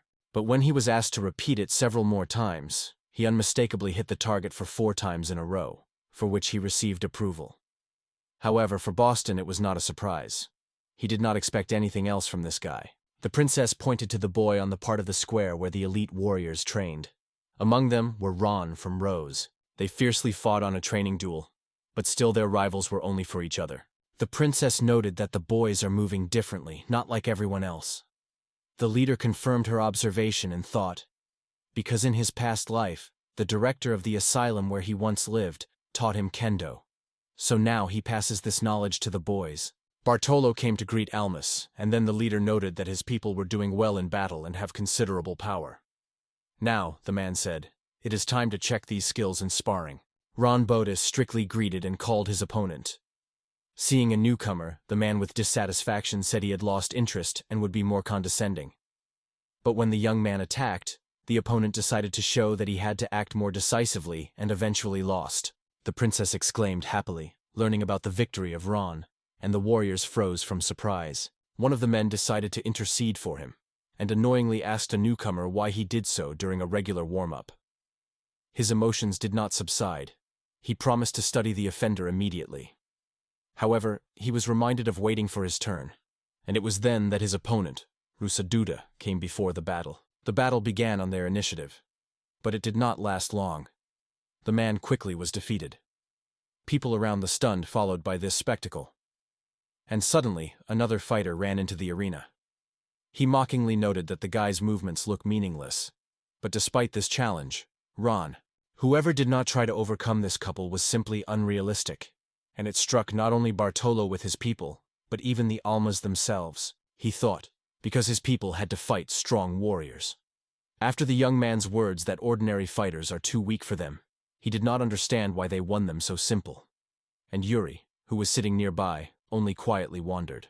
The girl apologized. She was even ridiculous to look at his surprise. Yuri promised to explain everything and suggested to go with her. The girl said that the whole thing is the blessing of the king, which has strengthened last year. The guy asked as possible in surprise, and then the princess explained. Now his blessing adds strength to the boys and girls who swore allegiance to him. He almost thought about it. And this was true. It was because of this that the boys have been so strong, and in recent years, none of them have become ill. However, he wondered why she tells him only now. Yuri confessed that she wanted to remain silent until he came to it, but it seems that he never understood. Suddenly, an awkward silence fell between them, and Yuri decided to break it. She carefully asked the young man if he knew that she was engaged to Rhaegar and had to marry him to make him a king. However, the guy just looked at her silently, not understanding what was talking about. The upset girl added that she still had to give birth to an heir. That is why she decided to open the whole truth to him now. Because there may be no other opportunity. She confessed. If she stayed with him a little more, it would be difficult for her to follow her decision. So finally, after confessing in her feelings, the girl bent carefully and kissed a guy who could not understand anything yet, and tears were still shimmering in her eyes. Yuri has removed and confessed that the diamond loved. But her love is doomed, so she will only forgive her to take care of the tetra. Going, the girl reminded him of one important thing. It was he who became the one to whom she gave her first kiss. The king with his brother immediately noticed everything, but the man still asked Raymond not to tell nothing. He agreed and added that even the king himself should understand. Almas is the best candidate for his daughter. He said that Yuri should be regretted, because now she has completely lost hope. Every girl would be desperate if she was ordered to become a husband of a husband, capable of getting rid of her own woman. If the king is a real father who wants happiness for her daughter, he will allow her to marry Elma. The king explained that if Almas becomes a king, centralization will certainly succeed. Yuri will also be happy because Almas is far superior to the king himself in his youth. It can be a prominent ruler, but you should look at things soberly. If they announce him by the king, how many families will actually support him? Undoubtedly, the Dable family will immediately raise the rebellion. Rhaegar will also not sit with his hands. If the kingdom is immersed in the civil war, it is simply captured. But instead of taking a spoiled piece, it is better to first decontaminate it. Ryman agreed with this, though he still decided that making the final conclusions too early. Almas and Rhaegar remained the only possible options. The king only supported the words of his brother. Soon, Tetra approached Almas and wondered what he did when she saw how the guy was sitting alone and was making something. The young man replied that he could tell her, and began to explain what black dust was. He added that this explosive powder was first invented in China. It is the oldest chemical explosive in history. In his past life, he has repeatedly encountered the similar. That is why he was not going to introduce military technologies in this world. However, because of the danger from farmers, there was no other way out. He thought about creating a weapon similar to Tatsukao.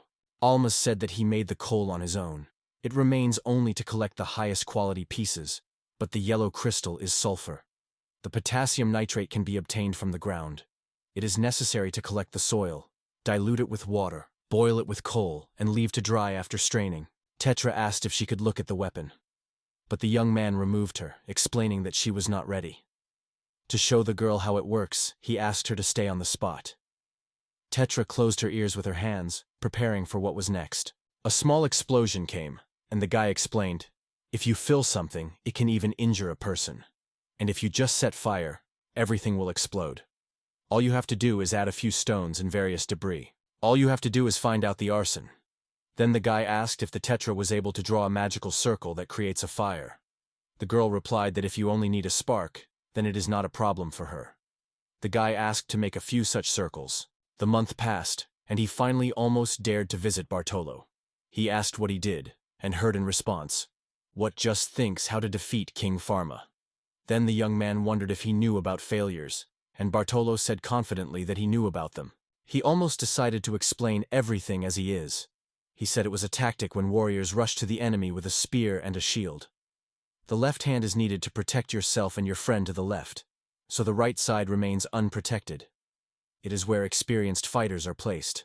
Il asked if everything was fine, and the man confirmed, agreeing that a significant role in victory was played by luck and morale. Then the guy suggested using a cavalry for attack on scientists. The man acknowledged that the idea was really right, but confessed that it was a problem because of the lack of riders. He noted that although the stirrups were an important invention, it did not mean that everyone would be able to become a rider. Then Alma suggested that they can force the enemy to recover the troops on the left, and to hit themselves on the less protected right flank. The man was surprised by such an idea, but thought it was quite natural for the son of the Griffin. Then his gaze stopped on the bottle held by the guy, and he wondered what it was. Suddenly, the man remembered that it was because of this bottle that he came, and suggested that the guy go with him. They walked into the forest, and the guy suddenly stopped by the tree. He made a small cut in the bark and inserted a bottle there. Then he used a fiery spell, and with his ears, rushed to flee. A loud explosion was unexpected for everyone. He looked at him in surprise, and asked how he did it. Alma stretched out another canto barolo, and he was enthusiastically noted that it was a truly amazing invention. After that, he asked if the guy could create even more such things, and in response, he heard the affirmative.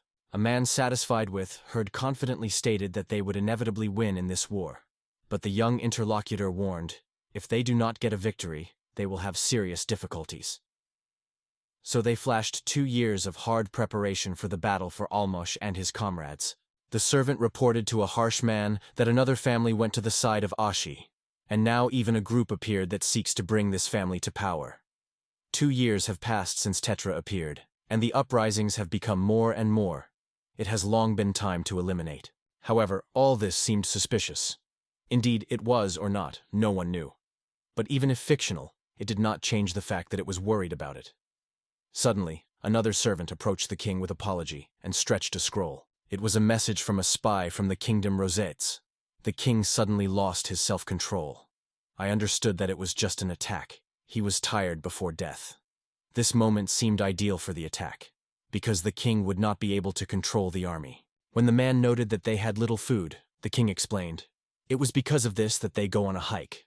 There will be enough stocks for a while, and then they will replenish them, robbing on the way. People were afraid of the griffin, but I did not worry at all. Their main problem was that together with the refugees, the enemy learned about the main journey that their troops could go through the forest, through the village of Diamos. Has the village of Griffin himself received this? But the king denied sharply. They say it was not true. If Gianna really did, it would be here, and would not let them die from starvation. He stated that they would capture this village and make their advanced stronghold, and ordered the magicians to follow the capital and this settlement. Woodists stood in the darkness, gathering together to observe the relocation of souls.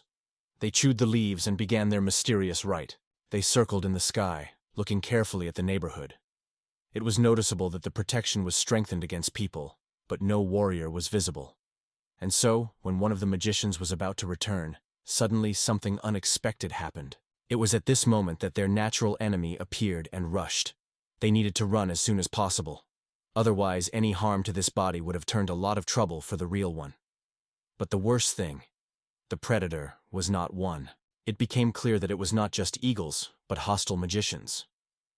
The girl realized that in a small village could not have 3 powerful sorcerers at once. They clearly arrived from the kingdom itself. She needed to convey this news as soon as possible, especially since the goal remained quite near. Suddenly, she was permeated. All the magicians were defeated. Graham held a bird in his hands, claiming that he shot himself, and the witch was angry that had to chew bitter leaves through him. Rurus proudly stood with an eagle on her hand and boldly rushed to the attack. Graham gave her a 5, acknowledging that she could not be looking for her. The girls were concerned about whether there was something dangerous in the fact that there were no more wizards. However, the guy reassured them. Almonds also added that he sent Earl to convey these news and asked the King Rosettes to reinforce. He gave him the fastest horse, so the guy had to return very quickly. And it was at this moment that Earl had already rushed back. He did not rest for a minute and rushed to report that the king had an attack. He almost brought water and asked when the reinforcements came, to which the Earl replied that the help would only be in 3 days, because Furman's troops had begun an offensive on receipt. He also conveyed Ramon's words that their purpose was to share the Rosette army and sow panic in the capital, and therefore asked to detain the Fermi army for at least 3 days. The only thing he asked is not to try to look like his father. The young man thought that it would be good to have 500 soldiers from the capital reserve, but it is impossible to leave the capital without protection. Ron ran immediately and assured that with black powder everything was fine. The boys confidently stated that they had enough food and weapons, so they can immediately go to battle. The young leader gave Ron and Rose to quickly gather everyone to stand up for his village. Meanwhile, the king learned that his sorcerers did not return from intelligence. There was no certainty who attacked them, their natural enemy or the sorcerers themselves. However, one thing was known. At the scene of the events, the foster son of the king's brother, Then the man suggested to send the intelligence officers there, something clearly guarded in vain, so it was worth finding out what was hiding behind it. But he did not have time to arrange it as the locals raised a noise. The next toast they would raise for victory right in the palace of King Rositz. He approached the king of the farm, announcing that 200 soldiers had already gathered under his leadership, and asked how many of them it was worth sending. Farmy ordered the sending of 3,200 warriors, and with the 2 masses of the best fighters went to capture the nearest village. On the map, he laid out his strategic plan. 200 soldiers had to distract the enemy by attacking the village. If there was an opportunity, they had to try to hit the capital on the unexpected side. Meanwhile, he planned to lead a detachment of 3,000 soldiers, and to go directly to the capital of the Kingdom of Rositz. After that, he asked his interlocutor whether he was worried. He confessed that he could not say that he was not worried at all, and then he added, at their disposal, only 3,200 fighters against about 15,000 enemies. The king added that he concluded a secret agreement with the Ryger. Diet Bell will receive a crown, but in exchange should be kept apart from the battle. He explained that thanks to this agreement, the Dibble family, the second in the influence of the dynasty in the kingdom, will remain the appointment of the conflict. The warriors in the tent were surprised and distrustful of their views from the king on his advisors, feeling that major changes were inevitable. The chief advisor noted that Rhaegar would not stay away for anything. He will definitely take this opportunity to betray them and influence the family by making it his debtor. However, the farm remained calm and reassured everyone, emphasizing that it did not matter, because with such a person it is always possible to find a common language. On the next map, he showed that the Dibble family had already agreed with the neighboring kingdoms and pulled the troops to the border.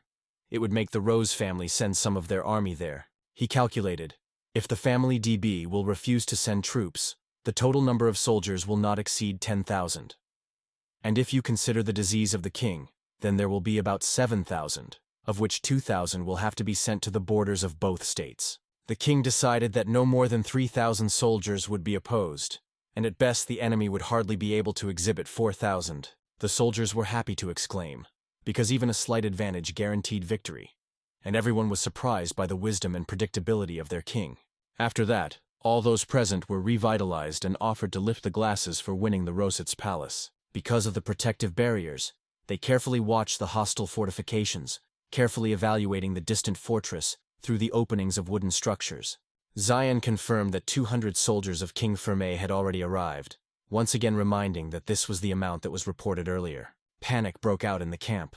Some offered to use the Eagles of the Ruhr, others warned of the deadly danger of relocation of souls.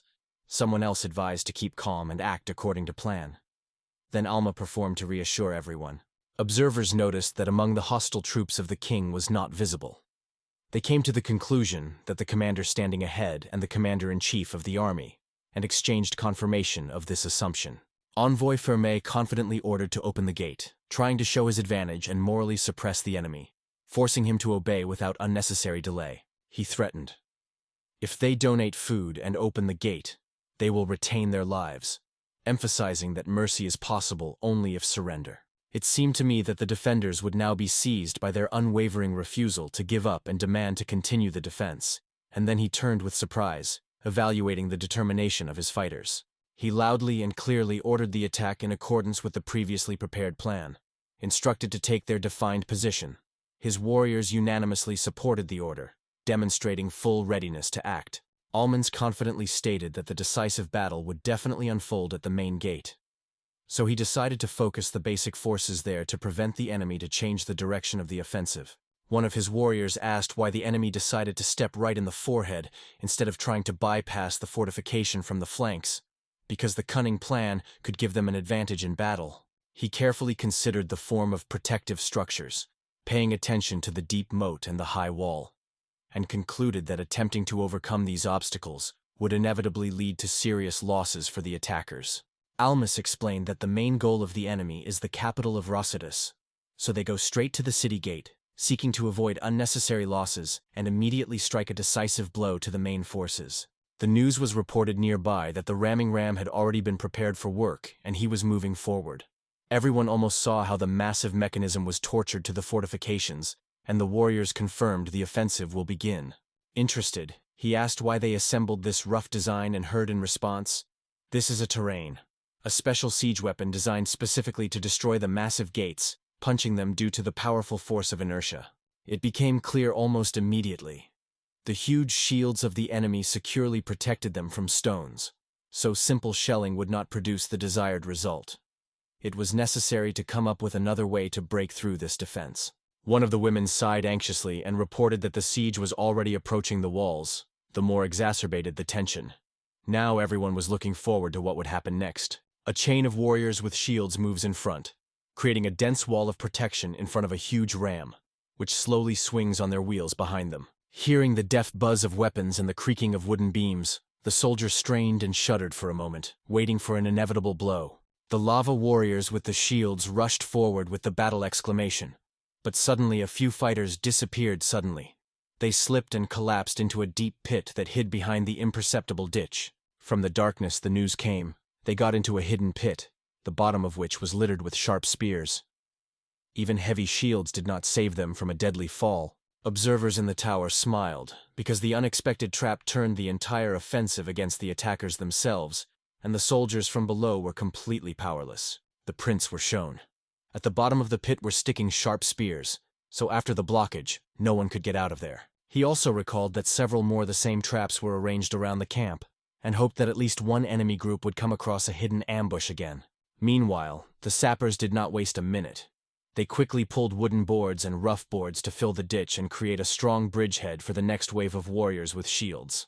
From the observation tower, the team was closed, and the soldiers, having received a signal, rapidly put heavy beams on top of the slots. After that, Zion and Ron, when he heard the order, immediately began to rush the stones into the shields, preparing to renew the shelling of enemies and use any delay in their offensive. The stone kernels flew directly into the gate, and almost immediately the giant grabbed a giant boulder, throwing it in the direction of hostile rows, loudly calling the enemy in the duel. Due to the narrow gap, he noticed a massive ram, behind which a flat ranks were warriors with large panels. Yuri shouted at the diamond that Graham was screaming from the watchtower. Suddenly, a cry was heard over the camp. Arrows! Rather in shelter. Hundreds of arrows flew over the wall rapidly, targeting the defenders. The wind howled their whistle over the heads of the warriors, and seemed to be ordered by the arrows themselves to fall immediately for the shields, escaping from this treacherous rain. Under the shelter, he hugged Urea, watching the arrows that fell from the sky, and prayed with hope for the wooden shields to withstand this drain. Everyone who lay on the earth was instantly hid under the canopies and shields. Suddenly, a groan came. It meant that one of the arrows had punched the shield and wounded the warrior in the shoulder, and the alarm and fuss were on the platform. Almas examined the wounded. Several of them were scudding, pressing the bloody wounds with their hands, and voltage increased significantly in the camp. At this point, Graham stood up and said loudly that he would deal with the shooters. He quickly pulled the bowstrings of his bow, preparing to knock down the enemy arrows before they released them again. He pulled the bow of the bow and aimed at the distance, looking for the silhouettes of enemies among the horizons. At this point, the comrades were excitedly shown on the guard tower of the enemy, insisting the arrow should be disposed of immediately. But before the archer managed to release the arrow, a huge fragment of the stone crashed into the tower and roared with a roar, forcing the defender to bite with pain. He hid behind the wooden wall of the tower and screamed loudly that they were shooting. But because of continuous shelling, he never decided to look and answer the enemy. Ron exclaimed that the enemy released arrows again. A piercing whistle was heard above the wall. It was a signal of a new attack. Everyone was bent for the shields, waiting for the next blow. Soon the downhill arrows are collapsed, and men with screams rush to their shields, hiding under them, until a dangerous hail of sharpened tips with a whistle does not subsides, knocking on wooden plasters. The foggy team was bent and grabbed Yuri by the hand, ordering Rona and in the future to rush the stones in response, while the rough and nuns soothe the wounded and lead them further deep into the fortification. Despite the loud calls for the new offensive, the thyroid under the cover of sliding panels moved forward slowly and carefully. Each step was difficult. It was necessary to constantly balance and instantly change the position, so as not to lose balance. On the guard tower, Graham bitterly noted that another counterattack attempt again. The beakers continuously fired, not giving them a moment to a break or a breath. From the height of the lady, she saw the thyroid with a loud roar tights on the gate, and the soldiers immediately dropped their hands. The enemies have almost come close to the wooden door. When the guy exclaimed that the gate was about to break, Diamos strongly spoke forward, calling everyone to calm down, and assuring that everything would be under control soon. Tetra said his name quietly, and Olmos, hearing her trembling voice, looked carefully at her. Then he took a deep breath and answered calmly that he knew everything and would not retreat at the most responsible moment. The soldiers sharply picked up a heavy ram, shouting a battle cry, and gathering dense rows, pulled him to the gate. The creaking of the wooden wheels flew in the camp, heralding the next blow. A huge beam with a sharp gnash went along the rails and shook the base of the tower when the ram with a deft blow crashed into the support beam, scattering wooden chips. From the outside, the gates shuddered from every impact, and a thin layer of dust poured down while the fighters kept breathing below, listening to the creaking of wood, which barely withstanding a terrible tension. Yuri screamed that the gates were about to stretch and almost pulled her behind her, firmly clinging to the shield in order to protect the girl from the wreckage, which fell from above, but in her eyes still feared fear. Almost clenching his hands on the railing, he felt the sweat drops on the forehead. Barely finding the strength to speak, squeezed out of himself, "It is too early to give up. It is necessary to hold a little more, until their mechanisms work." A voice came again in his head. "The main thing is to follow the plan, not to panic and to believe in cunning traps which were placed in advance." Yuri squeezes his hand and whispers quietly that everything will be fine. There is so much confidence in her voice that even among the terrible roar of siege cars, the heart of Almos finds peace for a moment. He looked out through the gap in the protective wall and noticed that the enemy's thyroids had almost reached the gate. Their ranks became more dense, and it was then that Almos realized the decisive moment was approaching. Suddenly, one of the fighters jumped to the very edge of the platform, and it was at this moment that Almost wanted to shout to Ron to give a signal, because it was in this movement that the whole voltage of the moment when the fate of their small group of defenders had to be resolved by a single gesture was felt. The warrior, vigorously waving the cloak, announced loudly that everything was ready. The order would be executed, so confidence was lit in the eyes of his comrades. Noticing the signal, Rusaduda flew on the guard tower and swallowed the canvas, giving a sign that the surgery was about to begin. One of the soldiers, without delay, announced the beginning of the arson, sharply opened the torch and raised the flame to a thin kerosene tape, which stretched to the extensive network of underground passages. At that moment, a powerful explosion escaped from the trap. The earth trembled, the heavy fragments flew around, and a pillar of smoke rose up with a roar, washing away almost all obstacles in its path. A black cloud of smoke rose from the crater, and the defenders, struck, retreated back, watching the explosive wave clearing the path to the main gate. All the satellites of the protagonist shouted joyfully and triumphantly raised his hands up, and Raymond only nodded. His cunning trap worked flawlessly. Tetra quietly took Almost by the hand and reported that everything succeeded. Feeling her support, he clenched his fist. Their plan worked perfectly. He almost frankly acknowledged that although the idea was received Bartolo, there was no time for rehearsal, and everything happens for the first time, just during a real battle. He said that their plan was to surround the village with a moat and dig a huge pit just in front of the head gate to completely destroy the attackers. Raymond, looking into the hole behind the wall, wondered if this pit was really dug just before the gate. Almas confidently confirmed that everything was intended and planned in advance. Everyone should explain that a masked bridge will be erected above the dug pit, so the residents will be able to go freely and leave the village without suspecting the trap hidden under it. He explained that at first they would erect a wooden structure, fill it with earth, and on the surface everything will look like a normal road. No one guesses that there is a hidden secret hiding place. Further, on a predetermined route, a tunnel breaks in the foundation, which connects the hidden room under the bridge with the village itself, for a rapid evacuation. In this underground storage, barrels with oil and powder will be supplied. It is only necessary to set fire to the wick, and all this will explode, destroying the attackers at the gate. Raymond had doubts about such a plan, because he almost guaranteed that the enemy would come at the gate of the grand crowd and get into a deadly trap, after which he would not remain. In the most pre-elastic moment, the confident eyes of Almos suddenly darkened. The preparation was completed, and the plan finally began to act. The sharp smell of smoke and burning instantly spread itself, and the soldiers who hid among the debris covered their faces with their hands. The caustic aroma of burnt residues was unbearable. Daimos ordered to help everyone who survived the ruins, and to move the wounded to a safe place as soon as possible. All three came to the edge of the destroyed gate and took a breath from what they saw. The explosion burst a huge hole in the ground, and around it blacks are a spooky hollow space, similar to the gate to hell itself. Almost standing among the ruins and ashes, he remained face to face with the inexorable consequences of his plan exposed before the cost of victory and the severity of his lives. A warrior rose behind him. He suddenly rushed to the main character with a cry, shaking his hands and howled it. Deimos instantly lifted a shield over his head, managing himself to protect himself from an unexpected blow to the wounded warrior. He immediately answered the attacker and threw the enemy a few meters away. Ron pulled the battle from under the rubble, and, looking worriedly, asked if everything was fine with their header. But Alma strictly ordered to make sure that the enemy's offensive had stopped. Another surviving with a heavy sigh was barely on his feet. There was no living place after constant shelling and destruction.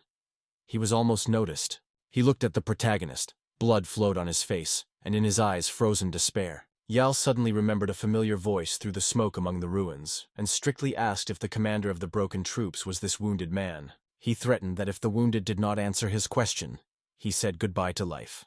The wounded man has exhausted it again as if he had gained strength, and with a deft, decisive sigh, he made it clear that he was ready to open all his cards. In the castle, far from the battlefield, Raymond has thoughtfully notes that since his brother has fallen into bed, 2 days have passed. Raymond traveled the corridors of the palace, reading a report, and acknowledged that there was no pleasant news in the royal house for a long time. But this scroll finally brought a ray of hope. He broke the paper, fiercely swearing at Rigora. He despised the cowardice, noted that he never sent any warrior, only hiding them to protect his property. However, he emphasized that Debel, herself, does not seek to destroy the kingdom at all. She just wants to take advantage of the situation to strengthen her political positions. Raymond coolly noted that if the Ash clan copes without the help of the devils, their authorities would fall, so he insisted that the diamond be brought immediately. The Fermi army lost 180 people, but there was no victim in the village of Almas. It struck everyone, including the commander who captured the general. The young officer, not believing, heard himself, surprised that he only expected to win a little time. But this grand victory exceeded all his hopes. Inspired by the victory, Raymond immediately ordered almost everyone to call about the triumph personally. Elmas, climbing the throne, respected the monarch's father, telling him everything that he managed to learn from the captive. The advisor added that the enemy was caught by surprise. Almost put his hand on his chest and confirmed.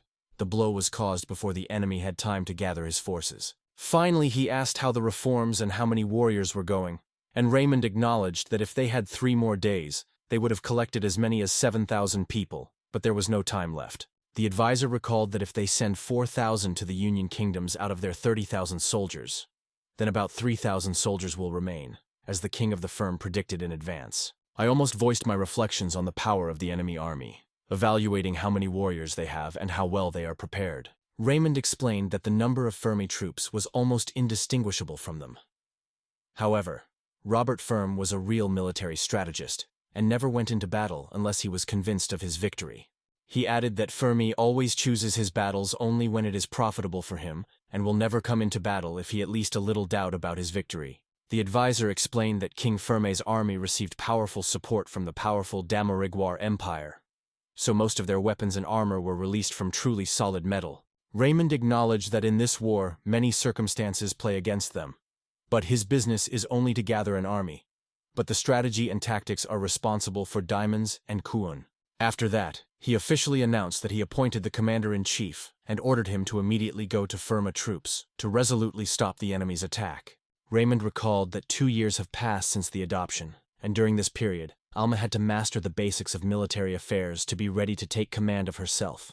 He reassured the young leader, promising that he would appoint Bartolo and Boss with his deputies, so the management would remain in reliable hands, even if he is not nearby, almost acknowledging that he was not a commander-in-chief, not because of his own merit, but because of his status in the Rose clan. He agreed. The main army will manage Bartola, and Boros will be at the head of the Ash clan. The advisor noted that the Almasis is urgently needed guards, and now any support is valued by the weight of gold, confirming that helping on the way will be truly indispensable. Raymond promised to stay in the palace and control from there, and Almos ordered to prepare immediately and go on the road.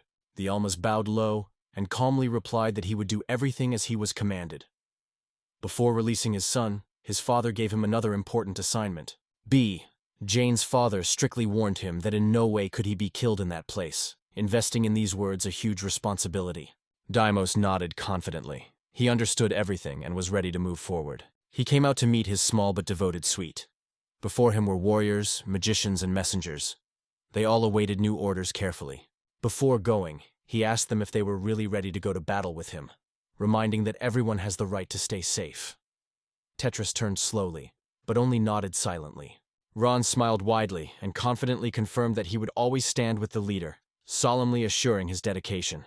Yuri quietly added that she did not want to take someone's life, but he does not want any of them to die.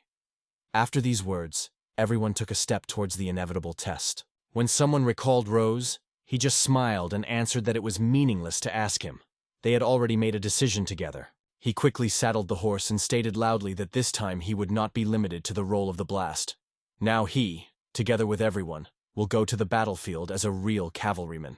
Amos asked the raid if she was ready to fight, and she confirmed that she was set to go to the battle. Ray explained that although she does not possess wood magia, she is the best among all in the riding, and only Rose is inferior to the spear. She added that she was seeking to fight side by side with a Rose in gratitude for her liberation, and despite the experience of her horse, she was ready to go to the forefront. Other comrades doubted the brevity of her words, but everyone unanimously assured that they completely share her opinion and are ready to follow the diamond.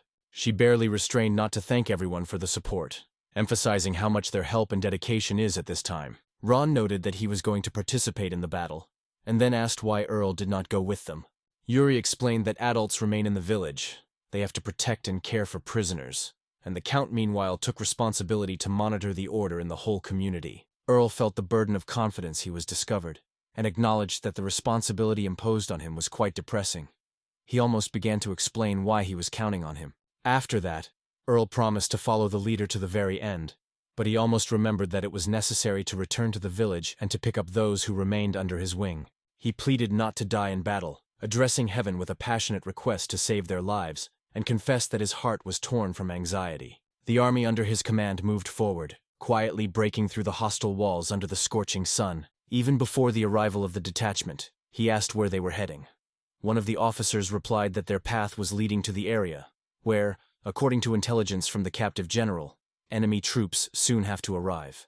When one of the soldiers doubted the commander's determination and even called him a coward, the commander honestly acknowledged that he was very worried, but assured that his comrades would always stand for him. One of the thyroids advised the commander-in-chief to just rest, relaxing in the saddle, while the troops were moving forward, reminding him that his deputies would look behind him.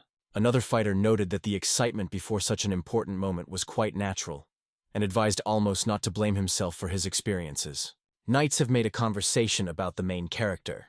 Then the detachment moved directly to the place of the decisive battle, where they were waiting for the collision of two powerful kingdoms. Elmace confessed Bartolo that he could not clearly give orders, but asked him to send him to the front, so that he could be useful in battle. Bartolo recalled that Raymond himself ordered them not to expose a young leader at risk, so he suggested that he first convince whether something was threatened. The knight shrugged and said that with his extraordinary power, everything he needs was to simply wave the spear, and the enemies would retreat immediately. After that, the commander thanked him for his help. Therefore he warned Alum not to do anything ill-considered, and he immediately promised to be careful. One of the knights apologized for breaking their calm, and reported that they were approaching a sorcerer who was engaged in wood from their village. He almost asked if he was really Soyan, and immediately received confirmation that she was. The sorceress reported that she found enemy detachments. Some stood in an hour from here, others, even further, about 3 hours in the direction. At the same time, she confessed that she was not very well versed in intelligence. Boris reported that there was still no news from their sorcerers, and hinted that she coped with the task faster than their own people. The knight noted that she was really skilled in voodoo, and though reluctant, she still agreed, adding that not everyone had a chance to get such a happy reinforcement.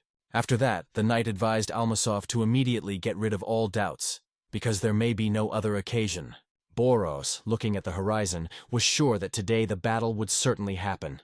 And, according to him, it is even for the better. Finally, the knight warned, if Alma still has doubts, it is better to leave them here. Otherwise there will be no place in the very time of events. Almas nodded in response to the reminder, and assured that he was well aware of all his responsibility, and was ready to accomplish the task. Again, the exclamation of "Yucks!" His echo was rolled by the surrounding hills, as if reminding everyone of the unbreakable morale of their army. When he asked where they were heading, one of the guards explained, "They received valuable information from the captured general, and now head to a place where the enemy is likely to appear first." One of the knights jokingly asked if the commander-in-chief was not scared, to which the other immediately replied that the whole team would always support him. Hearing this, the commander confessed that, despite his support, he still feels excited. The senior guard advised to leave the leadership of the Battle of the Knights, and the commander only to rest the horse on the horse and return back to the rear even before the battle. Boros noted that to worry in such a situation, quite normal, and added that there will always be people who will support and help to overcome the anxiety. Summarizing the conversation, it became clear that he is well aware of his duties and firmly tuned to act according to the plan, even without doubt about his victory. The column moved forward again, and through the rows the exclamations of the Ukes were increasingly clear, which testified to the fighting passion of their soldiers. Fermi army appeared in front of them. Listers and warriors with shields were searched for neat rows. Everything corresponded to their favorite combat techniques of their commander. Immediately came into the eye that the enemy acted harmoniously and was determined. The guard reminded him that the farm deliberately leaves his people without provision if they did not get it in battle, taking away from the enemy. It is because of this that they rush into battle of hungry and angry, becoming a real threat to the battlefield. In the oppressive silence, the thyroid troops quickly built a dense system, raised their shields high and squeezed their spears, preparing for the defense. Rhea, clamping her ears and looking around, asked what plan they had, and almost admitted that she did not understand anything. However, he simply continued to play the role of commander-in-chief and confidently gave orders. One evening, some offered to finally tell the Rey about the plan, and almost everyone agreed. Now, when the line has already been built, it is time to explain to it the essence of maneuver. I almost managed to mention that this combat strategy Rhea came up with herself 2 years ago. And now I hope that she remembers all her subtleties well. Just as the diamond voiced this idea, the guards stirred up again, put up shields with alert, and Rey nodded in agreement. She realized that she was a really crucial moment. The general, on behalf of all soldiers, emphasized that this column was the result of their persistent 2-year training, and called on to show the enemy all his skills and unbreakable endurance. Soon, one of the servants handed King Fermi a scroll with the location of the troops, which was confirmed by heavenly intelligence, and handed the king to study. King Fermi silently took the map, looking at it closely and carefully studying the order of the battle and the location of hostile forces. He noted that too much infantry gathered on the left flank of the enemy camp, and it immediately rushed, because there was no such construction before. After a more detailed study of the map, the farm noted that the right flank is usually vulnerable, because the warriors cannot be covered with shields. However, the army intentionally acted on the contrary. They strengthened exactly the side where the thyroids could not create reliable protection. In one of the detachments, the outraged thyroid was suggested that opponents were afraid to step on the same rake for the second time, because they once had been defeated on the right flank. Fermi only nodded, making it clear that he had already taken into account this moment. Assessing the location of the enemy and their combat order, Fermi realized the enemy is going to focus on the left wing to quickly break his defense, and then move the pressure on his right flank. However, he immediately rejected this trick, because he was sure that no deception would destroy strong protection, and proven by the battles sanded by years of training. The Farmi assumed that a powerful attack on the left would weaken even more the enemy's fragile right flank, and then their system could be easily broken. Smiling with confidence, the king announced that the battle was actually won. Everything is due to the successful arrangement of troops and the wise strategy. With these words, he terminally commanded, "Everyone to fight, forward!" The hurricane of spears and riders roared with the enemy's bench. Knights flew forward, lifting battle calls and cutting through the thickets of the enemy's infantry. The main character also orders his soldiers to go on the offensive. The soldiers ask him what this battle is different from what was in the village earlier. One of the warriors shouted Rian that this time the victory would decide not the defense, as it was in the village, but a bloody clash of infantry. May also added that the main thing now is the ruthless pressure of the dense ranks of heavily armed fighters. Ryan said that their detachment was placed on the left flank of the first line of heavy infantry under the leadership of Boros and Bartolo, where their shields and spears created the most dense wall. Both armies exhibited detachments of riders on each flank. Relan noted that the cavalry moves much faster than the infantry, so the battle will begin with the collision of the cavalry, even before the heavy armed soldiers will have time to get into the dense line in the center. He explained that the result of the first stage of the battle will show whose cavalry will prove stronger, and only then it will be possible to strike a decisive blow to their infantrymen. On the left flank, the first to go to the battle of Rei and Rusad, they headed their riders, preparing to break the enemy rows. Watching them, Richin appealed to Rusaduda, reminding that the fate of the whole trip depends on his determination, and Ricci at that time ordered the attack. The spears of cavalry of both armies with a roar collided in the middle of the battlefield.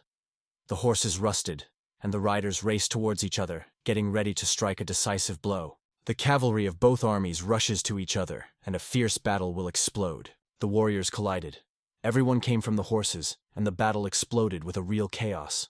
Clouds of dust rose everywhere. A deafening roar was heard. Most warriors from both armies could not stand such a powerful fight. They were simply ripped off the saddle. No one resisted. Everyone flew in different directions. Rei made his way through the battle chaos and, having saddled his horse, rapidly rushed into the enemy rows. The warrior on an enemy horse stopped in a confusion, surprised that he sees a girl among the first bravers. He asked with surprise what she was doing here. Rei, one powerful spear, struck the opponent from the saddle, and other knights froze with horror, watching their horses falling to the ground. The hostile army swept a shock when they realized their cavalry is led by an unbreakable woman who cleverly knocks off his shields and easily knocks people off his feet. One of the knights, angry, stated that he would not allow the woman to produce such on the battlefield, and rushed forward, trying to stop her. Borad, feeling the danger, rushed forward, shouting to his comrades, "Beware!" Swing and struck his spear. Ryan, when he was in the very center of the fight, looked back at his friends worriedly, showed the Rhea and asked if everything was fine with her, at the same time calling for the help of Rusadud. Rio, keeping calm, barely nodded and assured that everything was fine with her while preparing for the next fall. Rishon ordered the defenders to retreat, and he remained, taking on a difficult task, to break through simply through the center of hostile system, to at least a little easier. Gathering all his determination in his fist, he again pulled the spear forward and exclaiming, "Well, because—" Seeing this frantic determination, the hostile knights were confused, recognizing his incredible power, and he was bitterly regretted that they underestimated their opponents. After a brutal attack, the battlefield suddenly subsided. Ron exclaimed that things are going great, and if so goes on, they will completely capture the left flank of the enemy cavalry. Behind him, the twins shouted joyfully when Rusadudud and Rei showed a speech. That is exactly how they think the best riders have. Ron recalled the divine blessing, which gave the Reis and Rusades an extraordinary power, both physical and magical. He said confidently that with such an advantage, they would easily seize the left flank. At this point, a dense wall of enemy heavy infantry was rapidly approaching the almond line, and one of the fighters shouted loudly to his leader that there was a decisive battle. Ron encouraged everyone, stating that their time had come, and suggested that he act more decisively, to move to special weapons, explosive spears. Lists stuffed with black powder mixture and paper detonators exploded when collided. But after the fight for the village, they have only 10 charges. "This is only the first secret trump card," said Ron. "But he is enough to stun the enemy and shake his combat mood." Louding loudly, "Throw!" He ordered his warriors to throw the first explosive spears directly into the enemy rows. Hundreds of shells with a whistle cut the air above the field, flying just deep into the enemy benches. The flashes and roar of the explosions cut off rows of heavy infantry, sowing panic and destroying their order. The hero decisively ordered, clearly showing that he was ready to lead everyone into the frontal attack. The cavalry rapidly jumped on the enemy, knocking down their feet and riders and horses, bypassing the piles of broken shields. The twins rushed forward, waving shields and spears, and did not even let the enemies try to get together. The cavalry flew into the infantry system, and the loud clay of metal was replaced by a deaf roar when the shields and armor collided in a frantic battle. The picture of the battle shows how the broken system is scattered into a real chaos. The fighters fall to the ground, and the fragments of armor fly on all sides. The commander noticed the mysterious outbreaks on the field before the collision, and wondered what it could mean. He also noticed how some of his people had suddenly run to the side, so he decided that a hostile advanced detachment of extremely powerful fighters appeared ahead. As demanding to stop the clutter, he ordered to strengthen the protection on the flanks and not to stop the rotation of the troops. The warriors built a strong wall from the shields, preparing to withstand a stroke of a heavy enemy infantry. The enemy moved forward in clear columns, which only confirmed our fears of his strength and iron discipline. He acknowledged that he could not say whether it was magic, but he emphasized, Phalanx would not break from such a weak blow. After that, he confidently stated that he would be the winner in this battle. The commander ordered anything to maintain a reliable defense line, demanding that you not take positions in any circumstances. After that, he ordered the elite reserve to be transferred to the right flank, preparing for a decisive blow. He explained that the advanced detachments would gradually retreat to mop the enemy into the trap, after which the troops of Rosian and the farm would cover him on both sides.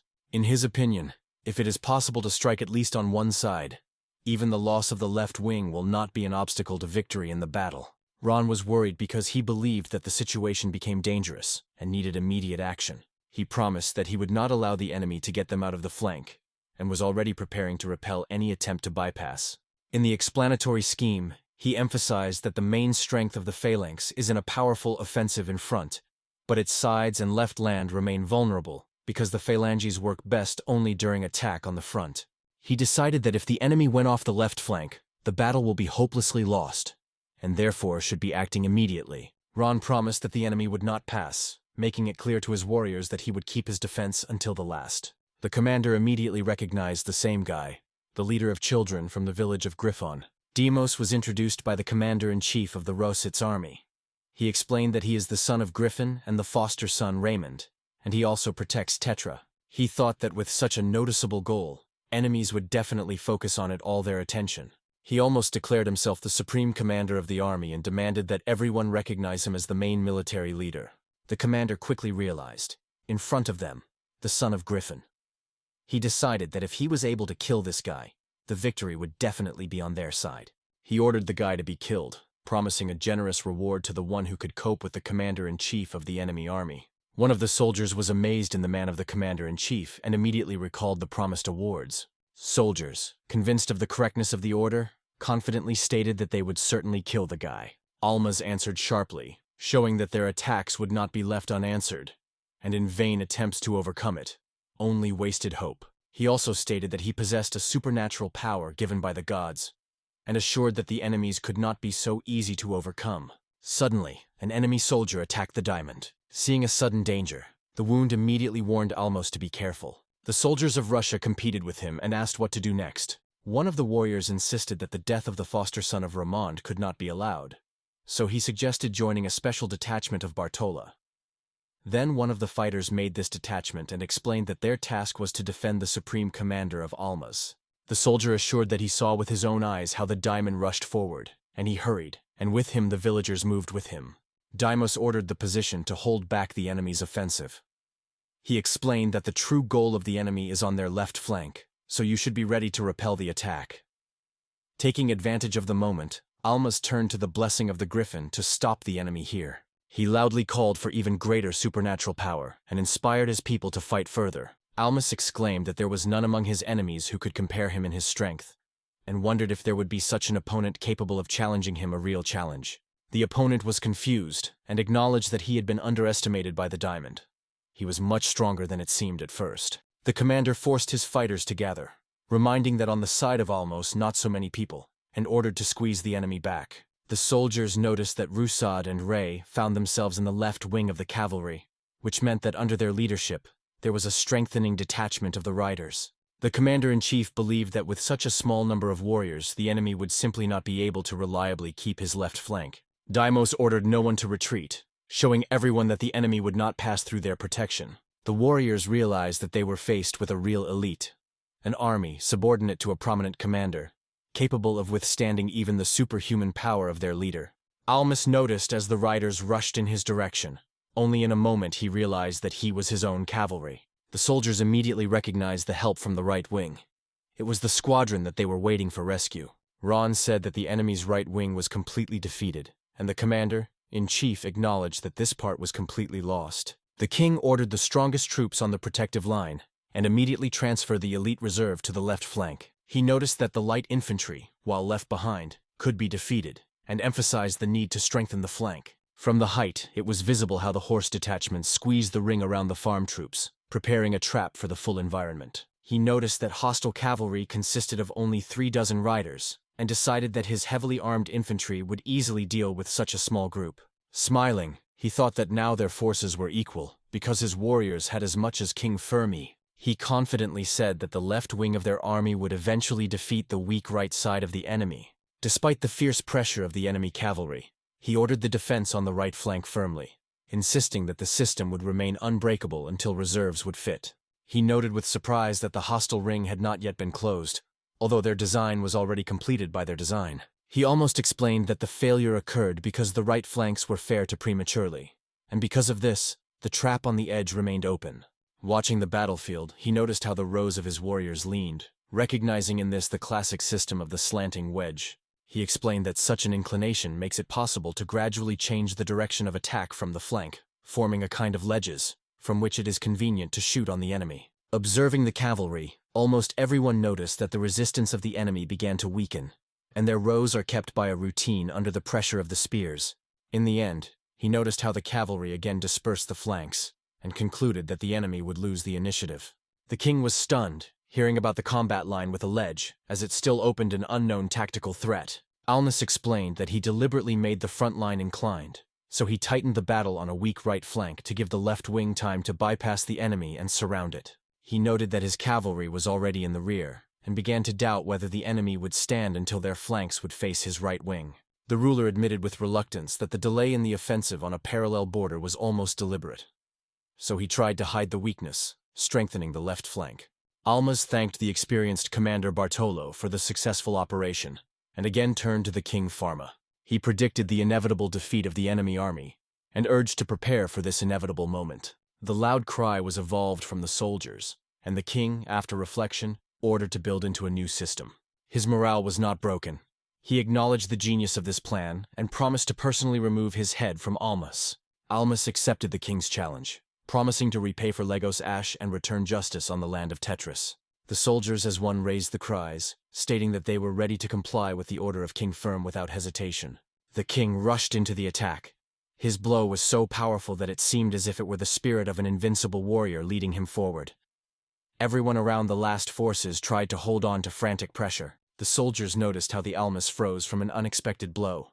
His stunned look immediately fell into their eyes. It was said that Almas got an incredible, almost inhuman power, after which the king himself acknowledged, "It was really terrible, but it is quite possible to stand it, if it is to defend itself." The monarch acknowledged that the impact force was truly impressive, but added that if it is properly defended, it would not be a serious problem for Almas. The king again rushed forward with his spear, demonstrating the absolute advantage and power, and the real whirlwind of his blow was spinning around. He almost explained that if he used all his strength, the weapon would simply flew into piles, so he consciously restrained. He wondered if it was better to take a shield instead of a spear, so that the blows became more powerful and the scope was larger. The warriors noticed how the king missed. The enemy almost certainly evaded, and the spear flew past his body. The king rushed into a hand-to-hand battle so quickly that he grabbed a diamond in a moment, pressed him to the ground, and a stream of blood flooded from his mouth. Deimos, leaning on a spear and shield, got on his feet. He was ready to fight again and meet another blow. Almas squeezes the shield, because he understands that straight strokes will not help.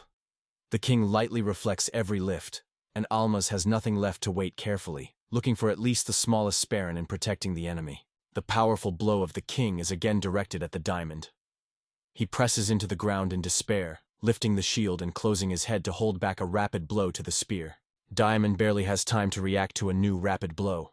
His body flexes, and the shield courageously holds a blow, absorbing the blow on the verge of its capabilities. The king stops and dissatisfied, showing how much effort is not pleased. He evaluates the stubbornness of Almos and prepares the next stroke. The monarch retreats one step back, rests on the shield and quietly notices that he has closely monitored the style of Almos' battle from the beginning.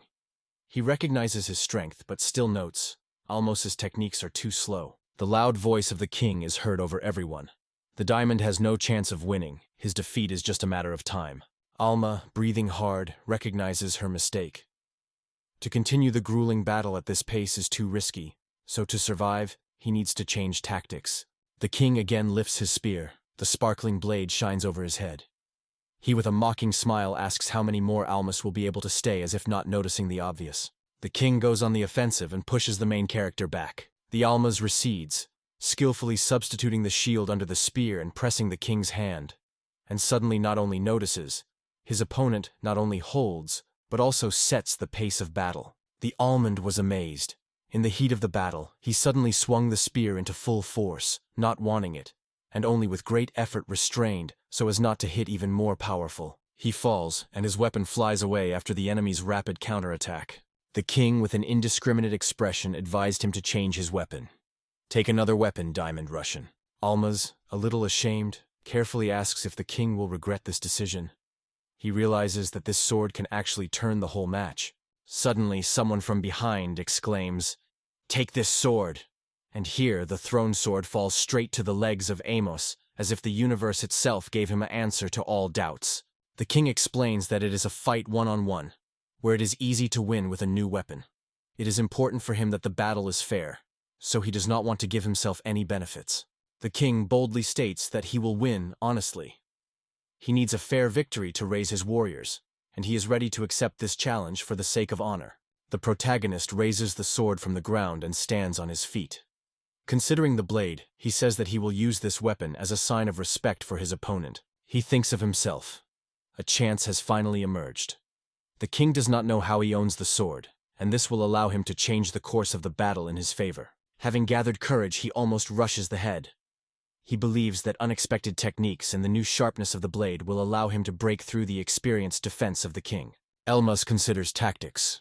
The sword is shorter than the spear, so he is sure the king will try to stay at a distance in order not to let him close. It instantly shortens the distance, sharply rushes forward and brings out its sword towards the spear. The king is amazed by the agility of the Almosh and does not have time to take advantage of the longer weapons. Alamos attacks lightning. The king barely has time to escape from the rapid stroke of the sword. Smiling, Alma says that it is not difficult for him to lightly reduce the distance to the opponent due to his endurance and skill. The king hisses, stunning. "How did you find yourself nearby?" He is trying to stop the invasion. Almaz tells about the technique of steps in kendo. He says that even if you have superhuman power, it is difficult to lift your legs, but it is this principle that allows you to remain flexible and mobile. The king closely monitors the agile movements of Almos, realizing that he does not give him a minute of rest. In his notes, Alma notes that although the king is still able to push him with a shield and keep his distance, his hand is not inferior to the power of the whole army. The king was in response, "Continue. I will not die in this place." He squeezes the spear firmly, preparing to throw it again. Elmas exclaimed loudly, breaking on the offensive, and rushed forward, preparing for a decisive collision. He immediately shortened the distance and threw his sword towards the king, leaving only a lightning mark. The blade struck the shield with such force that it split it in half. A loud crash came, and the fragments of the tree flew all the way. Behind the king and Almas, at a distance, were his warriors. They inadvertently retreated back as they noticed how a spear and a sword collided in the center. Having collected the last forces, the king was rushed forward through the wreckage of the shield, trying to regain a favorable position. However, blood was splashed from his lips, and he barely managed to keep a spear that almost slipped out of his hands. Suddenly, an arrow hit the king's back. He groaned with pain, but only clearer his weapon in his hands. He quickly realized that he would probably die right here, on this field, and his soul was engulfed by hopelessness. All of us were etched in our heads simple truth. One day everyone will have to meet death, and to escape from it will not work. Behind the voice of one of the soldiers came, "Diamos Rosic killed King Robert Affirme," and the already wounded monarch himself asked that he would take responsibility for this event. He confessed to Diamos that his dream is to unite half of Adelnes Island, and it was the Diamos who should do so instead. He sincerely believed and prayed that the diamond became a glorious king, who would speak of ages, and the name of the foolish one that Diamos was forced to go into oblivion disappeared from the memory of people forever. He asked him to fulfill his last will, to make this girl happy. The king remembered how at the very start of his power only once showed mercy to little Tetra Ash and gave her. He wondered how many words he had to say before his death. Although he was no longer able to answer, he convinced himself that if his name once really went down in history, he would definitely remember the king, the genius whom he was afraid in his time as people were afraid of Griffin.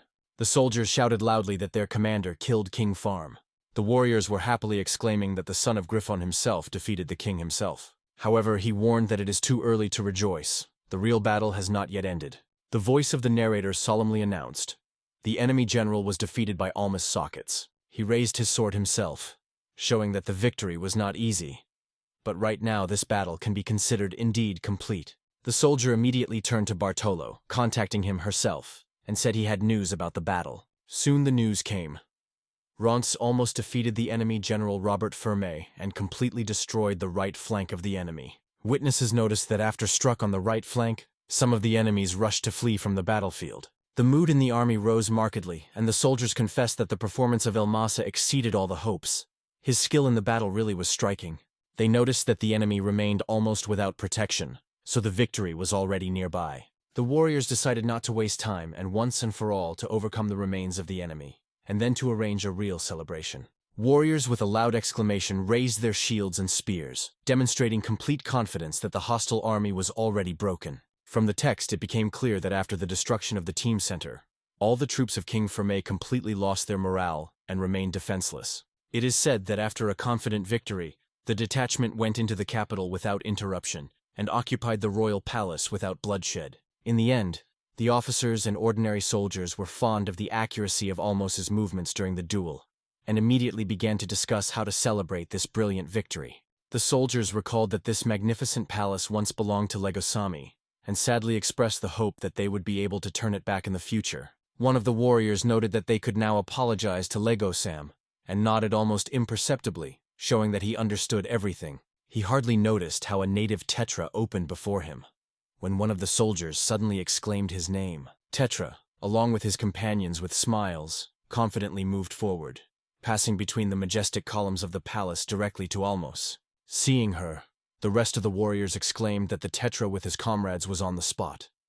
Now everyone knew that they had finally come. The officers reported that no inhabitant of their village was killed during this battle, and everyone felt incredibly happy and grateful to fate. On the square in front of the gate of the palace gathered a crowd of locals who grew loudly the winners with joyful exclamations and stormy applause. The locals exclaimed the names of the Diamos and Tetres for all volume, grasping them for their rescue. One of the soldiers suggested that in their honor, they were now having a national parade, and suggested that the diamond would congratulate everyone in response. Amos raised his hand and nodded briefly, making it clear that he was happy to accept their warm meeting. Observers noticed how soldiers on horseback passed through the garrison, met with joyful exclamations of local residents, and did not hide the admiration for how majestic the winners went through the crowd. From the same balconies, one of the officers noticed that Diamond-kun always achieves results that exceed all hopes.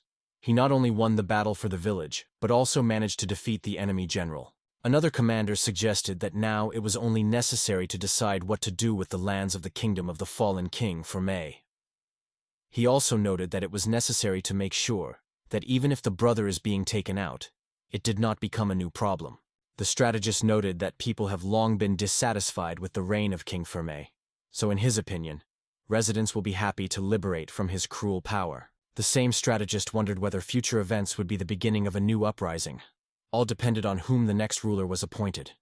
He understood that such a threat is quite real. The Verkhovna Rada declared its intention to transfer power over the lands of King Ferme Tatrish, explaining that his father, Lega Sam, once owned this palace. High-ranking officials said that, given the initial affiliation of the territory to Legos, it is quite natural if his daughter takes this responsibility. One of the advisors explained that women have no right to inherit on a Delmiapon. But this is where almost a kun appears, the one who can equalize the chances. Another advisor suggested formally marrying between Diamos and Tetra to make Diamos a legitimate heir of land. He noted that such a solution is usually considered inappropriate without adoption in the family. But in terms of the law, it is quite real. Tetra wondered if people could accept her, because she doubted that the residents would agree to see a woman on the throne. He reassured Tetra, they say, there is nothing to worry about.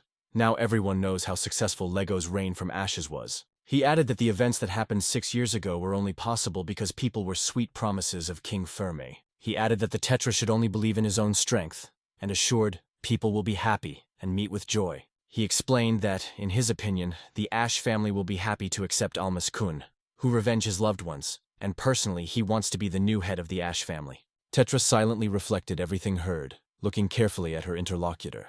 He confessed that the wedding of Tetra and the Kuhuns Almes should take place a little later, but emphasized, thanks to the outstanding merits of Diamos Kun in the war, you can miss a lot of formalities and immediately take up the most important. He announced that the Tetra would marry the Diamond Kun, and that is how his hometown would be able to regain himself. He continued and said that if she really seeks to be proud of the title of her father's heir, then he should become the outstanding ruler of the former lands of Ashiv, and even surpass him in glory. Tetra finally agreed, clearly showing that she was ready to take on all his responsibilities. Within a month after these events, the former lands of King Ferme were fully under the rule of the Kingdom of Ursitz. He noted that King Rausid during this time he recovered on his own, and no complications occurred. He said that everything went great, and finally the long-awaited day came. He almost admitted to himself that he was very worried about the future ceremony. He was reminded that today all attention was drawn to him, and asked to stay. He said that the palace, which once belonged to King Fermi, now became the place of their wedding celebration. Friends reported that they had already prepared and invited the Almas to join them. One of the escorts apologized for making him help, but the guy assured that everything was fine and cheered her up. Almnus, watching the Tertro in a thin veil, mentally could not but admire its beauty. Tetra turned and called Almos named, and he looked back immediately. He whispered softly to her that she was unspeakably good today. The residents of the capital joyfully welcomed the newlyweds with loud applause and sincere smiles. Making sure that everyone was preparing, the presenter solemnly invited the audience to go to the altar. Almas and Tetra, holding hands, walked to the podium, where the guests have already gathered, encouraging each other. The young couple, barely climbing the central platform of the ceremony, is solemn and a little excited. The priestess was warmly welcomed by both with this important event. The diamond, a little confused, said quietly by Yuri, turning to the presenter. Tetra smiled and thanked her sincere words. The presenter solemnly announced that it was time to start the ceremony, almost froze in place, looking a little stunned what is happening. When the presenter asked if they promised to love and appreciate each other by the end of their days, the newlyweds quietly but confidently confirmed their consent and went to the exchange of wedding rings. The servant carried out the box in which the wedding rings were lying. The narrator noticed that 2 wedding rings were carefully put in a soft frame and already prepared for the ceremony. On the next scene, he told how Almas and Tetra, standing in front of the altar, carefully removed their old gloves and at the same time put on each other's shiny wedding rings on his fingers. The priest said the prayer, turning to the gods of heaven, earth, and sea, to protect the newlyweds. He reminded everyone present of the greatness of these forces that accompany people from the oldest and troubled times. The priest suggested that all those present to bless the future union, and called on the happy of the happiness of Alma Centretera, and then announced the last solemn kiss. When Tetra and Diamos were kissed, the audience exploded with friendly applause, and the narrator stressed that he raised a real wave of joy in the hall. As soon as the crowd exploded with loud applause, the whole hall froze with delight, and the face of friends of Almos, Ron, Bartolo, and others shone with joy. When the evening began to wrap the city, the narrator noted that the sounds of the celebration were heard everywhere. A cheerful noise, ringing, and music were rolled from the palace to the most removed streets.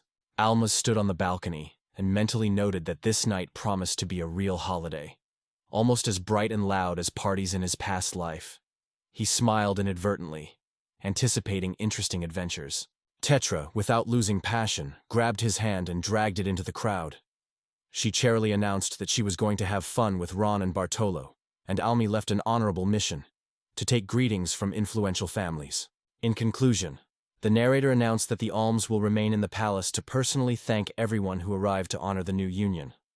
So the official part of the ceremony came to an end. The discolored diamond shouted angrily on Tetra and Lagosam, demanding that they immediately stop whispering what should happen this night. She was genuinely confused with their strange behavior. One of the servants approached the diamond, holding a neatly wrapped box, and reported that it was a welcoming gift from a family that sent only it, and did not come to the wedding personally. Expanding the box and reading the plate inside, almost immediately it became clear that the gift was sent by Babel family, although none of them even came on the holiday. Tetra was thoughtful that the position of the Diabetes family remains unclear. She thought if they really agree with this marriage, and what they thought about the joining of the lands that previously belonged to King Fermi. Under the starry sky, all the fogs with a smile noted that they did not prevent them from just sitting together and enjoying this moment. He took a look at the guests who were happy to celebrate, and thought he reminded that it was because of their friendship and support that this holiday became possible. Almas was suddenly remembered for the first days spent with his friends in Ramalia's forest when he saw them having fun and greeting new guests. He also mentally noted that this festive party was made possible by the hard work of each of the attendees. It is the most joint effort to overcome many difficulties. They silently relied on each other, understanding without words.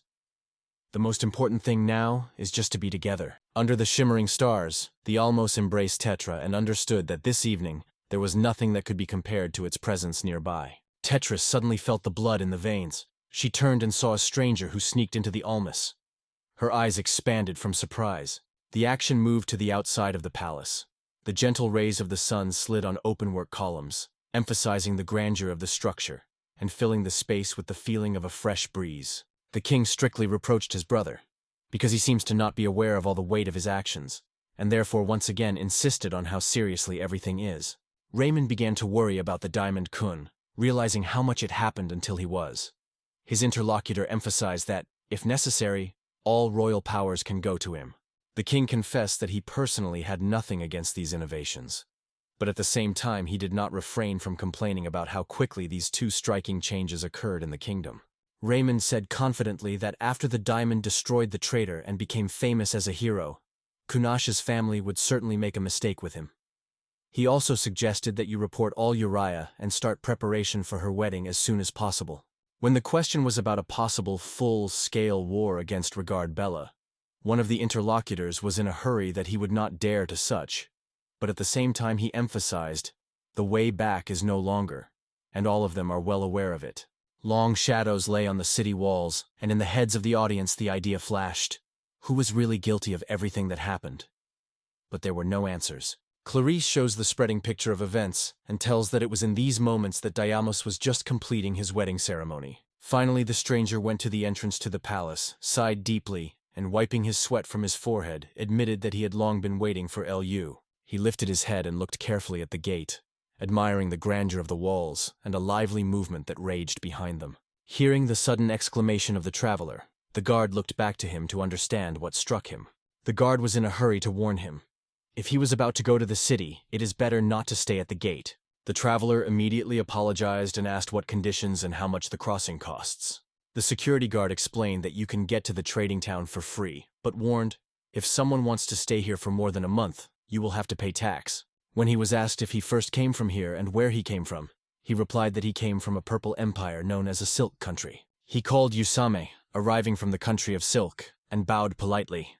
The guard explained that there are two types of residents in Clarissus. Some are obliged to pay taxes, and others are exempt. He warned the traveler to be cautious in relations with the inhabitants of the second grade, because they were considered unreliable. The traveler sincerely thanked for the right advice. After receiving the guidelines, he moved the Lacero street, encouraging himself step by step to dive deeper into the tangled maze of city quarters. Suddenly, he heard a cry and looked around. Behind the corner, barely holding on his feet, an exhausted man appeared, firmly pressing some suitcase. The excited girl swept past. She hurriedly told that someone had grabbed her bag and immediately fled, so she rushed to him for help. He immediately grabbed the fugitive for the belt of the bag, loudly ordering to stop and giving him any chance to escape. Due to the sharp, unexpected maneuver, the thief did not keep his balance and flew into boxes with cans, which were scattered with a roar on the pavement. He ignited the fire, thinking that such behavior only confirms the right of the guard. The people of the second grade can indeed be very unreliable. The girl quickly caught up with them and sincerely thanked them for throwing a thief and returning her bag. Without her, she would really have great trouble. She said that she would get into the mess without this bag, and sincerely thanked him for the salvation, causing compassion for everyone who passed by. He examined the crippled thief, to which two guards were approaching, and threatened to rap him on the slave. Fearing for his life, he became a trembling voice that he would never do so again. The girl gladly revealed her bag and showed him a stack of drawings, sketches of buildings she created in different corners of the world, including in Syrish and Persia, and a few more of her own architectural ideas. He thoughtfully noted that for a girl to dream of the profession of architect, it is quite unusual, and warmly smiled, looking at her inspired look. He thought about literacy in Clarice, and explained that most of the first-class people are able to read, write, and count, but this does not apply to second-class residents. The girl agreed that for the largest trade city of the world it is quite natural, and in response to gratitude, she asked her to have a tour of Claris. He agreed without hesitation and immediately presented his companion. It was called, and he called Yue Sima. Yue is his name, and Sima was a name. They talked about Kirish. The girl wondered if she wanted to know more about this country, and immediately began to explain why Kirishi cities had restrictions through unions and non-aggression pacts. He confessed that he thought about it for a long time, and she suggested that the policies were simply decided to unite in order to confront the powerful Persians together. The interlocutor noted that it was now clear why the warriors of independent cities of Kharitia were able to overcome the Persians twice, and acknowledged that it had indeed ignited his curiosity. She noticed that he was eating at the same time and spelling something active in his notes, so she asked him to stop writing while eating. UAC smiled in a smiling that it is not difficult for her to combine several cases, but because of her admiration, she risks sleeping. The girl laughed and apologized, and he, leaning on the elbow, asked why she went on a journey in the world. Ice may have been a little discordant, but honestly confessed that she had not yet decided on her ultimate goal, and asked a little time to think. He removed the notebook from the table, moved the food away and put it in front of him, as if an important conversation would begin. He said that, as Kirishia said, his dream was to see the ocean at the very edge of the world. She wondered why he wanted to see the ocean so much, and he told that he was born far in the east, and when he was only 5, went with his parents on a trip to the sea. He confessed that during that trip, his parents did not reach the ocean. They died on the road, leaving him inherited his last desire, to fulfill their dream of the sea. She listened carefully and immediately noticed that his parents' dream was different from his own. The guy confirmed, this is really their desire, not his personal goal. She asked what he dreams about himself, and then in his eyes a smile flashed.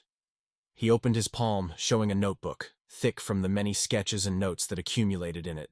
He confessed that he seeks to gather in his book all the impressions and stories he heard and see during the journey, so that people can get to know the world better. She happily responded to this desire, enthusiastically clapped her hands and confessed that she likes such dreams. She assured him that there was very little time, and very soon he would be able to fulfill his parents' dream. Moved by her support, he only nodded silently, barely holding back the excitement. This map shows the route. In 2 days the ship will leave Clarice to Lisado, which is on the Adeln Peninsula. From there he will continue the journey to the ocean borders. He laughed and noted that his long journey was already coming to an end, and she tuned to continue the conversation with a thoughtful look. She asked if he would not be against it if she went with him. He made it clear that he did not want it, but still asked if she had some special reason for it. The girl explained that in Kureush there are already enough talented architects, so she is unlikely to be able to find a job there, and he listened carefully to her without any objections. She noted that in the less developed part of the peninsula, the Adela situation is completely different. There, on the contrary, is very lacking in experienced architects, and the demand for them is extremely high. He nodded, making it clear that all her words were clear to him, and he would surely take them into account. In response, they all decided to go to the Adelne Peninsula and agreed to arrange a small holiday before leaving. In his memoirs, he gathered all the advisors and asked for silence to discuss important things before the king of the Rosette came to his senses. It was he who was the first to talk about the former lands of Ash, who recently reached them after the war, and suggested that he pass these territories to his foster son, Almos Roskitsa. The idea was immediately supported. The advisors supported this decision, and he thought it was just great. Therefore, all participants unanimously supported this proposal, confirming that the result is quite suitable. The advisor reproached Raymond in protection, reminding that no one even knows where the guy comes from, to whom he is about to pass such important lands. At heart, the king knew so much that everything would work out. But still, will the Debal oppose this decision again? He explained that he could not ignore the accusation of protectionism, because Diamond was still the most expensive foster son for him. He also stressed that Almaz with a triumph defeated King Fermi, which proved his courage and skill in battle. The king noted that he did not mean a coward, who would simply escape into his possessions and hid there. The advisor explained that it was a time when the boy was not yet a king's son and remained a defenseless orphan. In response, they reminded that the diamond was the son of Griffin, and the king knew it well. The mentor doubted that the conversation concerns only orphan status, noting that the advisor specifically selected provocative words. The meeting wondered if there were some worthy personalities among the generals who should transfer these lands. So, they summed up that the excitement arose only because of the desire to see. The Almos would be able to take care of new property. In the presence of all the advisors, he noted that a young boy who has neither his own power nor a noble origin would be extremely difficult to manage such huge lands. Another advisor, referring to his duties of the applicant for the throne, acknowledged that it was important to gain the adherence of a new owner, and assured that there was no reason to be concerned, since Almus will have at least 2 allies ready to support him. In response, the king explained that Bartola was appointed by the Diamond military advisor, and the deeds within the country will be engaged in Pampas and Boros Ash Perm. After that, He assured that with such mentors, he would definitely manage to manage new lands, if not perfect, at least much better than some of the present. The advisor noted that even if the management is not too perfect, it is still better than entrusting these lands to the one who did not show his dedication on the battlefield. All those present mentioned that it was thanks to the deeds of the 3 heroes that they received this land, and therefore considered it just to pass it on to them. They thought whether they could be done otherwise. However, one of the present recalled that these lands are of strategic importance for protection against the kingdom of Demorgar, so they are vital for the safety of the whole kingdom. The advisor replied that he was more trusting those who had the courage to oppose the farm than those who were scared of fear and who retreated, emphasizing the true value of experience gained in real clashes. When the king wondered if there was someone else who shared his opinion, Raymond asked if someone sees the situation differently. On this, the king only coughed, avoiding a specific answer. Finally, the forum moderator suggested that you bring the issue to the vote, inviting everyone to express their consent or disagreement to transfer land to alms. The attendees unanimously raised their hands as a sign of consent, so this issue was considered resolved, and everyone went to the next paragraph on the agenda. One of the advisors urged to calm down and explained that the king remained for no more than 2 years, and the other began to reproach Raymond's arrogance only because of his proximity to the monarch. Balmet noted that lightness was a really bad habit, and Raymond agreed and added that he had already been destined to be engaged to Yuri. When he was asked whose direction he would become, the young man said with confidence that he would devote his entire life to the service of the house. It was emphasized that Rhaegar herself was the most powerful among all influential families, so no one doubted that he would sit on the throne. Neither the weak king nor his brother were able to prevent him. One of the present at the meeting immediately denied. Although the foster son of Raymond, with the support of influential families, could gain too great power, this would not happen. However, Raymond believed that the boy was just lucky to win, and he was convinced that he would easily cope with this task. In response, others noted that the impostor has no support for influential families, and therefore, in the case of a rebellion, he would effortlessly suppress anyone who opposes him. Rigersam himself assured that it would only agree to resort to radical actions when there is no other way out.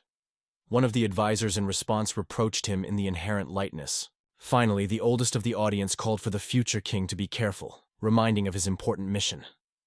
In response, Raymond only said he was chosen by the spirits themselves. The guy mentally noted that the sword and spear have different attack lengths, which means that the opponent would probably try to stay away. He suddenly rushed forward, rapidly shortening the distance, forcing the warrior with the shield to strain and be surprised. Looking at, he noticed as a lightning the young man. The guy struck a quick sharp blows around the shield, and the soldier repulsed them in all sides. Despite the range of the enemy's weapons, he boldly assured himself, thanks to a trapped body and a honed skill, it would easily reduce this distance. The soldier in despair squeezed under his nose, because the enemy again clung to the battle, leaving him no opportunity to retreat. The young man explained his success with the principles of Kando, because thanks to superhuman power, he effortlessly lifted his legs above the ground.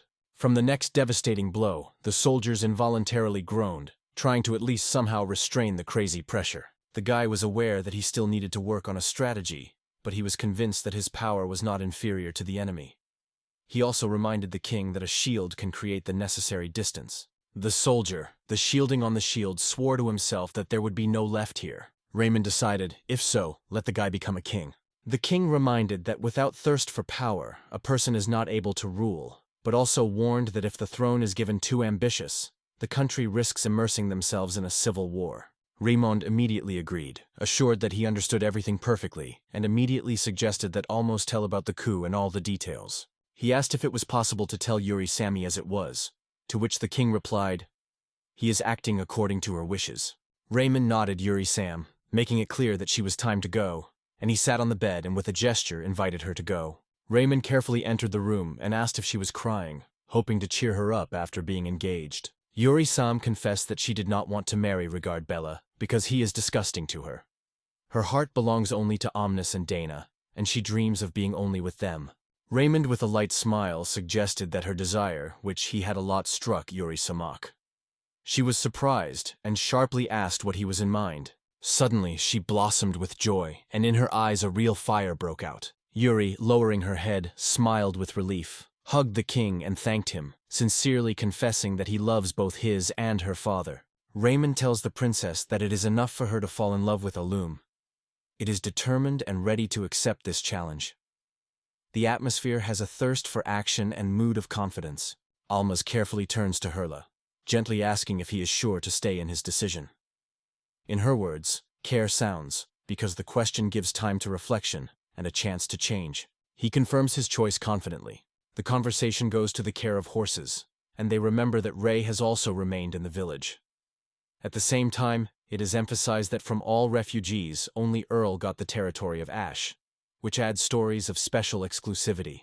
Saying goodbye, the Earl sincerely thanks for their care and kindness, although those who remain will be very sad for him. They promise to thank him for his support, dedicating his entire life. It is an exciting moment, full of sincere gratitude and warm feelings. Diamos confesses that I am very happy because Earl remains in the village, and now with a light heart can trust him with community management. Someone reassures the other, they say. There are no reasons for worries, and invites you to stay in the village. In his words, sincere warmth and acceptance is felt, especially when he gladly says that I am glad to see the era among them. An unexpected fact is being discussed. Most refugees decided to stay in the village of Almas, although they had the opportunity to return home. Some notes that it is more convenient here than somewhere, and is slightly surprised by this choice. It is solemnly proclaimed, Almas will turn devastated land into a flowering country. In these words, it is the promise of a bright future, full of hope and confidence in great changes. Alma says it is his business, like everyone who is now near him. Once everyone gathered, it is time to move to discussing important issues. Brown, Donna politely explained that he is only an advisor now, so the diamond can turn to him simply by name, without unnecessary formal titles. Bartolo Dono said that his main task as the landowner is to maintain order and protect his land from any danger from the outside. He added that he should collect tribute for King Rossos, as well as change taxes so that he lacks the safety, maintaining order and protection against woodmax.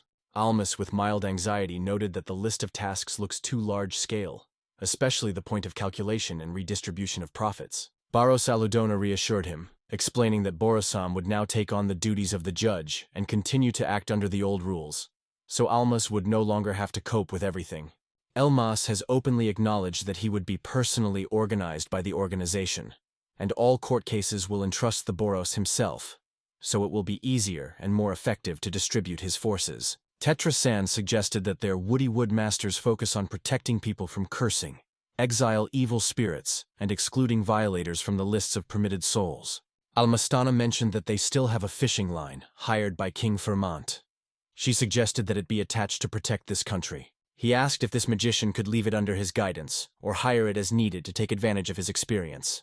The advisor approved this idea and advised not to be laid, but to take the next business, to restore the land devastated by the King Ferme, because now these territories belong to Almas. Olmastono thought that the main thing now is to restore the native land. Bosson with anxiety noted that for Dono's diamond, such a large-scale task may be too complicated, as he has never encountered such responsibility. In response, Alyanu reminded that he killed King Ferme, and therefore must take responsibility on his own for the restoration of these lands. He thought that the restoration of ruined lands requires considerable finances, and the only way to get money is to raise taxes.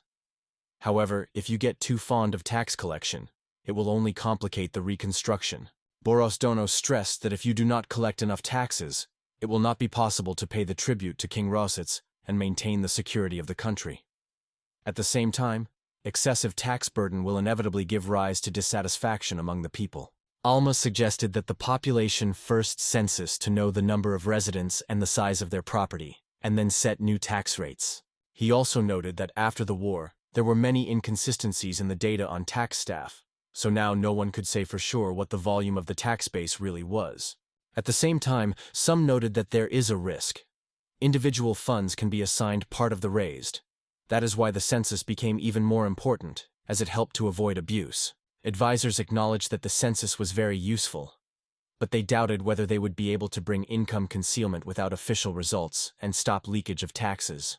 In the end, they first decided to conduct a census to reduce tax evasion and raise enough money to restore the affected areas. Ron asked with horror what they would have to do now. Without understanding, he calmly explained that no one forces them to speak a language they do not know, and he would only annoy him if they try to speak other people's words. The advisors recalled that their leader now belongs to the influential family, so you should respect the status of rigura debota. Some of them stressed that the differences between them and newcomers are of great importance and cannot be underestimated. Almastanano realized that if he does not demonstrate to anyone who is the true master of these lands, people will stop respecting him, and no one recognizes his authorities.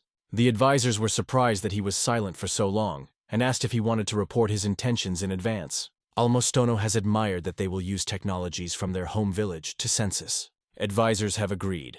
It is better not to interfere in his manner of submission, and communicate in a language clear to them.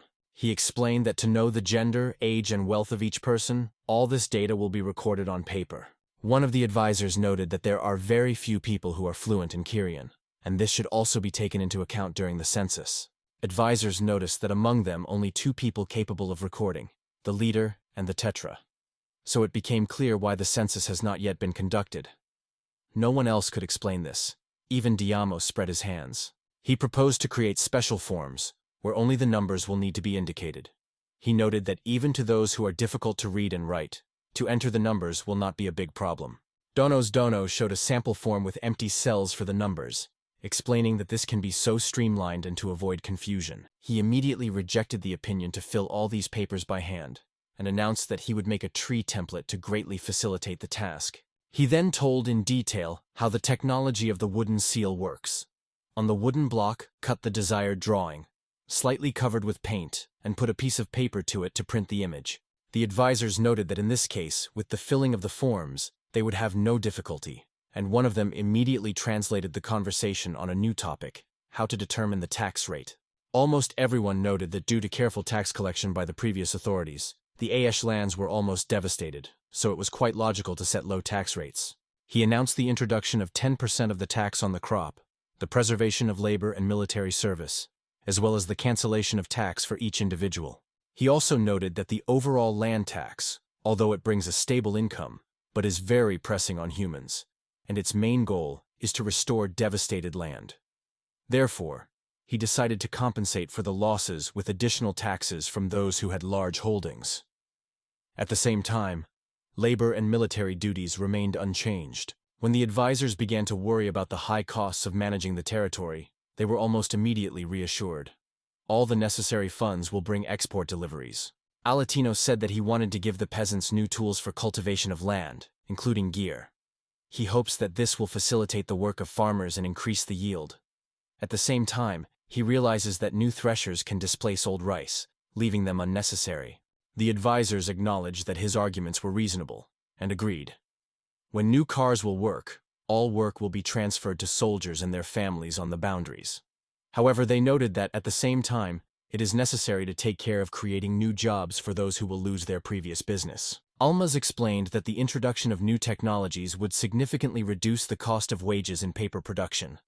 And by expanding the production chain, you can not only create new jobs, but also save income from the production of forms. He proposed to postpone the discussion of crop rotation and move on to the next issue, the establishment of distilled wine production, emphasizing that this project would be an additional source of profit and diversify agricultural products.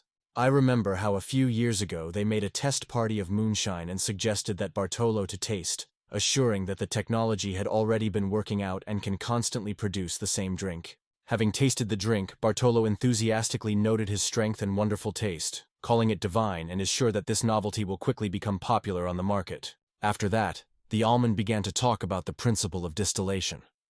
He explained that the wine first consists of a mixture of alcohol and water, but if it is heated, the alcohol evaporates faster than the water, and this pair can be collected separately. He explained that the main secret is the difference in the boiling point of water and alcohol. If you properly adjust the fire and condensation, it is possible to get pure alcohol, while only water remains in the boiler. Ilmis explained that after collecting alcohol vapor, they were cooled, turning into liquid. This is how the concentrate, or first, which stores the highest amount of alcohol, is obtained. Therefore, he concluded that the proposed method allows you to effectively separate the alcohol faction, provide stable production of strong drinks for sale, and replenishment of the state treasury. Dano explained that pure alcohol can be obtained by distillation from the barrel by removing water.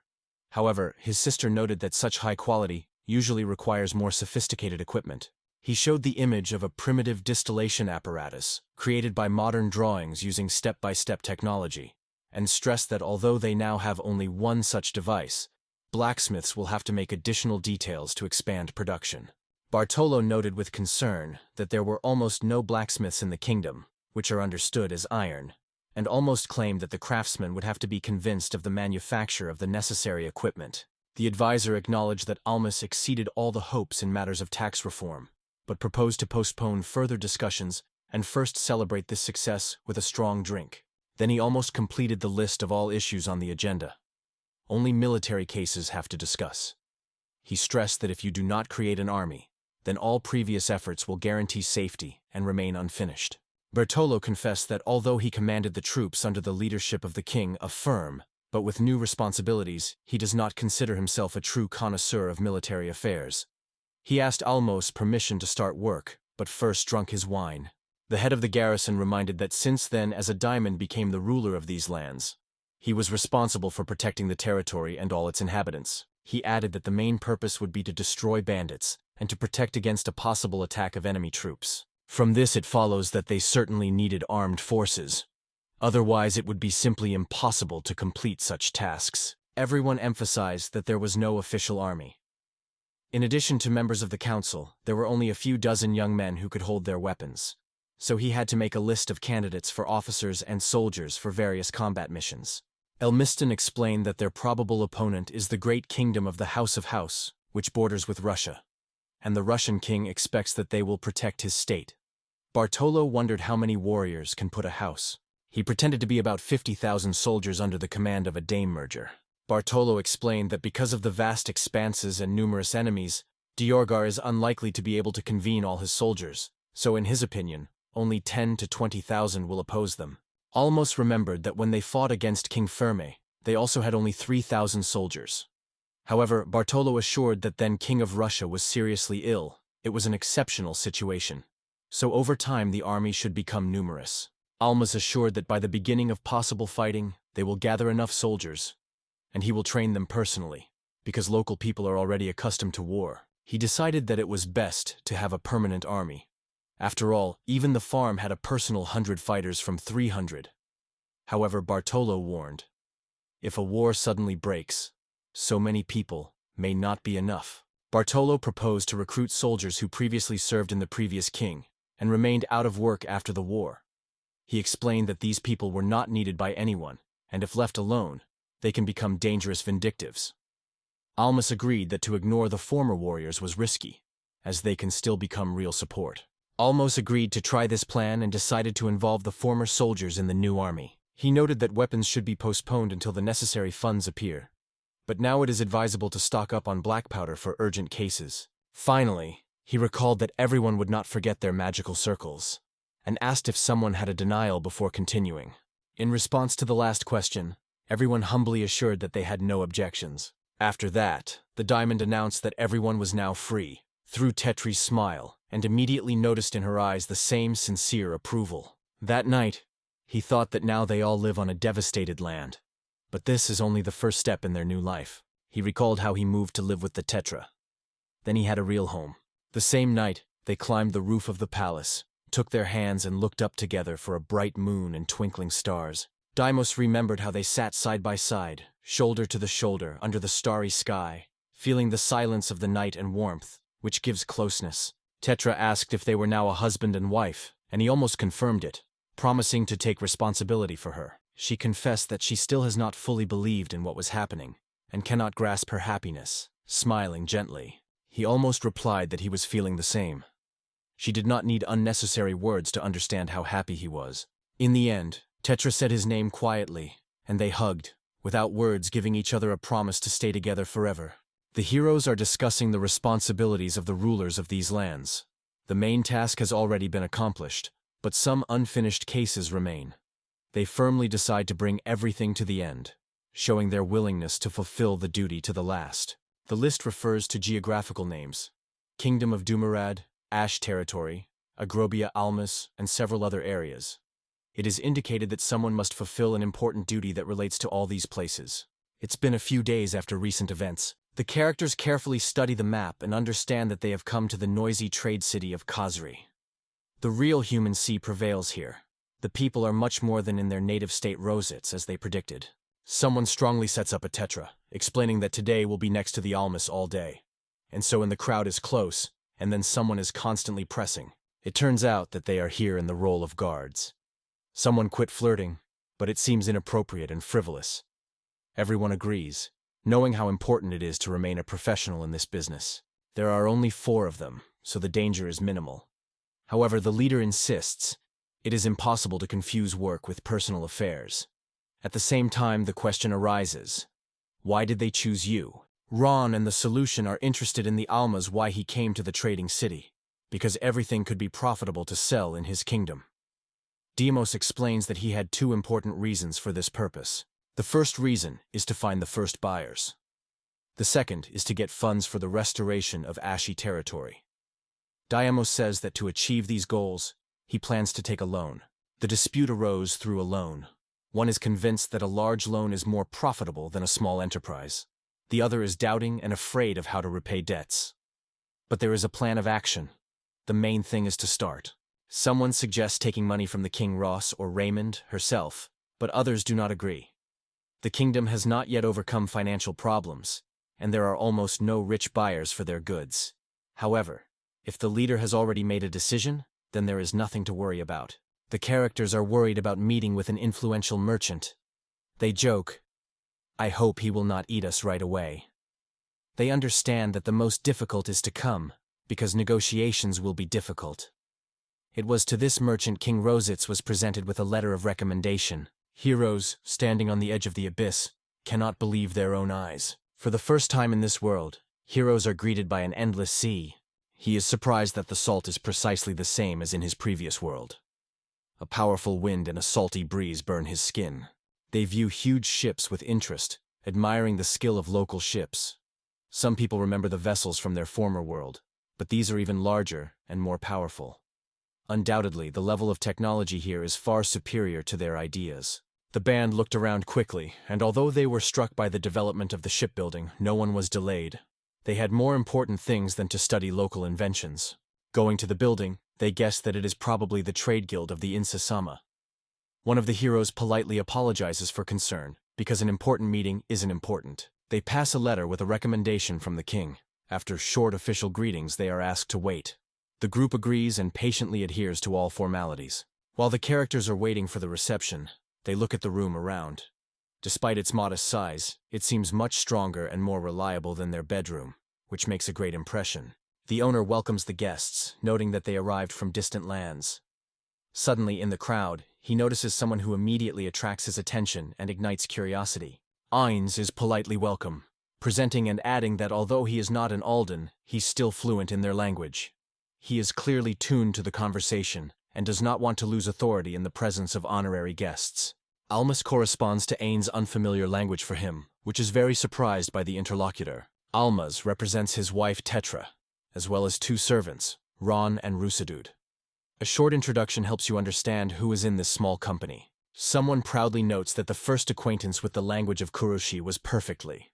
The greetings during the epidemic succeeded, and guests are invited to move on. When he was asked where he knew this language, Almos said that he had learned from his wife, whose mother was Kari Shion. Thus, a small detail of their family history opens. Tetra tells a touching story. Her mother, Elena, traveling the lands of Ash, met Tetra's future father and fell in love with him. This is what she explains the close relationship between 2 different cultures in her family. When the name of Helen is heard, someone quietly repeats him, as if remembering something important. At that moment, a special note of nostalgia hangs in the air. The owner invites the guest to sit down and goes to discuss cases. The room immediately feels a business, serious atmosphere. The conversation went to the main. The guests were asked what product they brought for sale and asked to show samples, starting business negotiations. Guests demonstrate samples of paper, call them and mention certain pew. Short, yes, sounds like a sign of consent or confirmation of good quality of the product. The owner is interested in the price, emphasizing that the paper is much more convenient than a papyrus or parchment. He clearly understands how practically it is used for various records. When inspecting the sample, The owner asks for permission to break the paper a little and try to write something on it. So he professionally checks the quality of the goods before concluding an agreement. Everyone is sitting in silence. A tense atmosphere prevails. There is a lively discussion about the commercial prospects of this paper. The owner considers the idea to start mass production and proposes to sell it twice as expensive than papyrus. He already counts the possible profit if he manages to displace the papyrus from the market. Business intervals are already coming to an end. The main character is convinced that this agreement will be able to make good profit. So, short lines are what we have already agreed, and the previous contract has already been signed on paper. Now it's time to move on to the next question. Guests are asked to taste wine. First, everyone pays attention to the pronounced characteristic aroma of the drink. It seems that the degree is considerable here, so there are contradictory emotions among the tasters. One of the attendees for the first time tries this wine. After careful tasting, he states with confidence that this drink can be sold 20 times more expensive than ordinary wine. The quality of this product seems to be impressive. The owner tasted the wine and thoughtfully said, Zrenia, careful evaluation of its taste and opportunities for sale. There is a mutual understanding between business partners. They easily find common ground by discussing the quality of the product. Someone insists at a higher price for a unique wine, but the other is doubtful. After all, the taster has just admitted that he was making him for the first time. There is an inconvenient silence that quickly grows into passionate bidding. One guest confidently states that he wants to receive at least 30 times more than his initial price. But as soon as it is said, it immediately begins to hesitate. Not it is too small? It seems that the thing is really unique if such hot disputes about the cost are going on. It was possible to negotiate the price unexpectedly quickly. Even the attendees were surprised. No one was waiting for the negotiations to end so rapidly. Suddenly, someone notices a mysterious smile. "I caught me!" One of the merchants pleads jokingly, trying to discharge the tension with a lightweight trick. The conversation proceeds to discuss the loan. One of the participants is inferior. "I have no chance to win this game with a merchant," recognizing his skills in business. Tetra learns that King Rositz has already mentioned their needs in the letter. "So how much do you need?" Ninus's direct question immediately translates the conversation into a practical channel. Guests are confidently asking 3 times more, emphasizing that they bring so much about their land in a year. They seem to be carefully calculated in advance. The merchant asks to show the documents first, but his reaction makes it clear that something was surprised. Perhaps the amount or conditions were unexpected. After thinking, the merchant agrees to issue money, but puts his condition. The discount on the paper will continue until the debt is completely returned. However, everything is not so easy. In his words, there is a hidden complexity of this agreement. Finally, there is a joyful exclamation of consent. The agreement is concluded. Both sides were satisfied with the result of long and grueling negotiations. The negotiations ended, and all financial issues have been resolved. This agreement is beneficial for both parties, because the special terms in the documents guarantee profit even if the debt is not refunded. A few weeks have passed since the protagonist was appointed ruler of the land of Ash. Now he has new challenges. You need to manage these territories. Ron went to the village to collect taxes from locals. During the delivery of the rural tax, everyone was suspected. The bags looked too small for such a large area. So they decided to check again how many grains they really have. It turned out that instead of the required 10 bags, they were brought much less. Despite the assurance of the old age that the fee was made completely, he was not entrusted. The elder swore that he handed out all the grain, but was suspected of concealment. The tension increased, and the confrontation inevitably approached its climax. The team was given to search the elderly house. In the tone of this order, it was clear that the deception would inevitably reveal. The guards forced the deceiver to kneel and did not allow him to get up until he tried in vain to justify himself. Ron reached him a tax report. Meanwhile, the search in the house began to produce results. During the search, they found a wheat hiding place under the floor. Documents showed that the tax should be much higher. The elder clearly hid a part of the crop. If the elders of the village are caught on theft, he is severely punished, 50 beats of a whip. The Soyon confirms that everyone is responsible for theft, despite his status or position. The village head is trying to justify, say, collecting taxes is a risky business, so an additional reward is needed for this. However, Ron Suma disagrees with this position and considers such methods excessive. In despair, the rural head is pleased not to tell the owner and offers part of the ransom in wheat as a bribe. However, his attempts to negotiate only aggravate the situation. If someone tries to give a bribe, the punishment increases to 70 beats. The elder begs for mercy, and in horror asks mercy, but everything looks hopeless. The law is the law. Some people say that such violations are a common matter here. But this time they will have to personally ask for mercy from the owner of these lands. The order is issued immediately. The rest of the bags are loaded on the cart, putting a point in this unpleasant story with tax fraud. In the meantime, in the Ash Palace, the heroes are hastily rushed to the leader to tell about the event, but they notice the row on the road. The meeting proved to be very appropriate. Now they can discuss everything that happened just with it. After reading about the heir, everyone is interested in how things go. At this point, someone recalls that it is it that he can help solve the problem that has just arisen. Believers immediately learn about today's bribery attempt. Prouded that they managed to expose fraud, they do not hide pride in the voices, because they managed to protect the interests of Ashland. They discuss the problem of tax evasion. Some notes that if everyone stopped hiding their income, people's lives would become better. However, the concealment has been going on for the 12th time in a row, which makes you think about how large this phenomenon has become. One of the characters is proud of how carefully prepared for the case, and calls Ron-kun as an example for imitation. His words are full of respect for his older friend and the desire to take on his experience. In the current circumstances, the hero believes everything happens for the better. He is convinced that the severity of the mayor as a ruler is not in vain. Thanks to such methods, good changes will certainly become. A special role is played by the Almas team.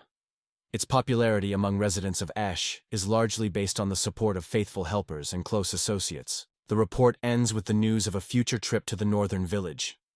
The characters say goodbye to each other, hoping for an ambulance, and that after all the cases will finally be able to relax. Someone thanks for the work done. This short phrase emphasizes the joint efforts and demonstrates mutual respect between all participants in the event. Discuss the results of the tax revenue verification. There is a significant difference between expected and actual income, especially in the case of AMO. This issue needs additional study. The accurate determination of tax rates through the census is joyfully reported. This achievement is attributed to the wisdom of Almasami and his fair tax policy. They discuss agricultural achievements. The development of new tools is scheduled. The production of rapids has already been started. Due to the borrowed funds, we managed to buy iron equipment, which should increase labor efficiency. The conclusion can be made. Events unfold in the right direction. The successes in agriculture and the tax field prove the chosen land management strategy is true. They discuss the inheritance of the time of King Firm. There are many abandoned lands in the territories. Heroes hope that if you process these abandoned areas, in the future, it will be possible to significantly increase the yield. Everything is done in ordering for land, but it is very difficult to find horses in the AAAE region. Because of this, there can be serious difficulties in agriculture. Almas reports that herself already knows about the intentions to use horses not only for the farm, but also for combat purposes during the threat. In addition, the order for the purchase of specially trained combat horses has already been given. An important harvest holiday on the nose is a special event for the Kingdom of Rozitz, where all noble families come. Belle is also expected to appear in this event. Someone talks about the desire to avoid any conflict in the future celebration, at the same time sincerely worried that Rusadud and others from the team were all right. A set of warriors is announced, causing excitement among the locals. Summer asks in confusion whether the war will begin, without stopping his daily work on the farm. Type conditions are announced. People aged 15 to 30 are accepted. The service promises to be voluntary, and they will pay wheat. A detailed list of requirements has also been published for the candidates. Future soldiers are promised at the expense of the Ashiv family. This is a key condition, because it would be difficult for the majority to get the equipment alone. The new soldiers are explained by their responsibilities, to fight bandits and protect their territory. At the same time, the character with sadness recalls the missing Ron and Rose, which emphasizes the depth of his personal experiences. In spite of all military preparations, it is emphasized that the main task is to maintain order, not to fight a full scale. This should reassure the locals. The favorable conditions of service were announced: employment for life, except for special cases, and providing pension. The recruits will receive a home near the palace and take daily workouts. The reception is limited to only 300 places. If you want too much, they will be selected. Applications should be applied through elders within 2 weeks. The peasants discuss the news lively. This is a chance for landowners, but farmers will have to leave their allotments, particularly emphasized on a voluntary set. Some of the audience wondered if he would be able to join the service, even having the past in the elite troops of the King Ephraim. He has explained that the most important are skills and desire, not origin. The army is open to anyone who is ready to join, no matter what family you are from. Selection is open to everyone. Everyone has a level of chances, because the decision to receive does not affect the origin or past. Some are skeptical that such favorable conditions are similar to a fairy tale. But the numbers speak for themselves. The organizers are surprised. They wanted twice as much as they expected. This is a vivid signal about a serious crisis in rural areas. Finally, it becomes clear why everyone is so excited. Many farms were taken away, and the former owners were left without any means of living. It was found that most King Firme soldiers were ordinary peasants. One woman recalls the stories she has heard in the village about the difficult weekdays of soldiers and all the difficulties they had to go through. For many landless peasants, the recruiting set became a real salvation, as if fate reached out to them at a difficult time. One of the recruits enthusiastically states that she dreams of becoming a prominent warrior. He emphasizes that they came here to serve in the army, not to engage in agriculture. They are worried about those who have not got to the army, because some of them can be robbed. However, many people perceive the service as an opportunity to start a new life and find a home. Therefore, they decide to gradually increase the recruitment in the army when the economy begins to recover. Financing is raised. Will there be enough money to keep 300 soldiers, especially after a recent tax reduction? The organizers are seriously worried. Some notes that the mayor became more responsible and began to take care of the state of the economy. This is a good change, but there are still doubts about the stability of the situation. They tell about the causes of economic decline under the reign of the King firm. Although not everything is perfect, the current situation is still better than ever. The main difference is that the modern economy is no longer kept on agriculture. The new economic strategy is based on 3 main sources of income: the sale of paper, alcohol trade, and sales taxes. This approach helps to diversify the treasury and reduce the possible risks. One profitable trade plan is to buy rare chickens, such as paper, and then resell them to merchants. This scheme brings solid profit. In the town of Ash, they decided to establish a constant circulation of quality goods from Karishi. This should attract more traders and buyers here. A comprehensive economic development plan was proposed. It should attract merchants with rare goods, revive the local market, and introduce fair taxes. All this will allow the Eastern Territory to blossom. The economic strategy is discussed in which paper and alcohol are the main goods. They not only make a profit, but also activate trade on Aish lands. It is also noted that in Adele's local nobility has long been using this practice. The characters move from words to business. Ron gets the task of preparing the army, and Rose is entrusted with other important responsibilities. Everyone understands. It is time to act. Plans are already enough. Now the main thing is to work. Suddenly someone interrupts the conversation, politely asking a minute. In his voice there is anxiety, and it instantly alarming the interlocutors. The news appeared that the Ions would come soon, carrying with them 100 horses and 50 Germanic slaves. This news gives reason to think about new ways to strengthen the army. The proposal to form a horse detachment particularly emphasized how much the riders will be in future battles. They are indispensable for exploration and performing important assignments. They discuss in what condition the cavalry and the kingdom of the priests are now. Now they are just rich horses that do not have real training. However, the new unit is intended to change this situation. Ron offered himself to the role of a cavalry commander, emphasizing his skill of horseback riding and caring about slaves that would become the basis of a new detachment. Ron is surprised by such a proposal. He believes that Bosima is more suitable for this role. In addition, Ron is not sure of the Kalari's own experience. They convince him, giving different arguments. Among all acquaintances, he writes the best. In this situation, he has the same rights as everyone, and still maintains good relations with River, German. Although Boris Sama never headed the cavalry, he has other advantages. Yet Ron remains the most optimal candidate for this role. Finally decided that the cavalry will be Rausen. Let him doubt. He was convinced. Who else, not he, will be able to get along with their servants, even if he does not speak perfectly? Graham will be responsible for the archers, and Ron for the infantry. This distribution of responsibilities eliminates the ability to combine them into one detachment. The decision, having made a readiness, states that he will make every effort to cope with the new role. His admiration shows that he realized and accepted his responsibility. A few days later, the promised cavalry detachment arrives. Even the diamond, who himself ordered them to buy, does not restrain the admiration, seeing hundreds of combat horses. Aeneas proudly demonstrates horses, emphasizing that it is a great honor. Tetra and Almas themselves check the quantity by ordering each row to carefully calculate the animals for accuracy. It turned out that the horses were collected a little from everywhere. 30 were taken from warehouses, 50 more were purchased from Kurish traders, and 20 found from Adoln's nomads. Inez told how difficult it was to get them all. Meanwhile, slaves arrive. Ines confesses that he would like to buy horses from the nomadic tribes of the Adalnaisk Peninsula. It is cheaper. But now he chooses the best of those available. The column of slaves walks past the heroes. Only the difficult steps and bells of iron shackles are heard around. Deimos seems to be newly arrived slaves as their new master, explaining that he wants to get acquainted with everyone personally. He asks Ray to translate his words so that everyone understands what he means. Ray Obligus solemnly represents Alamus as a new master and conveys greetings. She clearly pronounces his name, emphasizing that it is an official appeal from the ruler of these lands so that both parties understand each other well. One of the slaves asks for food. Ray voices his request by translating his words. Almus immediately takes control, promising not only food, but also the opportunity to swim and get new clothes. Deimos decides to check how the Rose will handle the remaining slaves. He asks Raya to translate his instructions, showing his suspended and orderly approach to organizing a new detachment. Rose tries to speak German and asks Inri whether he has pronounced the phrase correctly.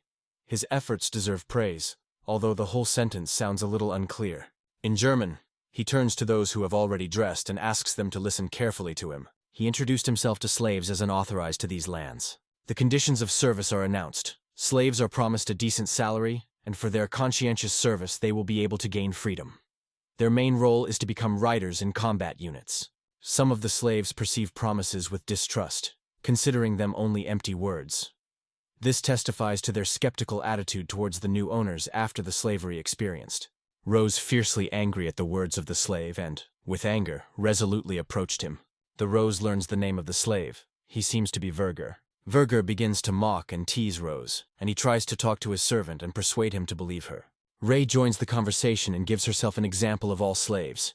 She was also a slave, but was able to gain freedom. Rose wondered if the slave of her words was obeyed, but he answered with sarcasm.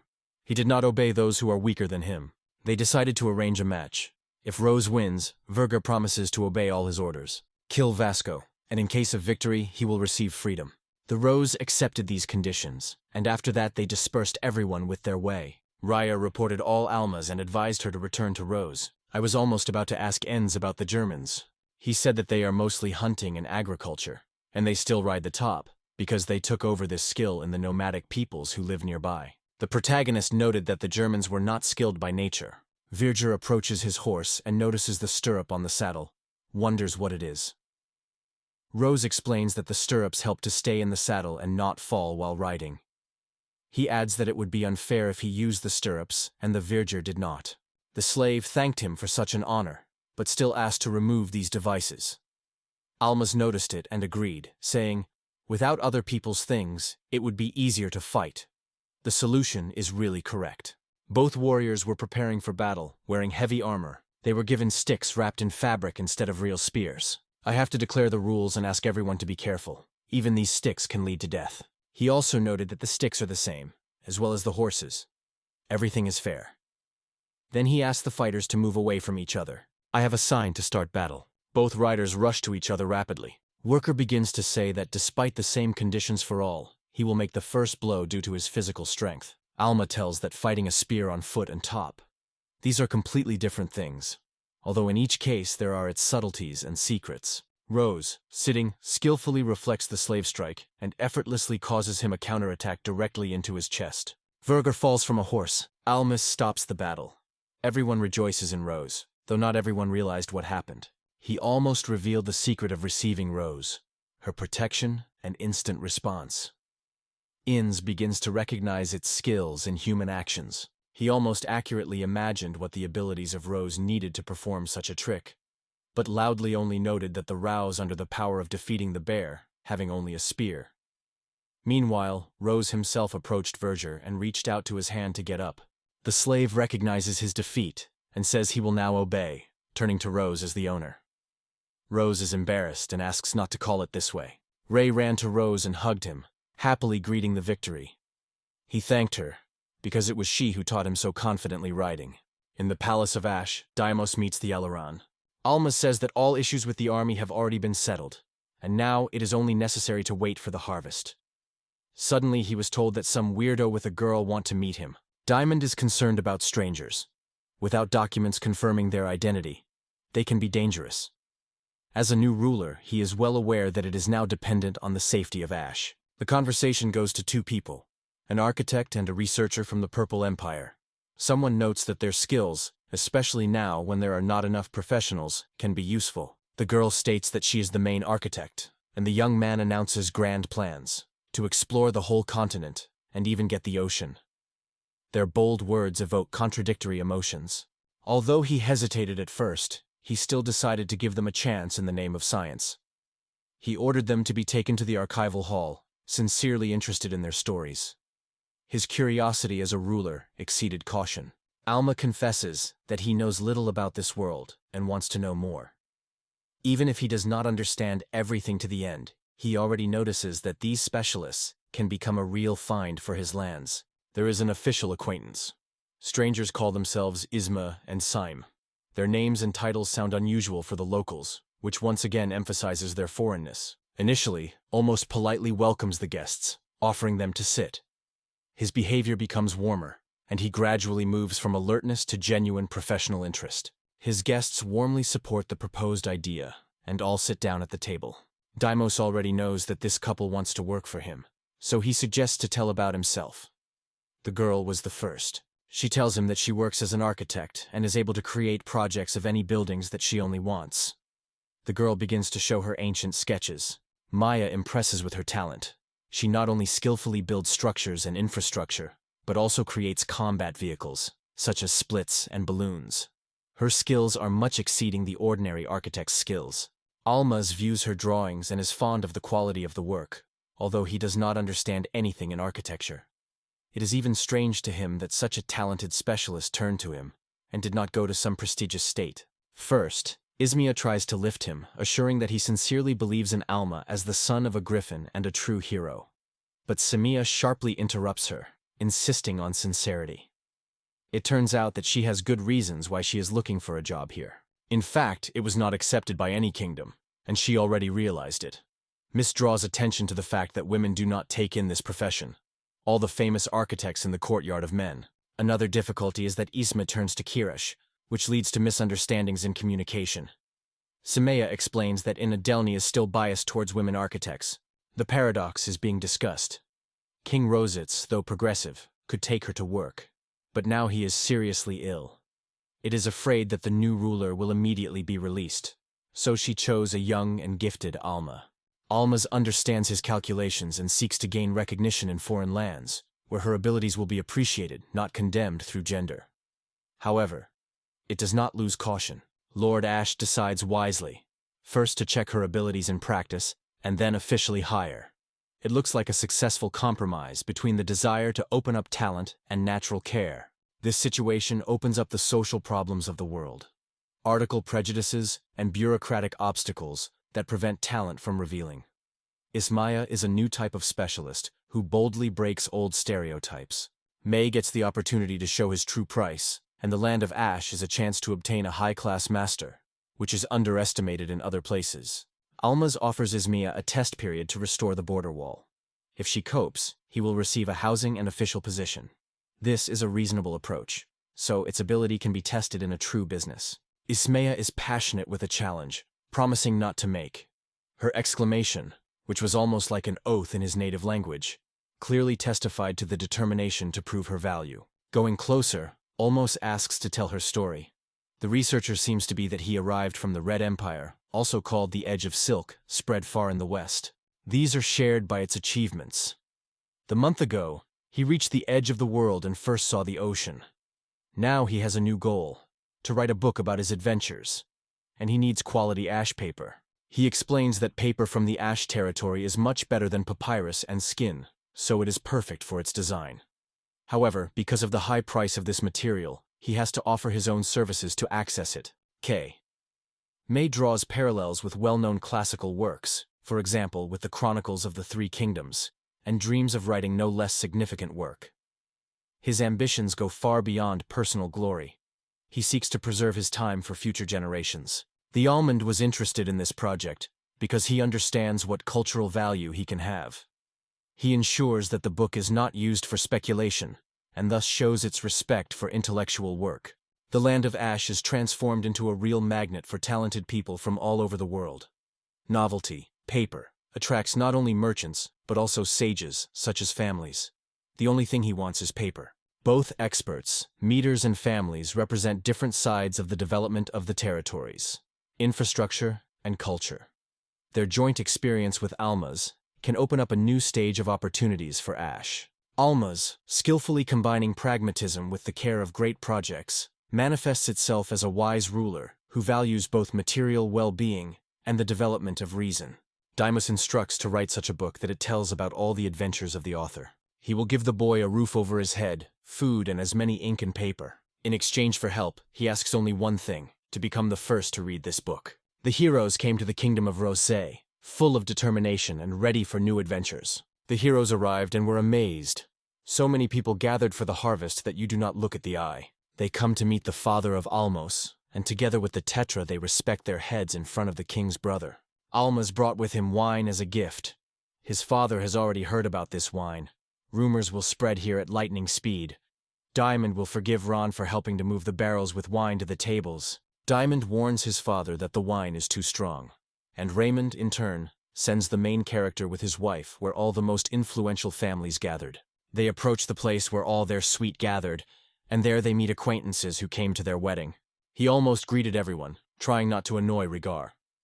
Diabella was also here, because its possession is bordered by ashlands. The Tetra goes the street, looks around and notices his mother with the baby.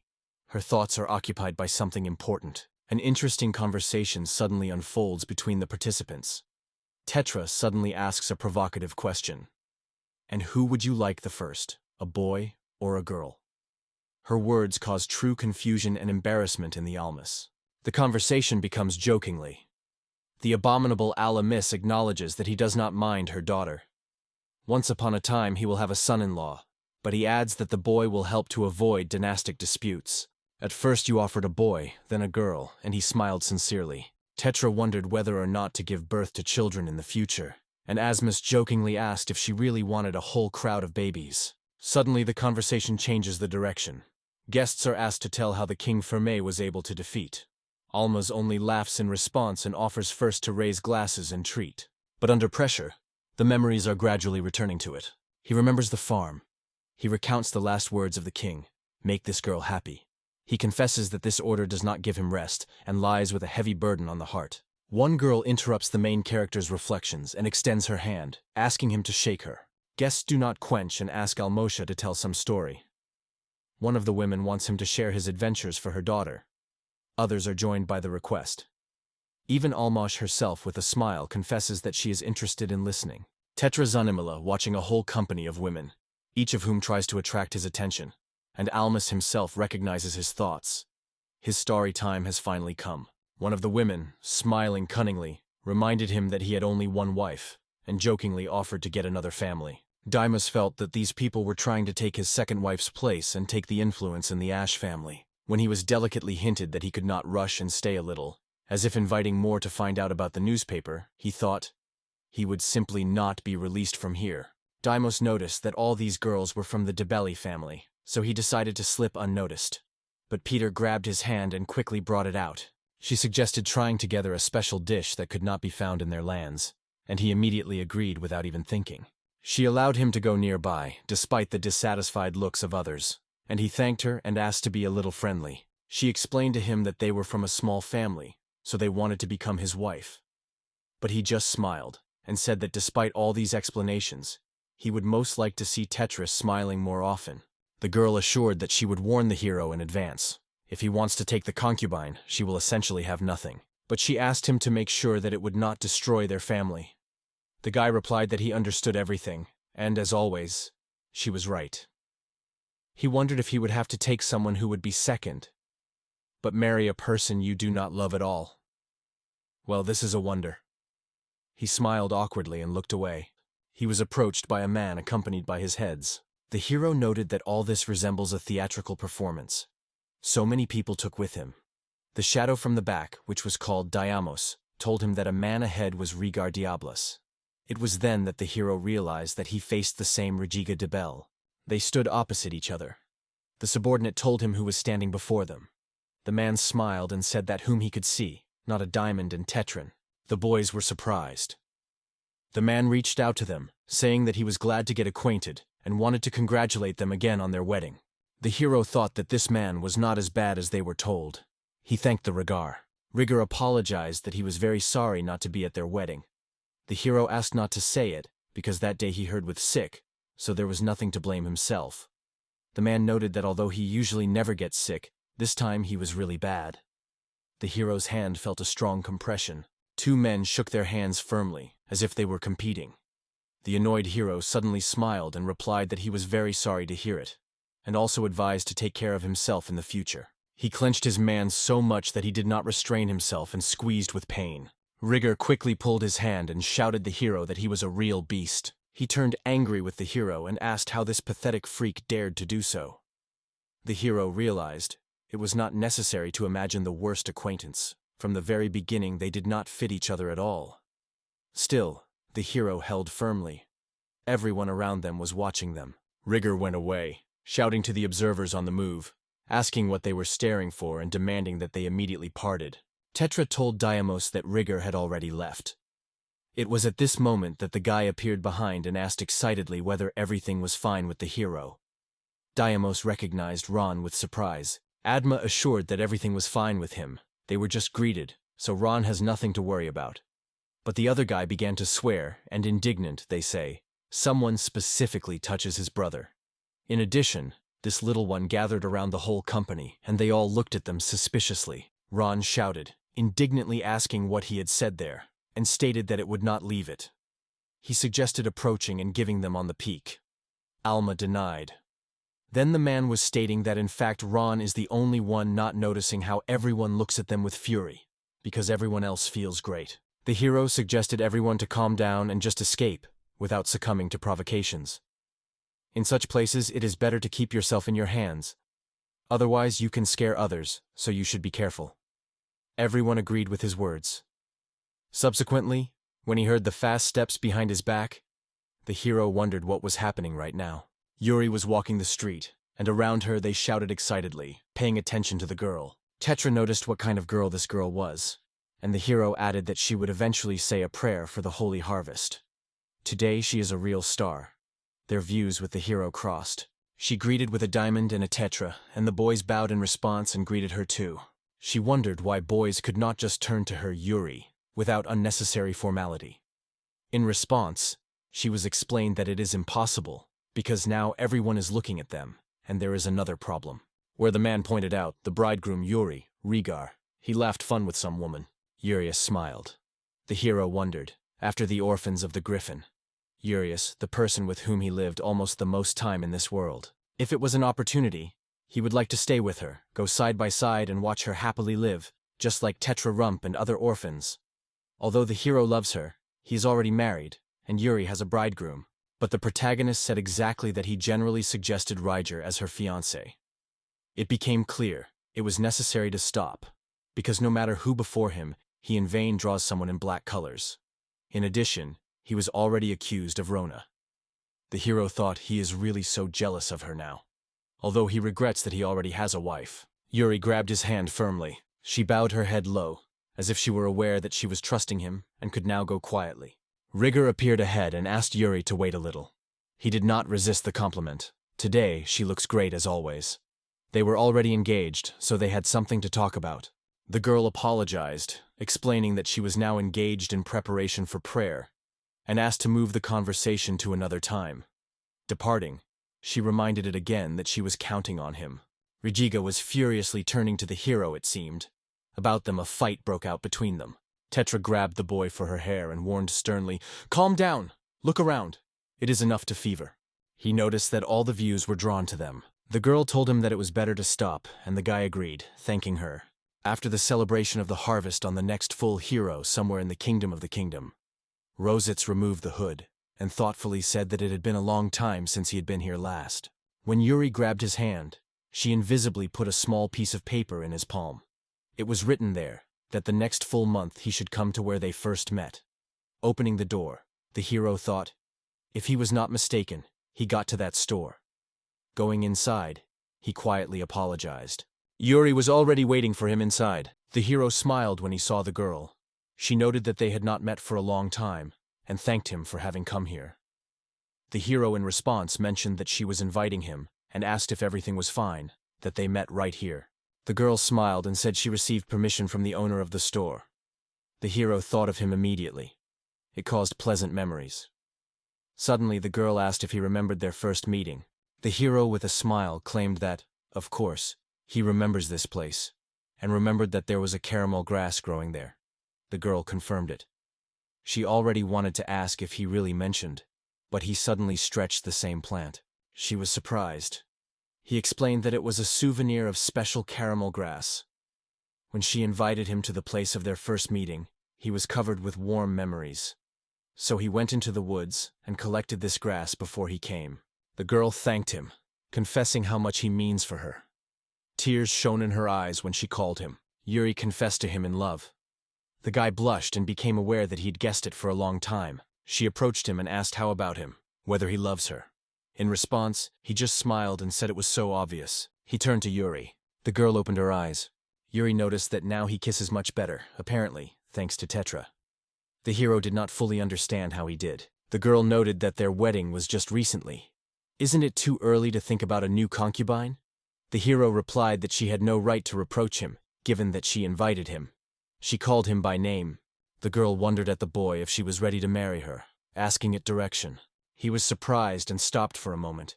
She could not understand his behavior and directly wondered if he hated her. But he denied and confessed that Yuri loves and may seem impolite, but his feelings for Yuri are as strong as Tetra. Then the girl asked why he stopped. Maybe he felt guilty of the Thayers. He replied that this is really one of the reasons, but not the main one. Then she asked again, why really? She exclaimed that if they marry, he will be able to do everything she wants with her, and then she would not yield to Tetri. She added that moreover, he would get the right to become the heir to the king of the Isa. The guy in response noted that this is the main problem if he marries her. He asked if she really believed that Rigar Diablo would stay away. It will never be resigned, and this will certainly lead to a civil war. Then he thought that King Ferme had attacked them for no reason, and they just had to defend themselves. But now he had a choice. He may not marry Yuri, and thus avoid the civil war. Moreover, it has no real determination.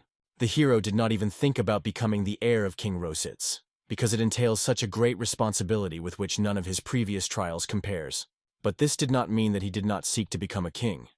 Moreover, he wanted to be with Yuri, and was not going to concede to Bella. He only had to gather with determination. He understood perfectly what he needed to do to find that determination. So he asked Yuri to give him a little time for reflection.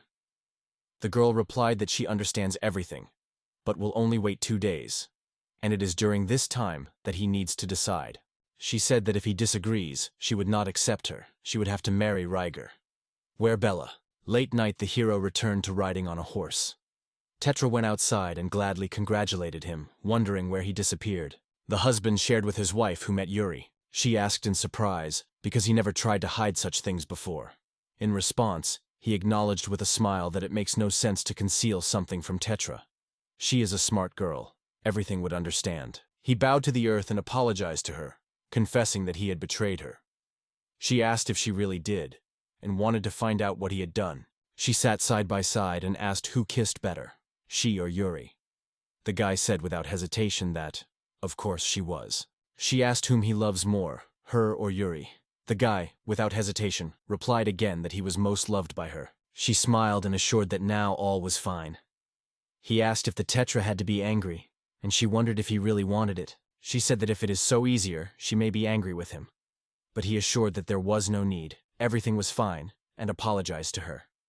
She answered that the main thing, that he would understand everything, then all is well. Tetra said that once he did so, You will not turn anything back, but it is impossible to leave everything as it is.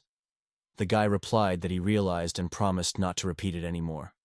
But the girl meant completely different. She sat down just opposite him, settling on the ground. She reminded him that he was his wife, which means reports to a man who is considered the head of the family.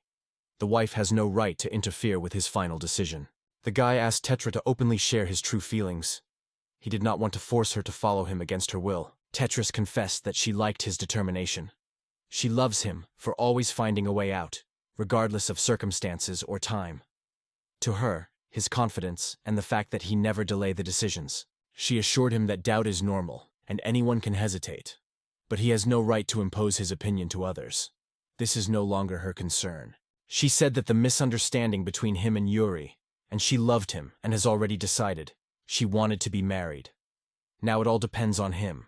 Whether he accepts her feelings, whether he will refuse. She added that he would not worry about her, because even if he loves Yuri more than her, it would not change her feelings. She will still love him.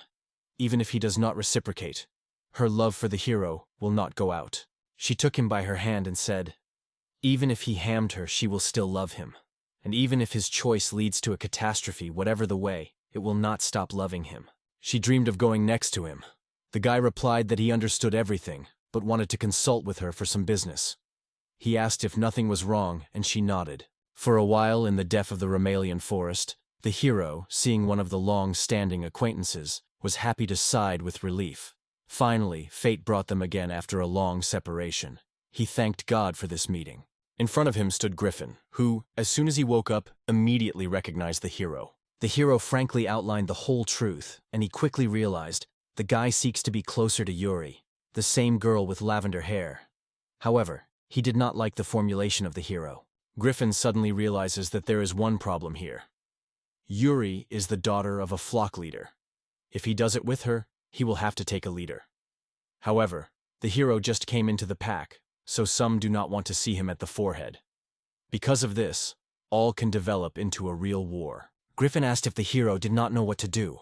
He almost agreed that it was, but asked the Griffin to speak more delicate. They say it was about the wedding, not some nonsense. Then Griffin asked if the hero really listened to him if he said something. The hero replied that no, because he did not come to decide for him, but to talk and consult. It became clear of the Griffin, and he again wondered what the hero was planning to do with Yuri. The hero confirmed that this is true, and Griffin advised to act faster, otherwise there would be serious problems. The hero once again noted that it could lead to war. Some of the friends of the hero, as well as Ron, may die. There is a risk that others will not survive. Griffin replied that it all depends on them. Helping him or not is their decision, and you should not worry about it. Griffin did not sincerely understand why the hero was experiencing so because of a possible quarrel in a pack. He only had to win or put up with defeat. The hero replied that he was confident in his victory, but doubts did not give him rest. Griffin once said to him, "Real people cannot kill others without feeling guilty." Now these words did not go out of his head. People, creatures who live in a pack, so those who kill without guilt become a real problem. Because of them, the pack will no longer be protected and not survive in it either. But the hero is completely different. Griffin called him the ruler, and for the hero it means to lead a pack. He is not just part of the pack, but the one who sets the direction. Anyone who does not obey her rules so really doesn't matter if he belongs to her. And if not, even better, because that is how it will be able to protect it. Griffin noted that once the hero became a leader, he must perform his duty to the pack. Now he should understand, small casualties do not have to worry him, because he is responsible for everyone. Gritif said, if the hero does not think about the consequences, then he may be indifferent to possible victims, because for him it is just strangers who are not harmful. In addition, Griffin reminded that the hero had already deprived a lot of people. Does he remember all this only because of those children and his own benefit? The hero replied that he could not express his own desire if he had to risk the lives of others. Griffin just laughed, they say. After all, he would still have to kill. He should remember well. In this world, if something cannot be done, he just won't do it. But if he wants, he will do it. When the lion heads a new pack, it destroys the offspring of the previous leader. Even fish often eat their own babies as they are born. They are allowed to do whatever you want. They can fight or reconcile and live under the oppression. This world is created to be used. Whether the hero will rejoice in life or destroys everything around depends only on him. He emphasized that only a real character is able to choose his own destiny. If he has doubts, whatever the path he chose, he will still regret it. But the greatest trouble is not made, or when a person allows you to decide for themselves to someone else. It is better to decide once, to give up or take, than to hesitate without end. The hero understood. Whatever decision he made, he will still regret it. Both options were unsuccessful. Almost no choice was left. The hero almost thanked the griffin and confessed that he understood everything right. Griffin wondered if he had already made a decision, and the hero confirmed it. Now it's time to hurry. The Gryphone looked at the hero with affection. He liked his face, and he wanted to make his fate. The hero appeared in front of the king, and he asked the boy if he had already made his decision. He first thanked the hero for giving him time to consider everything. He acknowledged that he would now make a more bold request. He asked him to give him both the kingdom and Yuri. I need to know in Uria if she agrees to marry him. The girl happily rushed towards him, agreeing. An annoyed king asked if it was possible to postpone it for later. The man nearby noted that the hero decided everything much faster than expected, because they thought it would take at least a week. He was even going to go to the hero and assure him that if he thinks a little more, it would be even better. But the hero replied in surprise that Yuri said he had only 3 days. The king noted that even he would not dare to make such an important decision in only 3 days. He was ready to wait a whole month and was convinced that during this time he would be able to stay alive. Yuri, whom everyone considered a heroine, tried to justify. They say she just wanted him to make a decision faster if the term would be short. The king suggested to forget about the reckless act of his daughter. He is very grateful to those who pushed the hero to make the right choice. The hero himself did not leave the idea that Griffin had recently told him something that lay on the surface. So, the king decided to ask the hero whether he conceived some grand case by standing on the throne. The hero in response said he wanted to unite the entire Adelni Peninsula. Everyone was genuinely surprised. He laughed and said he was just joking. Most seemed to be the dream of King Ferme, a fool. But the king himself emphasized. Now they should decide when to announce the engagement, when to get married, and after all, when to get on the throne. He asked the hero if he had any wishes for it. The hero replied that it is best to complete everything as soon as possible, in about 2 days. The king realized that if you handle in such a short time, the enemy will not have time to gather the army. So, the hero will collect the troops immediately after the ceremony, and deal with all the nobles that will appear there. The hero remarked to the king that, to be accurate, he plans to gather the army before the ceremony. The king wondered whether he was going to do it in the near future, because, frankly, the king already wants to pass the throne during his life to finish his days with a calm soul. Crow asked if the hero was really confident in his choice. The hero confirmed that he weighed everything and decided that it is better to realize the idea in the life of the king. However, there was one obstacle. There was a lack of personal accomplishments, so it will not be easy to carry out. The king confessed that he was also worried about this issue. Since then, the hero became the ruler of the land of Ash. Very little time has passed, so he has not yet had time to gain great merit. However, it is the high-profile achievements that he will have the right to inherit the throne. And here the king had an idea. He said that soon the kingdom of Domoargar was preparing an attack on them, so he instructs him to command all the army to stop the invasion. The hero asked when it happened, but the king did not know the exact date. At the same time, Durgar signed a peace treaty with the kingdom Gilbert. They seem to have planned to expand their possessions south. The king is convinced that the next blow will be less than 3 years old, and the hero is wondering if he will have time to survive by that time. The king replies that somehow will give himself advice. Even an experienced Vuda expert does not stop worrying about his health. He reported that the details would tell later, and now the protagonist must open all the truth to his wife, as well as Bartolo and Boros. In addition to his vassals, the hero must share this secret with at least 10 people he trusts. However, it should be remembered that the more aware, the greater the risk that the secret will be revealed. The hero accepted the order of the king and was already going to go, but the girl asked him to stay. She believed that she would better tell the theater in person. The hero agreed with her opinion and suggested that he then go to the theater together. The girl was delighted. 2 wives met for the first time. The hero told Teatra why he decided to marry Yuri. The girl was glad to hear it, and Yuri confessed that she was incredibly angry now. Yuri bowed low, sincerely apologizing, and asked at the theater what she blamed. Yuri apologized for she wanted to marry a diamond and become his main wife. The hero realized that if he married Yuri, he would eventually become a king, and Yuri will become his main wife, while the theater would only remain a concubine. The theater assured that she was not at all wrong and indifferent to this situation. The only thing that touched her is that Yuri did not discuss anything with her. If she knew in advance, she would push the almas stronger. And if Yuri really feels guilty, she would say at the beginning. Yuri acknowledged that the girl was right and sincerely apologized. The theater has apologized. The protagonist was happy. How good is that a friendly relationship is preserved between them? Yuri wondered if the girl was confident in her decision, because now she would be in the place of his main wife. Tetra answered that there was no doubt, because almost became his first wife. And no matter how fate, the face of the one who almost married Yuri was the first, will not be forgotten. She said that the position does not matter, the main love. But it seems that the girl is more concerned about the position. Yuri shouted loudly, asking why she did so. It seemed to her that the theater was hinting. Yuri was doing it only for the sake of the main wife. The hero thought that the case was smelling of disaster, and he needed to invent something immediately to discharge the situation. He asked the girls to calm down a little, albeit for the sake of him, but he did not have time to agree on how the theater quickly flew and hit him with a stick.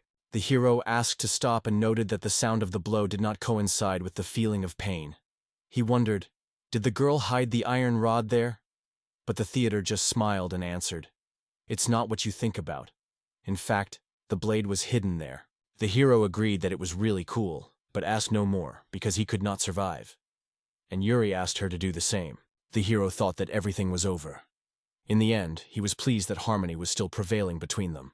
A little later, Ron called the leader and reported that everyone was still in place. The hero ordered them to get them in the room and close the door tightly. Tetro noted that not all of them gathered together for a long time. Each of them has their own business and responsibilities. One of the guys on the side said he had not seen Ray today. The hero replied that the conversation he intended did not concern Ray. The man smiled and confessed that he did not hope to gather all here, even himself and Barton. It seems that an important statement is planned today. The hero kindly suggested that they take place. The girl wondered why Yuri was in this place. Ron immediately asked not to say that she came here to look for a man. Barton added that Ron himself understands. Such just cannot be true. The hero without hesitation stated that he was going to marry Yuri. Ron wondered whether this was the next king. The hero confirmed that this is true and everyone exhaled. The girl confessed that from the moment she learned about Yuri's wedding with Rhaegar, she was constantly worried about her. Now she rejoices, because Yuri marries a diamond. The guy called his brother. Does he mean that he decided to declare the war of Rhaegar and the hero with his hands? It turns out that he prepares even more trouble for them. And all this because of love between him and Yuria. The hero felt guilty of drawing them into this mess, sincerely regretted it, but could not cope without their support. The boys noted that he was already late about being imprisoned in this story, and confessed that they did not like them. The man meanwhile greeted the diamond, but decided to ask him a question. Boros wondered what he was waiting for the Tetra. The hero replied that Tetra is still his wife, although he would not remain the main one. But he would never leave her. He promised that even when he became the king, he would not give up the role of the head of the kind of ash. Boros apologized for a careless question, explaining that he was just worried about this situation. Boros believed that Princess Yuri was about to come when she would be able to marry a dreamy prince. He was sure of that. After all, he spent so much next to her, and now he had to become accompanied in the royal honor. The young man said that not only the Dibble family but also other noble families would oppose the hero. The hero agreed with the count, although he already had his own plan. Probably the kingdom of Demorgars will soon begin the invasion. If this happens, the king plans to appoint him as a commander to win and glory. This will restrain other families who have not merged with the Rhaegar. The hero, together with the supporters, decides to closely monitor them, and if there is a vulnerability somewhere, to start a political offensive. Now everyone is in the course of events. The hero bowed and sincerely thanked, they say. Now he counts on their support. On the border between the land of Ash and the Diabetes, a soldier named Gilbert said he had collected all the inhabitants of this village, and had already collected the tax with grain. The man looked at the bag and asked how he dared to deceive him. The man replied that of course no. He looked at Gilbert and asked why they did not transfer all the taxes.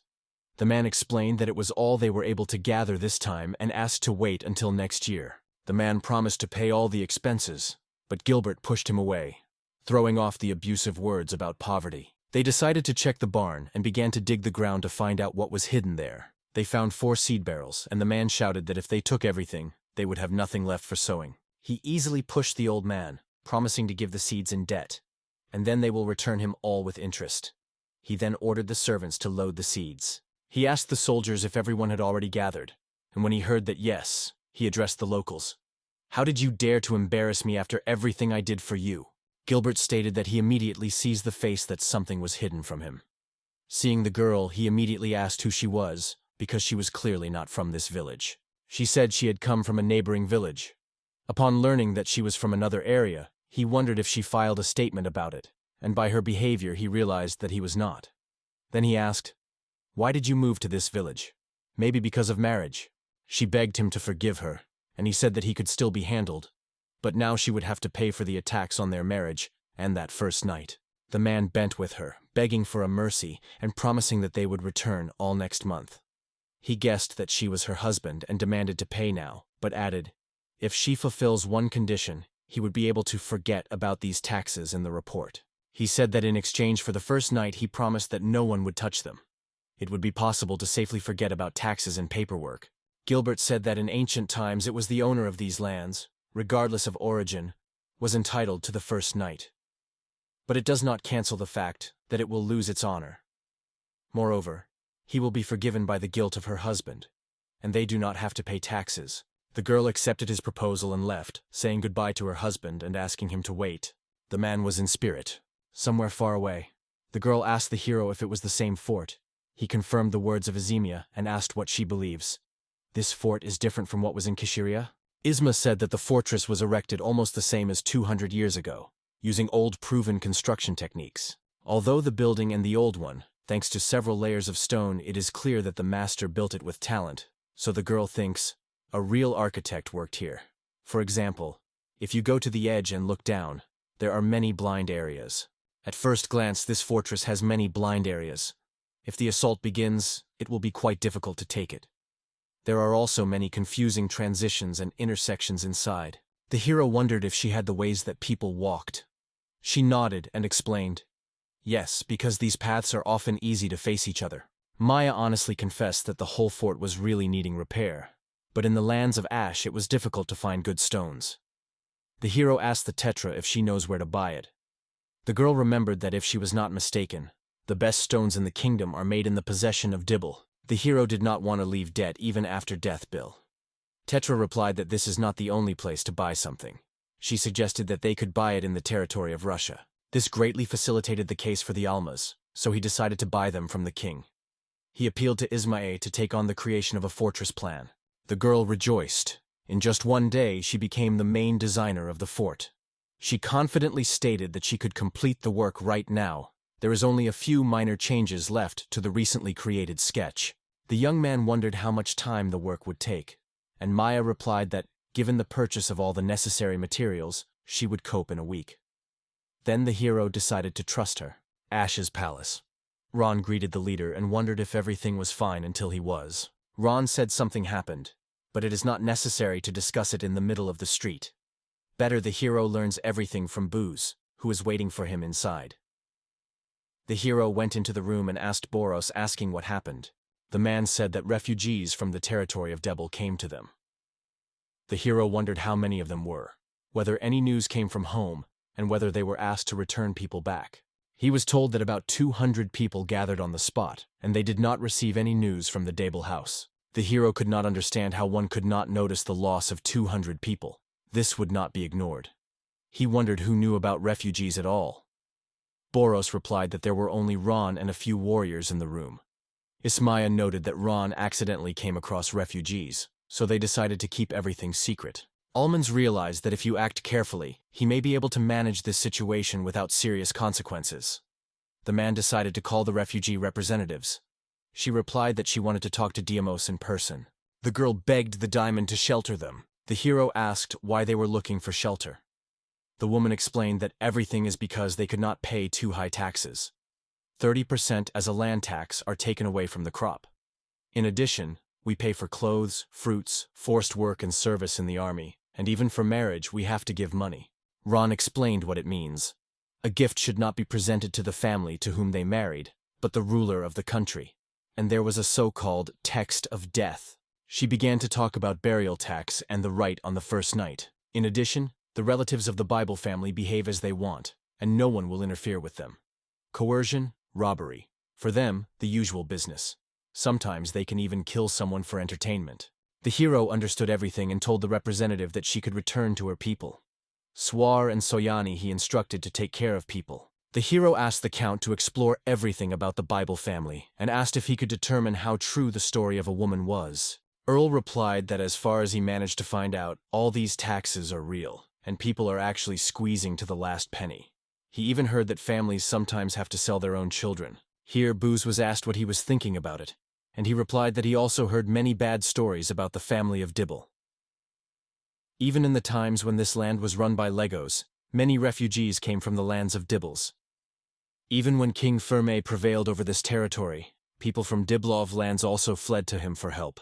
Elma said that these lands were neglected by the company's reign, and yet people chose them and did not stay there. After talking to them, the Tetra returned, and the hero asked how all had passed. She said that each of them has its own history, and these imposed ties and murders can be a non-free.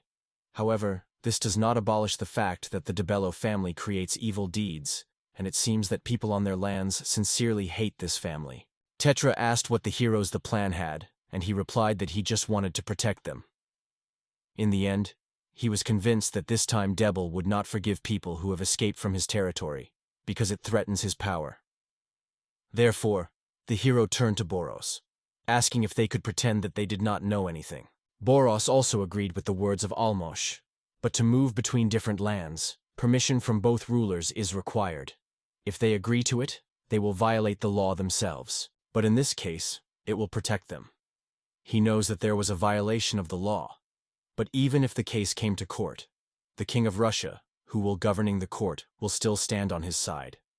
That is why, even if Dibble learns about it, there will be no serious problems. However, despite this, they still try to hide the truth. Then the hero suggested sending them to the village, which was hidden in the forests of Romalia. He was sure no one would find them there. Maya noted that this was a great reason. After all, as Raya said, there are not enough people in the village, so it was only necessary to provide them with food. Boros understood everything and decided to secrete everyone in the village under the cover of the night. A few days have passed. In the Ash Palace, the girl called the hero and reported that a Debel appeared. The hero wondered how many people came with him. He appeared earlier than Ilmis expected. However, the hero did not know how aware of the refugees, so he decided to say hello and then see how it would. He ordered the village politely to meet the guest and prepare treats. The hero was convinced that the full Dibble would become calmer, but now the main thing is to weaken his vigilance. Once alone with her husband, Diemus said he had prepared some simple dishes for him and invited to taste. Debo thanked, and silence fell in the room. The hero noticed that he was surprisingly calm and thought, is it because of food? Whether the cause should be found in another? He decided to ask about it after the meal. When the plates were emptied, the hero addressed him with the question of what actually brought him here. Rhaegar said that several people had escaped from his lands. He suspects that some of them are hiding here, and asked if the hero knew something about it. The hero, of course, knew everything, but did not intend to reveal this Rhaegar. Alma apologized, said that he had not heard anything like this, and promised to find out immediately. The hero said that even if it is not, he still made sure that all refugees were securely hidden, and without evidence, no one should prove anything. They laid all the traces and carefully removed the smells so that even dogs could not track them. Regard explained the hero that according to the laws of the kingdom to move to other lands, it is necessary to obtain permission from both rulers. He wondered if the hero knew about it. What the hero confidently replied that he knew, and what of that? The angry Rugger warned that the hero is better to treat it more seriously if they still meet people. The hero interrupted him. The hero replied that he did not understand what this man was saying, but promised, if they noticed some refugees, then they would let them know. It is the least he can do as a sign of respect. At this point we remain on the left. Tetra wondered how everything went, and the hero replied that Rhaegar had suspected him from the beginning. The hero at first suspected that these refugees were only a trap, but he seemed wrong. Now everyone has to wait and watch what step he will take. Subsequently, Rigger began to rage. He turned everything in the room, shouting that this boy only fell innocent. He shouted at the girls, asking what they were looking at, and telling Bernard with Gilbert. And then he wondered what they thought about it. Gilbert was convinced that the refugees moved on the land of Ash, although they themselves came from a neighboring village. According to his observations, they had almost no other options. You could try to get to the Damergar territory, but this road would take several days, and they would quickly notice the enemies. The second replied that they currently had no evidence. They cannot transfer the case to court. It seems that the diamond carefully stopped all the traces. Gilbert asked if he had nothing left but to give up. Bernard replied that at least they had warned them. The next time, when there is a dispute between them, they will be able to use this reason to limit their freedom and be alert. Ryger with anger demanded that Almus wait at this moment. A week later, this event became a trigger. Refugees rushed out of the lands of DePaul, heading into the territory of the Ash, forming a whole wave of displaced persons. The guy politely wondered why a man named Almus was worried about him so late, and asked what had happened. They received a message from the winged shamans who monitor the territories of the Devil.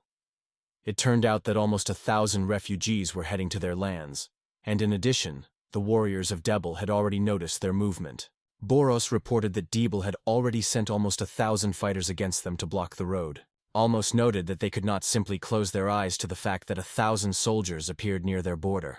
The hero ordered Bartolo to take 700 of their soldiers, 300 more from the reserve, and to go to the border with them. When he asked if Bartolo would be able to organize all this quickly, he only said confidently, "Let him not worry, everything will be proper." After all, he always has 1,000 fighters ready to speak at any moment. The theater asked the man if he really intended to invade the territory of Debel. He assured her that no is just a warning. Suddenly the warriors would cross the border. And the man near him noted that if it had happened, there would be a great opportunity.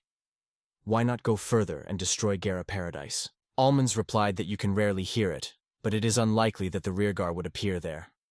The hero thought that if a meaningless conflict began, after which the Rygar's genus will look at him with great worry, and this can complicate both marriage and climbing the throne in the future. So he decided to act carefully and navigate on the spot. The hero stared at the distance and said that the lands on the other side belonging to the Rigara. The opposite bank of the river was already chatted by Rigar's warriors. The guy approached Alma and reported that Bernard, the most favorable assistant, came to them. Judging by the guy heard, Bernard was a truly capable person. He asked the hero if he could send someone to meet him. However, the hero insisted on a personal conversation and ordered him to let him go.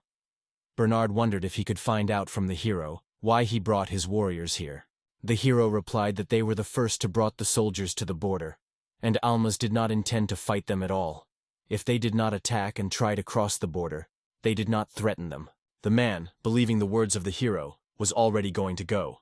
But here the hero called him, asking if he was managing the army. Bernard replied that the army was commanding a relative of Rigar, named Gilbert, and asked why the hero to know it. The hero only shrugged and said that nothing special, just decided to meet the commander later. Deimos learned that the refugees had already got the barricades and seemed to have managed to break through to the other side. They seemed to be about to break the defense. Everyone thought it was absolutely impossible. Dibbler warriors blocked the way, and the barricade was already alert cavalry. Although there were 1,000 of them, there are many women and the elderly among them, and this power would hardly be enough to cross the river. The hero replied that it was necessary to wait, and now he only hopes that nothing wrong would happen. The soldiers have already started to detain refugees.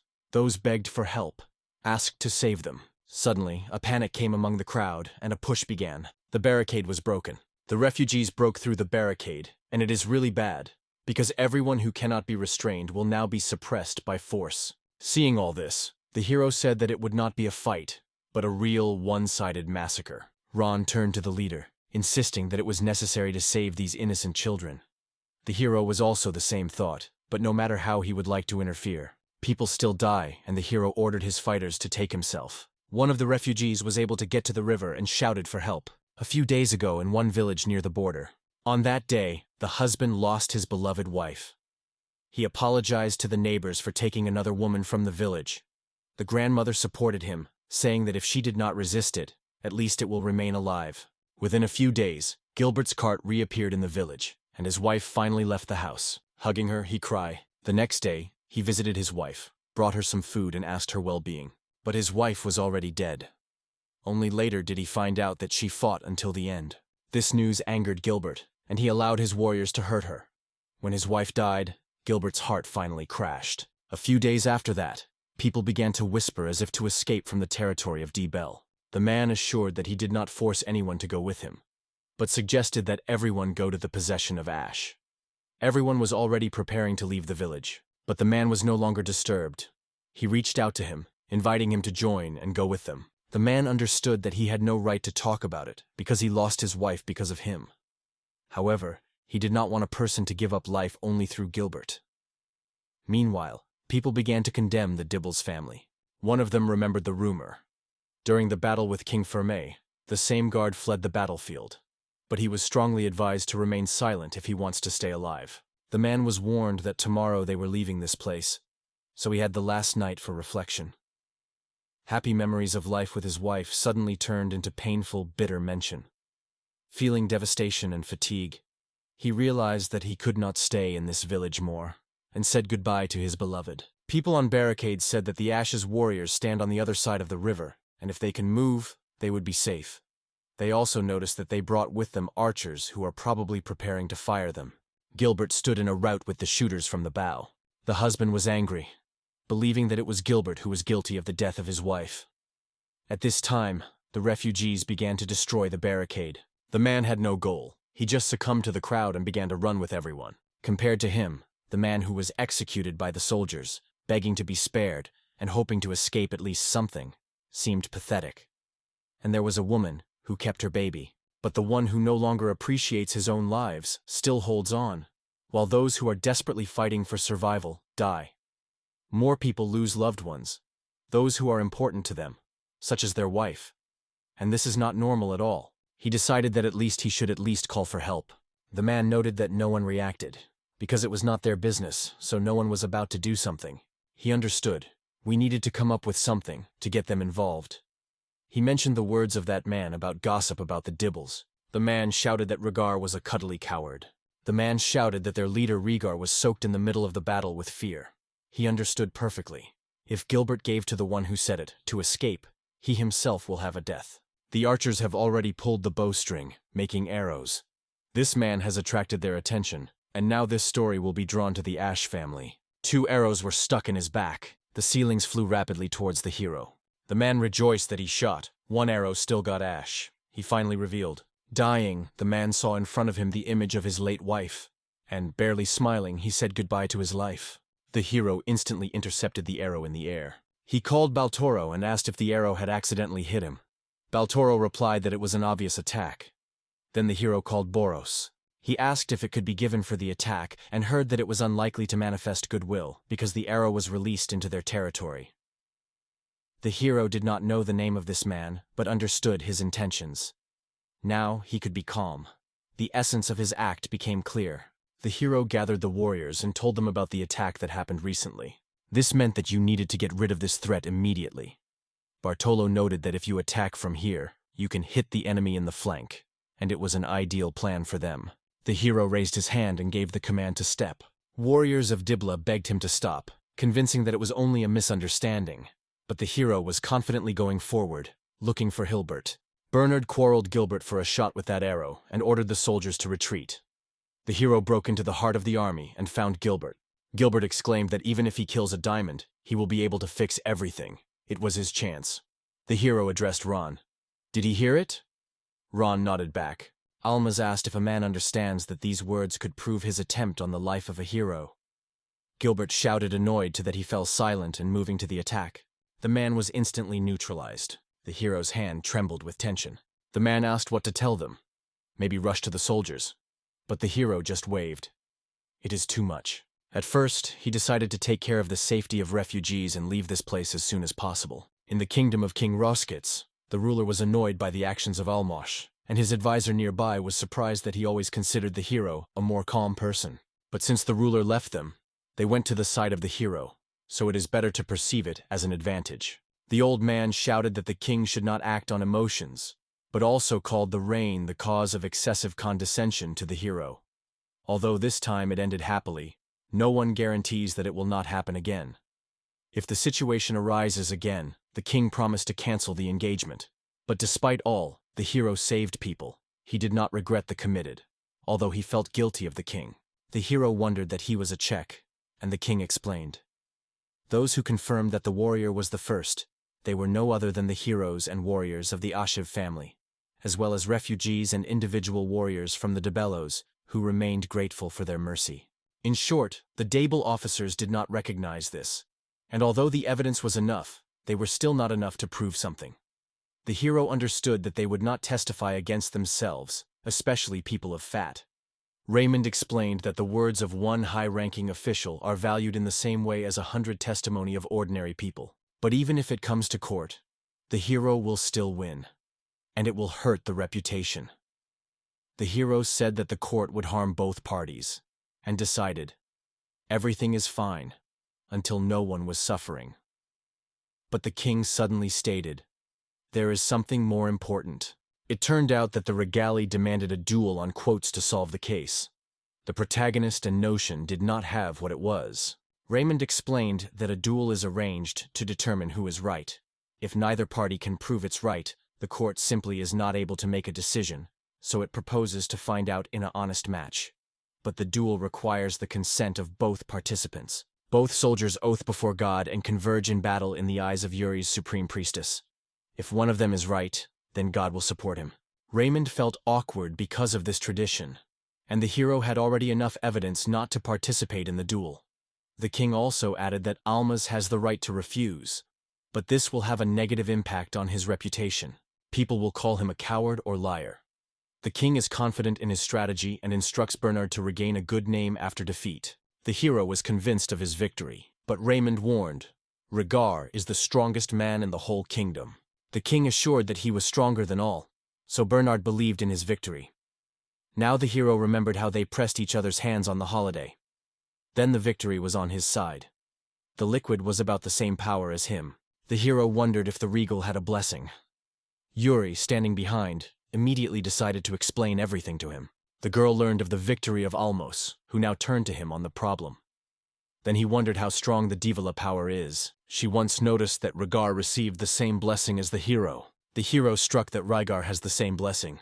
He could not understand whether it is normal at all that two people receive the blessing of the king. And even that he did not inspire optimism.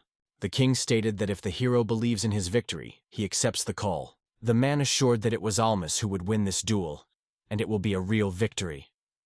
The impact will be caused not only by the influence of the fat, but also the status of the hero as the heir of the throne will be fixed immediately.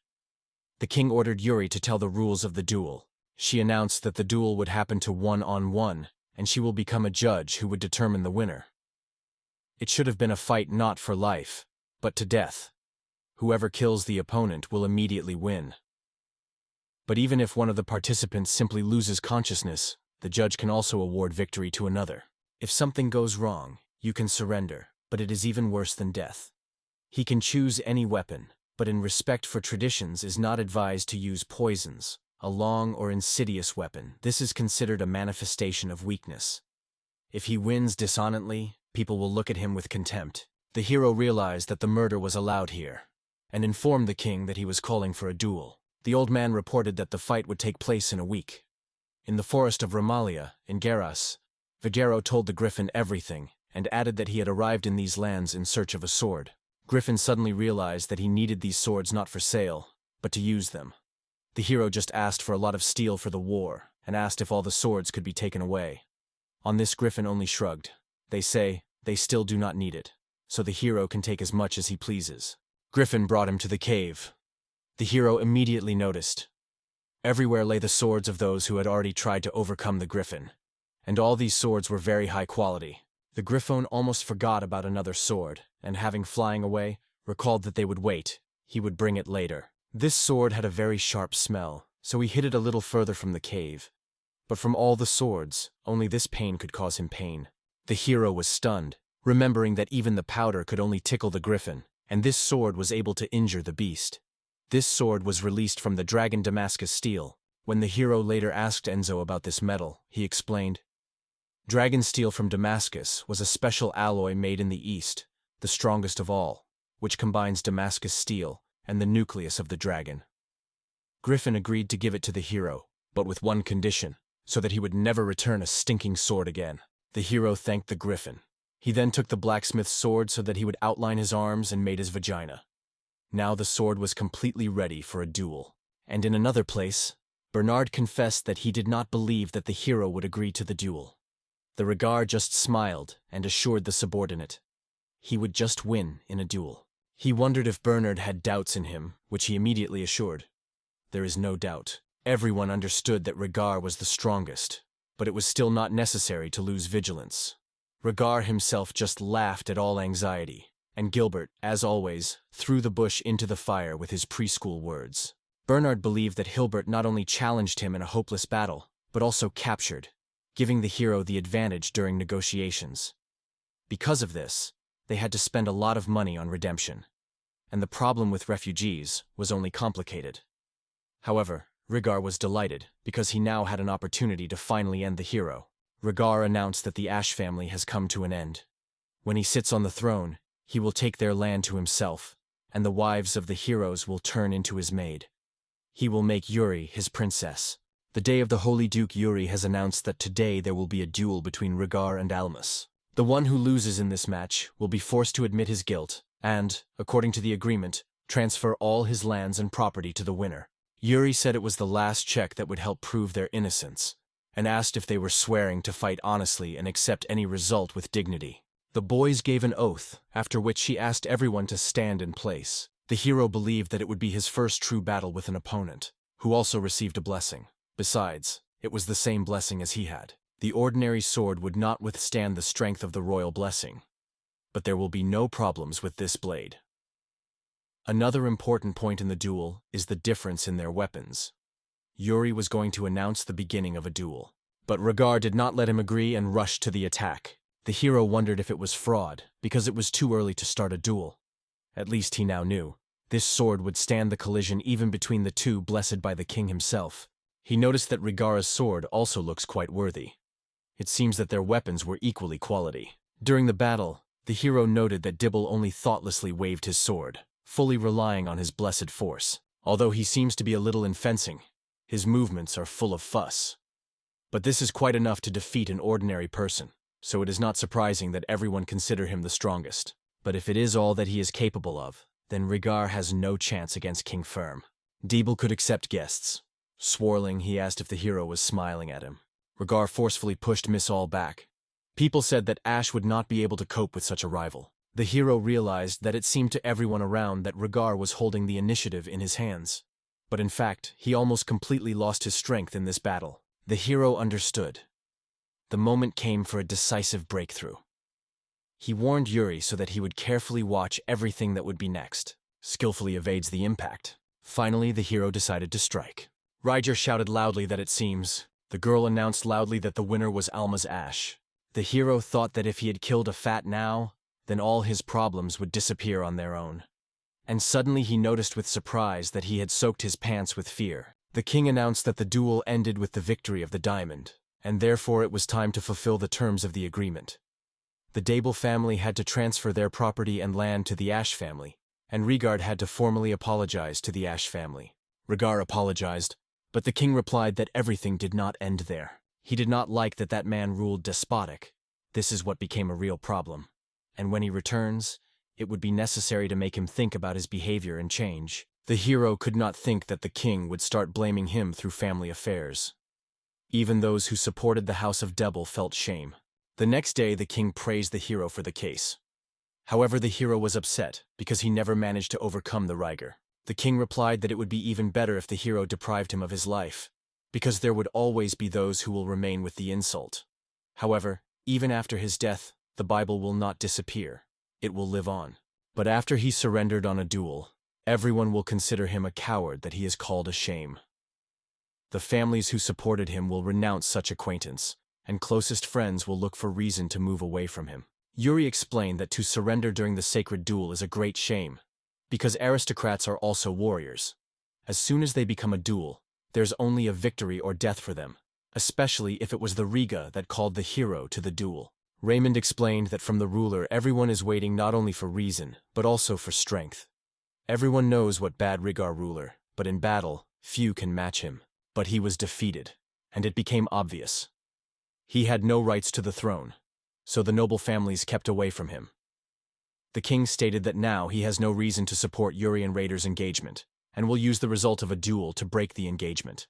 But the man asked the diamond to understand that this does not mean that he has already recognized him. At the same time, the king could not allow the throne to remain empty and without a successor. He said that the wedding should be announced as soon as possible, but the question arose over time. Raven advised to wait for the hero to do something significant. The almond proposed to start training after King Domagar tried to attack. The king stated that they do not need such great feats now. He sought to strengthen the kingdom first before starting the war with the Domo-Argar. To do this, it was necessary to get rid of the influence of the Debal faction, so the ideal solution would be to marry the hero with Yuri. Raymond picked up Bernard's opinion, emphasizing that the guy should either be forced to leave his faction or admit defeat. The hero has already heard about his abilities, but was still surprised by the skill of this person. Most of the Rigoras were his relatives. They were held together only through family ties and, frankly, were often unreasonable. But Bernard is completely different. In addition, the middle and lower Svid of the Debel family personally selects Bernard, and each of them copes with their responsibilities. The nobility trusts him, so we can say that the whole family of Debel holds on this person. The king noted that if this man died, everything would be decided quickly and simply. However, now this achievement was not so important. It became more important. They had to focus on depriving him of his position. The hero wondered if he should take something new, though it is unlikely to give him glory in the eyes of the king and the nobility. People are still waiting for the decision of the authorities and the possible war. However, if he competently uses a story about the little kingdom he learned from Enzo, he will be able to get a truly worthy recognition. The hero asked diplomacy, and said that one of the kingdoms attracted his attention, so he decided to establish a friendly relationship with them. He wanted to form an alliance with them because he believed that such allies would become a real force. The king wondered which kingdom was referred to. The hero spoke about the kingdom of Alva, which lies in the east of Russia. The king immediately recognized these are the same people who live in the Alva mountain range. Most recently, the Ash family created a cavalry army, which included the Germans. It was then that the hero heard about the nomadic people from Ain. Dambergar, with whom they sooner or later have to fight, is much stronger than the kingdom. If you join an open battle with them, there is almost no chance of victory. So, most likely, they will have to wage a defense war. In this situation, cavalry is crucial. Adeln residents are not very worried about this, so if they do not prepare their own cavalry army, it will be easy to get an advantage. Thanks to the stirrups, they have the advantage. But they are concerned about where to get combat horses. That's why trade with Alva is so important to them. The heroes explained that they wanted to get combat horses or Alva mercenaries or even higher, which is why they sought to form an alliance. The king replied that because of the language and cultural barrier they did not have with those people's lively trade relations. The king wanted to invite a hero named End, who had already dealt with them and concluded agreements. Enzo said that Alv's ancestors were riders who once prevailed in those lands, but later lost power and returned to their native lands. However, some of them decided to stay, took root among the locals, and it was those who returned, who began to call the people of Alva. The king was surprised how quickly they were able to adapt. Enzo noted that the Alva lands were arid from the beginning, so their people were focused mainly on animal husbandry, which is why they were easy to get into new conditions. The mountains that surrounded them from all sides even more browned this place from the outside world. There were always few people here. There are only about 1,000. Over time, their blood was completely mixed, so now they are very similar to Adeln's inhabitants. They had a strange custom. They applied stone blocks to their children's noses so that their faces seemed terrible to enemies. Enzo replied that they didn't do it now. The hero wondered if he knew Adelnian language, and he confirmed, but said that they had their own dialect, and the culture is completely different. In the end, the king did not express the objections and turned to Raymond for his opinion. He did not give a clear answer, but instead redirected the questions of Boros and Bartolo. The man explained that sometimes they exchanged goods with them. and thanks to the remote location of the village of the war, bypassed their side. He was convinced that if you turn to these people, you can expect goodwill. The second noted that it would be great to have at the hands of the Alva riders, and he liked this thought. The hero could not understand what was happening at all now, so he was explained. The people of Alva were divided into 3 large tribes. Tribes exists, areas, and landscapes. Now the areas are weakened. They obey the landscapes. So now the main struggle for power is going on between exists and landscapes. The hero wondered which of them could be made friends with, and Enzo advised to pay attention to Exisa. The Lupus tribe avoids any contact with foreigners, while Exis, on the contrary, tries to find common ground even with external people and even deals with farming. Jaja can engage in agriculture even where it rarely falls, if there is a river nearby. Expected, agriculture gives more crops than a nomadic lifestyle. Therefore, it is clear why they move on to sedentary life and cultivation of land, although such changes are always difficult. The hero concluded that the former enemies think modernly and can become allies. He asked the king to allow negotiations with them. The king agreed, and the hero asked his assistants to help with further negotiations. Enzo asked to take part in person, and therefore decided to send the envoy to the land of Alva. Although they sent a messenger, the hero still had almost no business. Ruseududa was sent from the Ashiv family. To begin with, they transferred grain, stone salt, and wine within the first agreement. The tribe supplied them with wool and horses, but it was only a small arrangement. As they received rare resources for them, both sides remained in the winning, so the agreement quickly came to your liking. As the hero suggested, the tribe was also looking for a partner for trade. After that, things went up and they received considerable profit. The events were gaining momentum when everyone became one team. Raymond reported that he had received the news from his spy in Domergara. According to all data, the enemies have already overturned part of their army. And if you believe the spy, it will all start in 6 months. They are going to block food supply at the same time as the invasion. The hero promised that all the preparations would end by the 5th month. The hero decided to go to Exis to personally strengthen the alliance with them. Alva Mountain Range. They have almost reached the goal, and the hero rushed forward without holding back his horse. Yuri joined them on a trip. They seized her with them, because the tribe wanted to meet Yuri, whom everyone knew thanks to her ability. The girl noticed someone was approaching. These were people with the COP. Yuri and the inhabitants of the ICS immediately found common ground. A man who introduced himself as Muto, the second son of the leader, appeared in front of them. He immediately recognized Misturi. The boys also introduced themselves in the same way. The boys quickly switched to you, because Mukio turned out to be surprisingly simple and casual. They all went further. Seeing the guys written skillfully, Mushio wondered why they had those strange appliances on horse saddles. The hero thought about the stirrup, which immediately interested him. The guy asked to show how to make it. The hero promised to send them some more wool with the next messenger, because he wanted to make friends with them. Yuri talked to the leader in the sun about the wool they had already received. The man also praised the wheat they sent, and asked to reveal their secret of cultivation. Yuria translated the conversation on the theme of the diamonds. The hero began to explain how agriculture could be more successful, and told about the 3 most important things that are needed for a good harvest. He talked about water, sunlight, and nutrients in the soil. If something is lacking, there will be no crop. However, the weather is mostly decided, and water can always be taken from the river. But they can control soil fertility, which is very important for a rich harvest. Initially, any soil is rich in nutrients, so there are no problems. But over time, the earth is depleted. And now Mutsuyo finally realized why their harvest was getting smaller every year. The hero advised first of all to give the land to relax, to plant nothing on it during the year. The hero also advised that the fields were not empty. It is necessary to scatter ash or mix the soil with forest soil rich in nutrients. He will only talk about other ways after the agreement is concluded. The museum had even more reason to convince the father. The hero realized that the museum supports a progressive faction and seeks to create an alliance. Yuri wondered if the leader opposed this idea. Mutsuwa said that his father belongs to the conservative group, does not tolerate agriculture, and does not approve of trade at all, because in his opinion, it can destroy their established culture. He also considered it unreasonable to sacrifice his people for the sake of other people's wars. The hero realized that the most influential person opposes the alliance, but at the same time does not seem stubborn or adamant. Although he does not like to do farming, he does not have anything against it. He agrees to the agreement. It looks like the main thing for him is a benefit, and the hero understands that if you offer good profit, you can persuade. After resting, they began to equip the camp.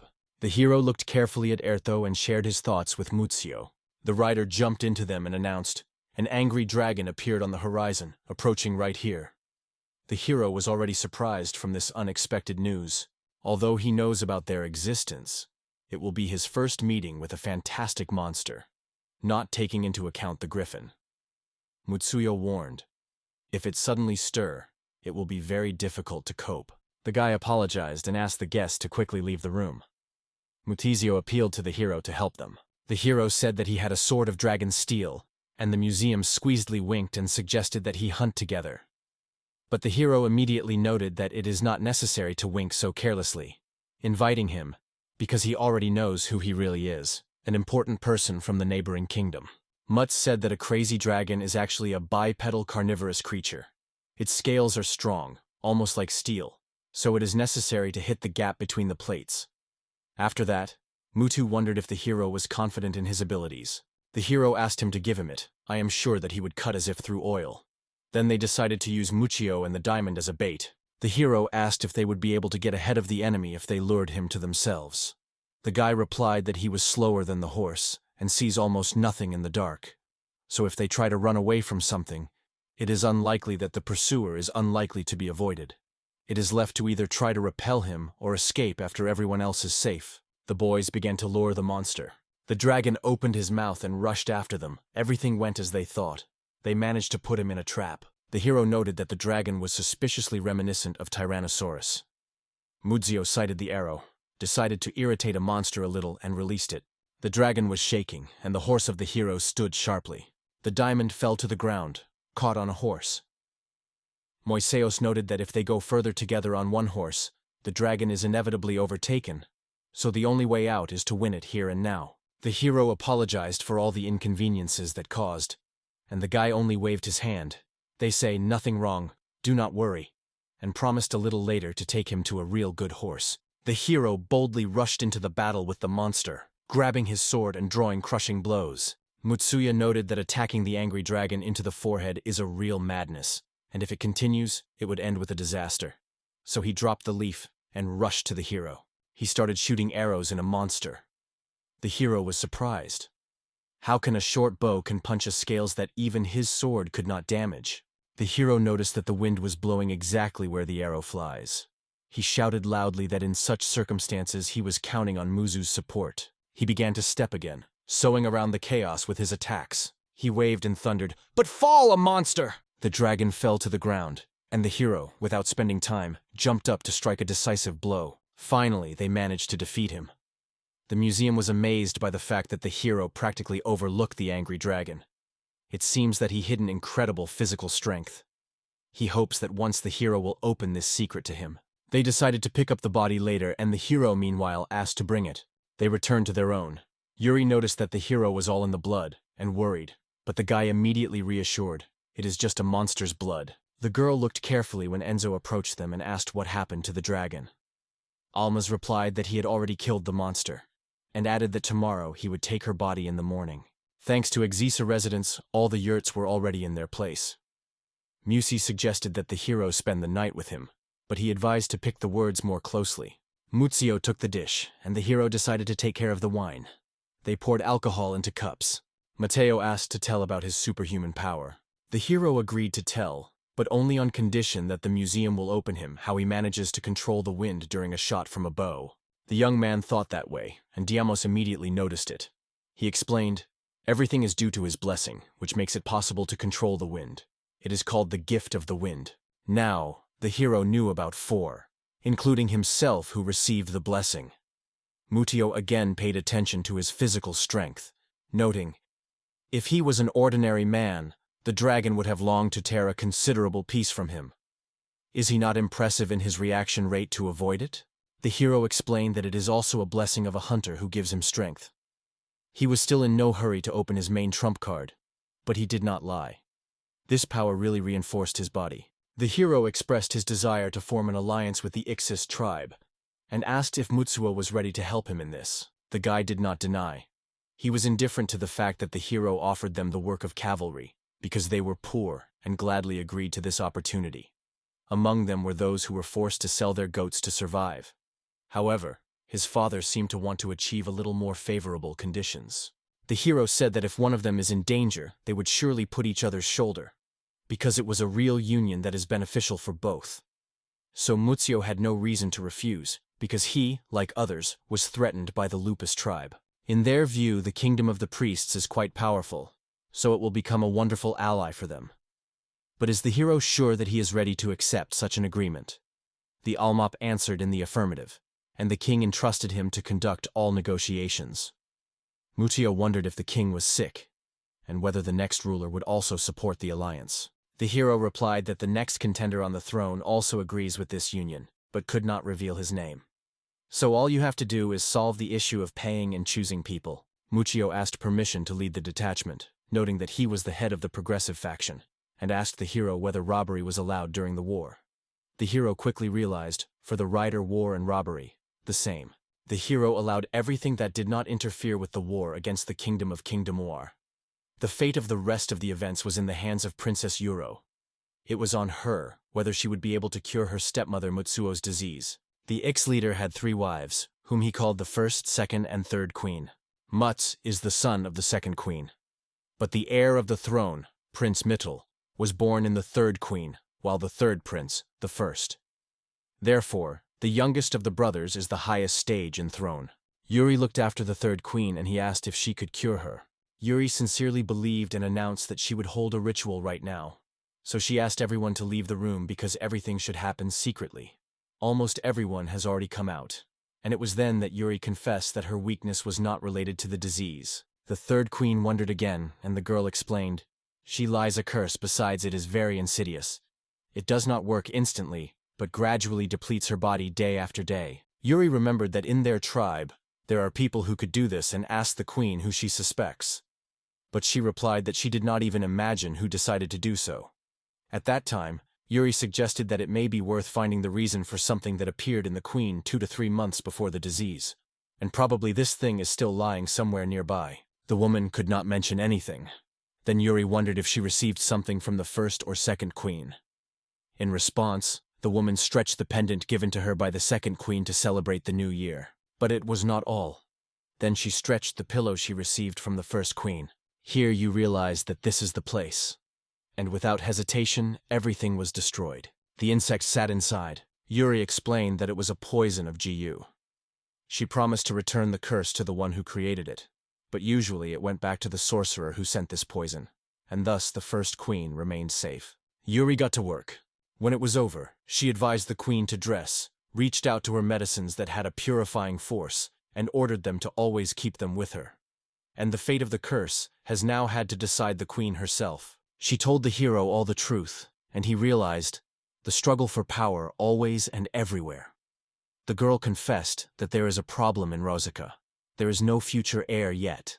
The hero wondered, if he does not claim the throne, is not it usually removed from the path? Moreover, he is so young, so it is unlikely to become a problem.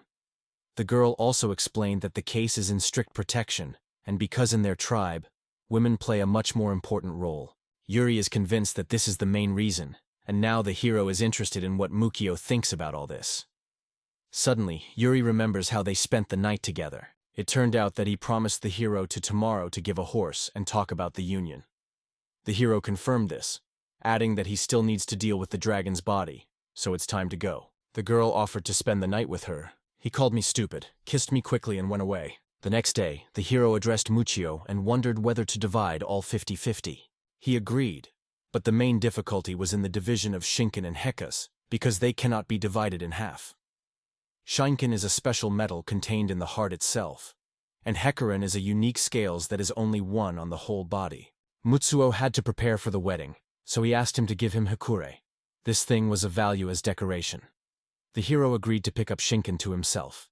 He decided to either transfer it to the Enzo for sale, or to withdraw another sword from it. The hero decided to talk about a horse, and Mutsuo immediately promised that he would find a suit for him.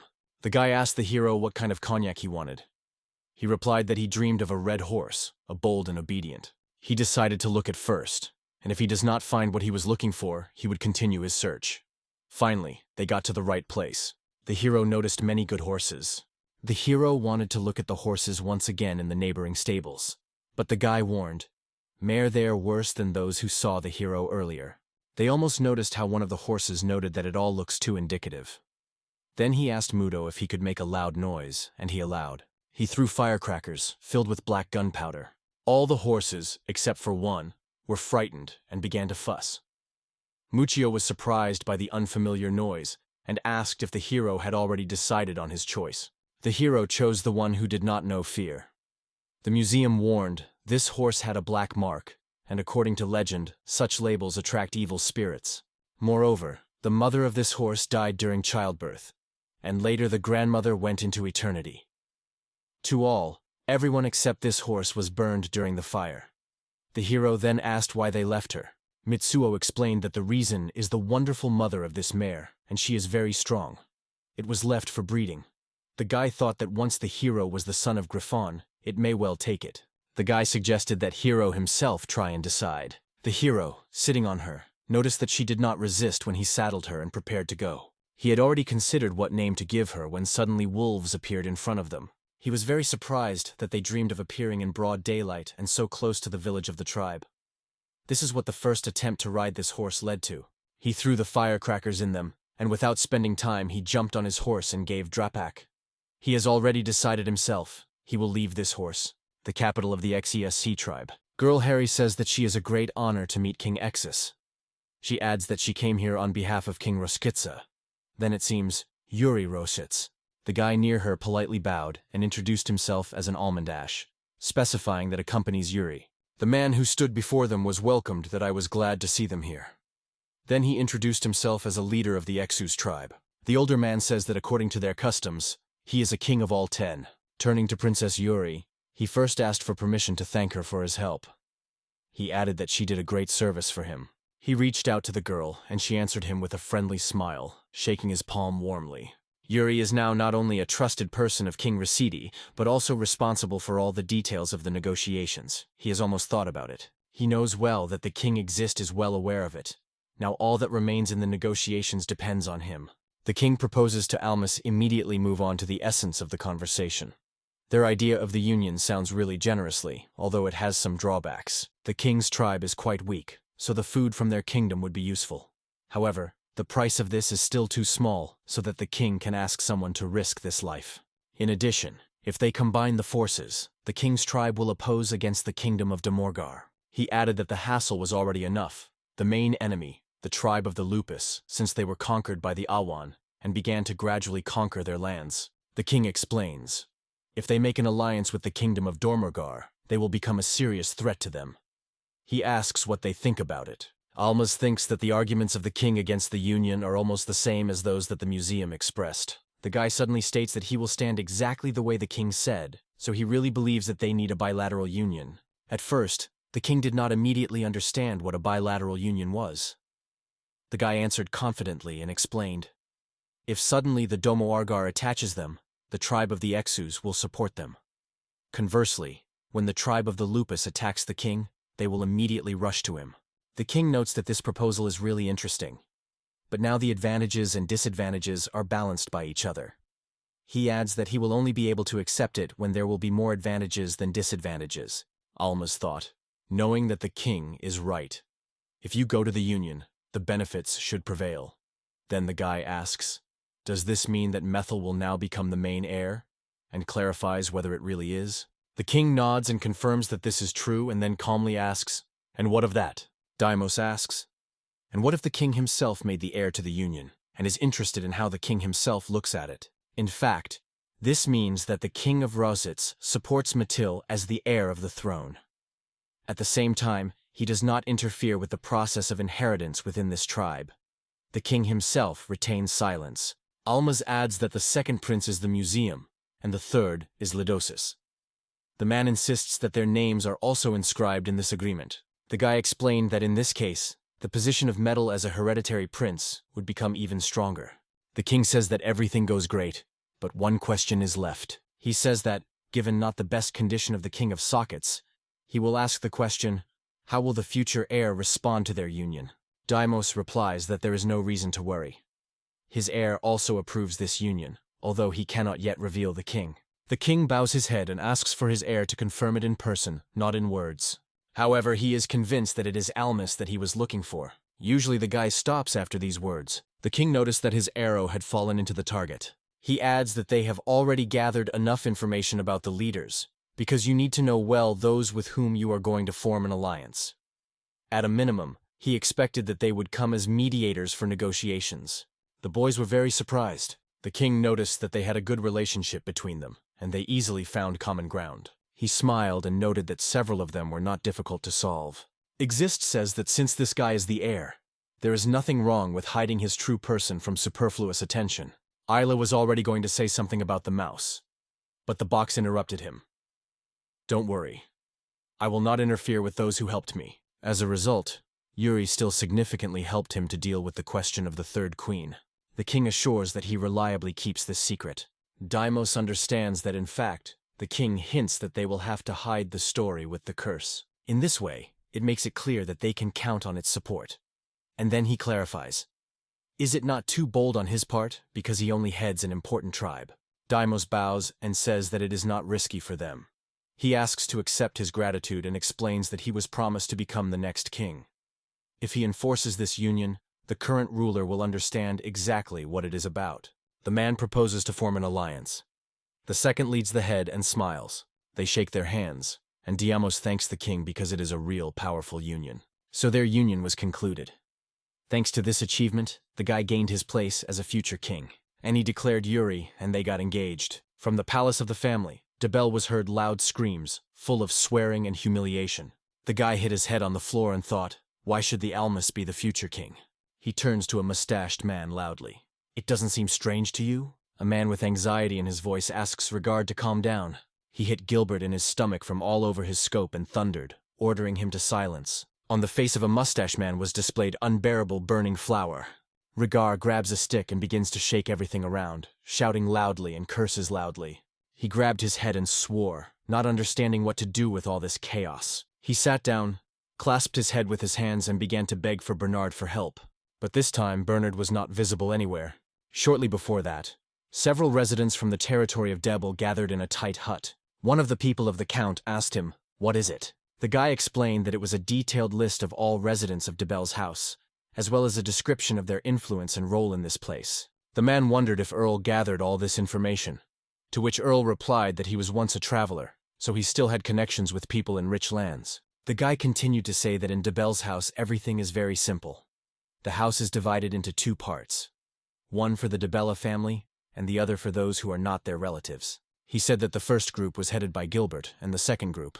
Earl added that all key positions in the Debal family are only occupied by its members, but official affairs trust capable specialists who do not belong to the main branch of the family. The man replied that it was a very bad system. Now those who have an impact and those whose hands are real strength are simply changed. The guy asked why people did not get up and humbly conquered Debel. The count replied that the case lies in the history of the kingdom.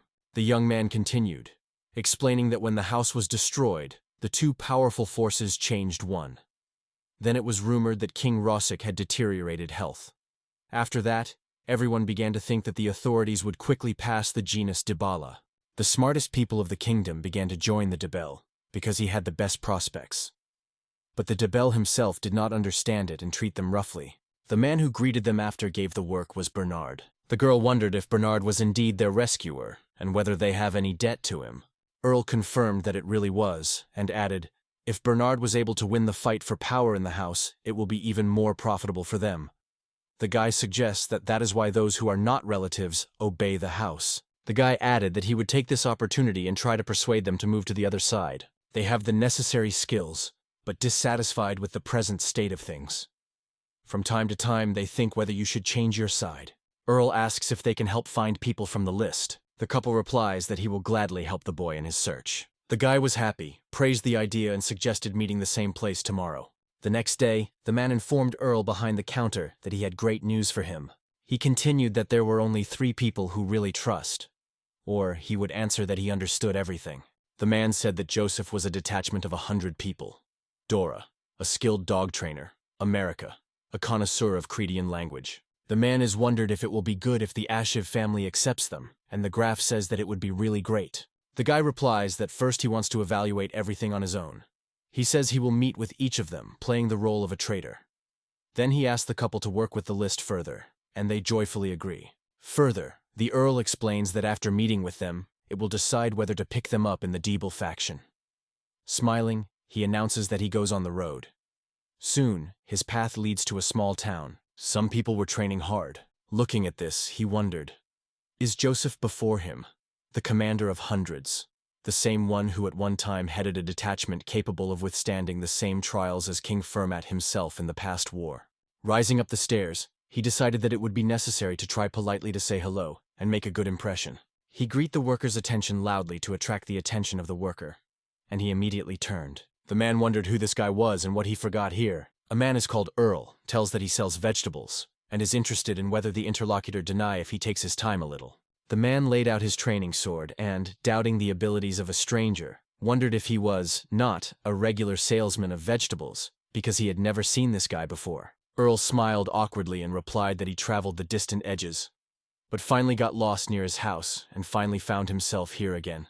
The man asked again about the distant lands and then added, the boy was not a place here. He didn't need anything from him, so he just advised the boy to leave.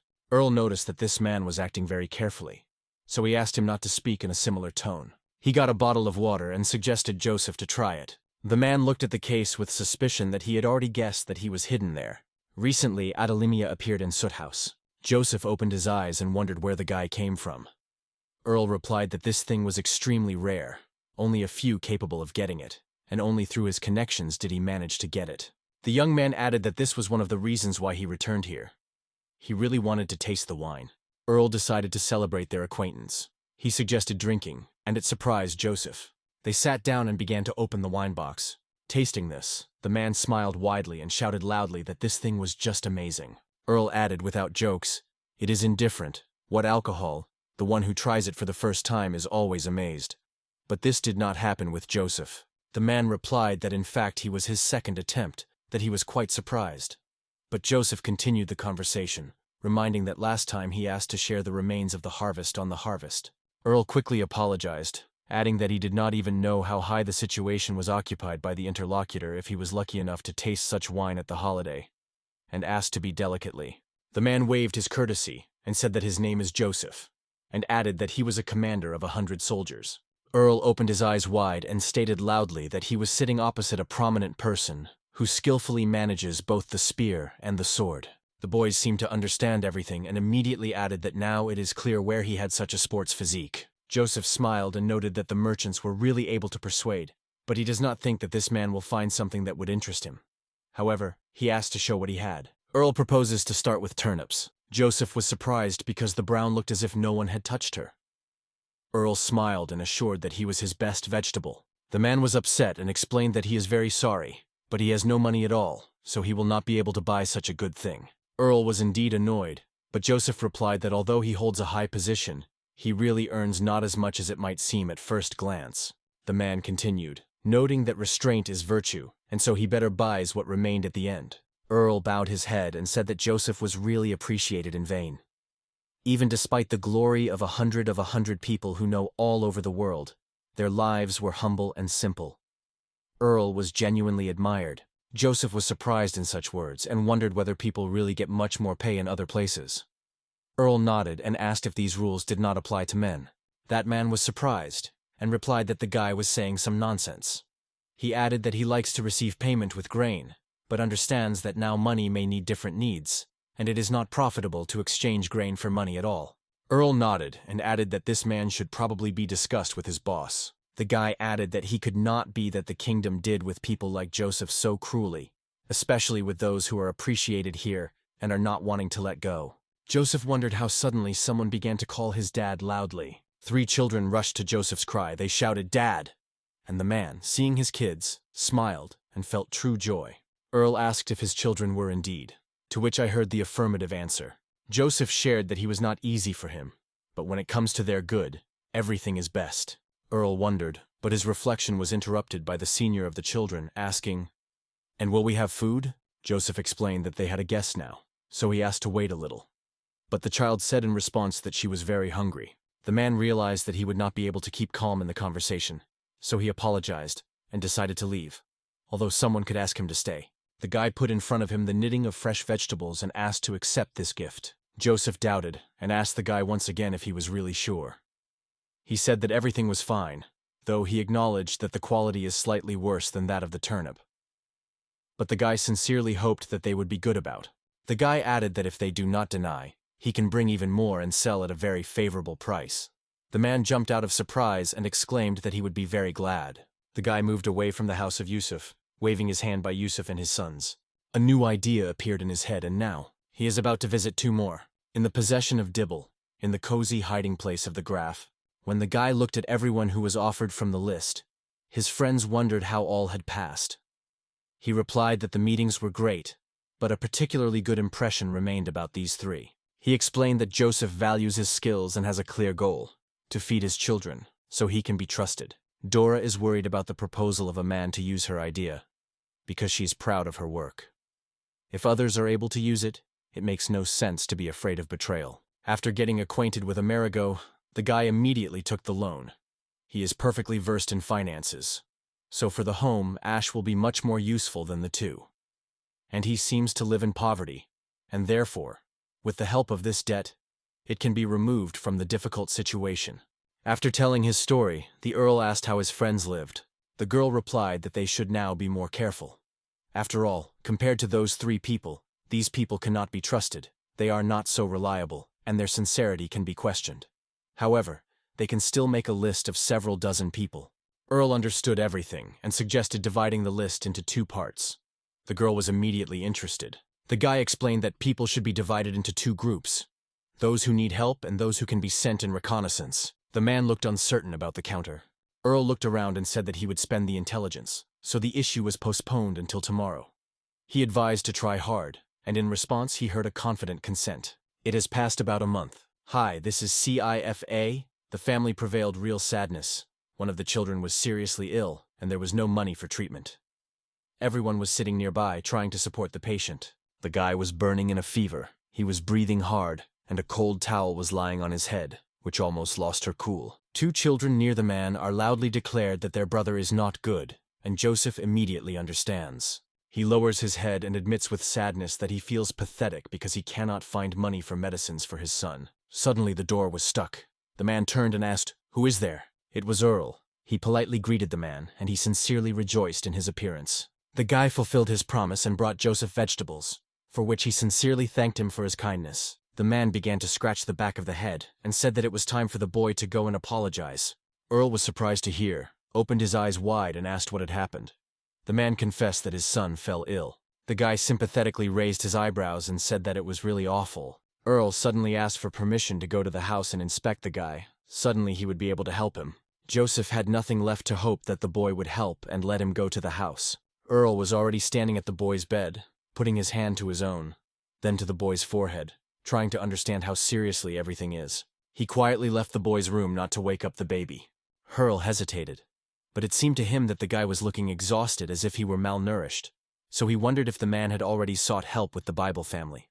Joseph replied that of course, but the shaman of the kind of Dable would not agree to come to such a stranger as he. The man suddenly took 10 steps forward and confessed that he has repeatedly become the object of mockery. After a request to review the working conditions, he acknowledged, he can no longer ask for a Dable family, even when it comes to helping a suffering child. The role fell silent and plunged into deep reflections. The guy suggested that the man move to the side of the Pepple house. Joseph looked out of such an unexpected offer. Earl explains that now the status of 100 People's Detachment Commander is guaranteed and the salary has increased by 10 times. He added that they are already preparing the estate for them, and if everything is possible, you can even count on an increase. But the man, having scratched the back of the nape of hesitation, replied that the proposal was really cool, but there is one but. The man stopped instantly, realizing that he was promised, and even swayed his mouth with surprise. Earl apologized for not confessing before. He was all this time a vassal of the House of Almas. Joseph frowned as soon as he had been cheated.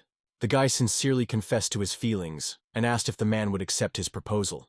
Joseph recalls that he has a debt to Bernard. Earl did not believe his words, and noted that it was because of him that the man now in his ear in debt, and barely reduces the ends with the ends. He said that Rhaegar had broken the engagement and lost the right to inheritance, and Bernard decided to remove from the political scene and deprive any influence. The man added that if he tries to help, then he will find himself in the same trap and will not be able to do anything. Joseph fell silent and thoughtfully stared at the distance, plunging into his thoughts. The Earl explained that the almost is still very young. There are always faithful people near him, and he has no families. Therefore, everyone has a chance to grow to a higher position. The guy said on, "You have your future just like me, so why stay for Debella's house for so long?" He asks Joseph once again to reflect on his proposal for his children. The man sighed heavily. He put his hand on his head, smiled cunningly, and said that the guy was still able to grab him. Nadia broke out in the eyes of Hurla. Joseph asked the boy to wait 3 days and promised that he was accepting his proposal. The girl smiled, agreed, and assured that she would expect a man in the estate in the territory of Ash. The guy left the house, gently waving his good farewell to her husband. Earl pulled the hood, realizing that there were only 2 to convince. So, all 3 were under the care of the Ash House, and this news quickly reached Rhaegar. Dibella, the devil dwell. Rhaegar broke the papers that held in his hands and thought in surprise, what was written here for the beacon? In his hands he kept applications for release and request for transfer from Joseph, Dolly, and Amerigo. The guy began to be indignant loudly, assuring that he was well aware of what documents were holding. He did not restrain himself and asked loud why they were heading in the Ashland. The man answered that people would still serve the House of Ashes, which Rhaegar was indignant at all that would never happen. The man explained, "If everyone is paying a tax for entry, then everything will be honest and according to the law." But he added, the consent of both chambers is still needed, and if Rhaegar refuses ordinary people for no reason, his owner will be called a scoundrel. Rhaegar did not like it at all, so he asked the subordinate sharply why he thought. The man immediately apologized for his rudeness. The guy reported that everyone was going home and ordered to prepare the horses. The subordinate wondered what he conceived. Rhaegar replied that all this was terribly tired of him, and he was going to personally express all his claims. The man appealed to the gentleman to stop because nothing would change. Rhaegar sharply ordered him to silence and asked boldly on whose side he at all. Bernard immediately replied that, of course, he supported his master, which the guy threw on. If so, let him hold his tongue. Rhaegar moved forward, and Albanand watched him silently. The man was suddenly called. He realized that he failed to stop the guy, rather on the contrary. He was asked what about their transition. The man interrupted and immediately replied that it was so clear. Bernard understands that the preconditions for such have long matured. After the engagement, the vassals have lost their trust in him, so now they need to act immediately. But next time, 10 people went to the lands of El. Rhaegar was outraged loudly. He was certain that it was from this house, along with the newcomers, that spies were sent. Gilbert barely smiled and turned politely to the Rhaegar. The guy looked up and asked why he spoke so sharply. The man began his story. He said rumors. Bernard secretly agreed with the King of Rosettes behind his back. The grimace appeared on her face, hearing this news. He shouted sharply that it is simply impossible. Bernard was incapable. Gilbert added that if you think well, he insisted on the holy battle. Bernard never acts in a hurry. He understands well what extraordinary power Almasses can reach. Rhaegar flicked and inadvertently wondered if this man did it intentionally. Gilbert bowed a little and assured that everything is, without doubt. The guy could not believe heard. Rhaegar was frozen around the room, covered with panic. The guy wondered, noting that the people who had translated Bernard were not so. She added that no one could now be trusted. Rhaegar loudly ordered Gilbert to closely monitor the richest vassals that remained. He stopped there and asked if everything was clear. Gilbert politely bowed and assured that he understood everything. It seemed to him that this is enough. The man informed Earl that everything had passed without any complications. The guy smiled widely and confirmed that 13 people had already collected. However, this is enough to create problems in the House of Dibella. Earl notes that their plan really gives results. The man replies that it is fine, and adds that they are already rumored, so apparently they have worked well. Earl explained that the choice was not left. Now the few who remain in the wilds of evil will not be able to balance the income of the whole house. They fell silent for a short time, being silent. The girl wondered what they do next. Earl explained that Bernard, the last representative of the genus Debel, would be their next goal. The guy explained, if they failed to lure him away, their plan failed. The moment was silent in the silence between them. He asked them if everything was fine with them. The couple doubted whether they had to do it. The guy was surprised by this issue. The man asked uncertainly whether they should be exposed to such dangers for the sake of this plan. The guy cannot understand why they think so. The man noted that it was so clear. The House of Dial is on the verge of collapse. If nothing is changed, they just not have the strength to resist the enemy.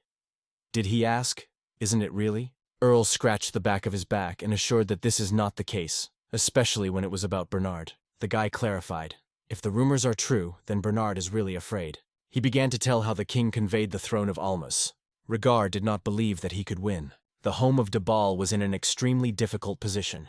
Then Bernard suggested seizing the throne by force. Of course, they lack their own strength for such a plan, so they conclude an agreement with the influential kingdom of Domargal. Turning around the king's neck, he will turn into a vassal of Domwargal. Earl recalled the Battle of Firma. Then Regard did not participate in the battle, but all the time he stayed on his lands. The man continued that he would not have the courage to do so. It is extremely difficult to decide on such betrayal. The Earl noted that he now has the confidence to move to the side of another country, however, understands no one will support such a decision, so he will never decide on it. The guy said that Rieger is now supporting Bernard. Earl came to the conclusion that it was because of this main task, to deal with Bernard. He realizes that this couple has already exhausted a long play. Earl said that only the last step remained, and suggested that we try to do it together. The couple smiled gently. The man cheered his fist cheerfully and said Bernard remained their last goal. The girl supported him and added that together they would cope with him.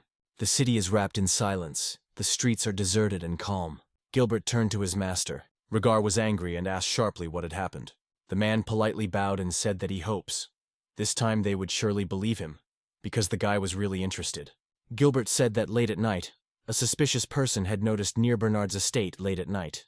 The Rig noted that we lacked reliable information. He ordered to speak more precisely. The man agreed and said that he followed the order of his master, followed the wealthy vassals. In the dark, he noticed a mysterious figure and followed.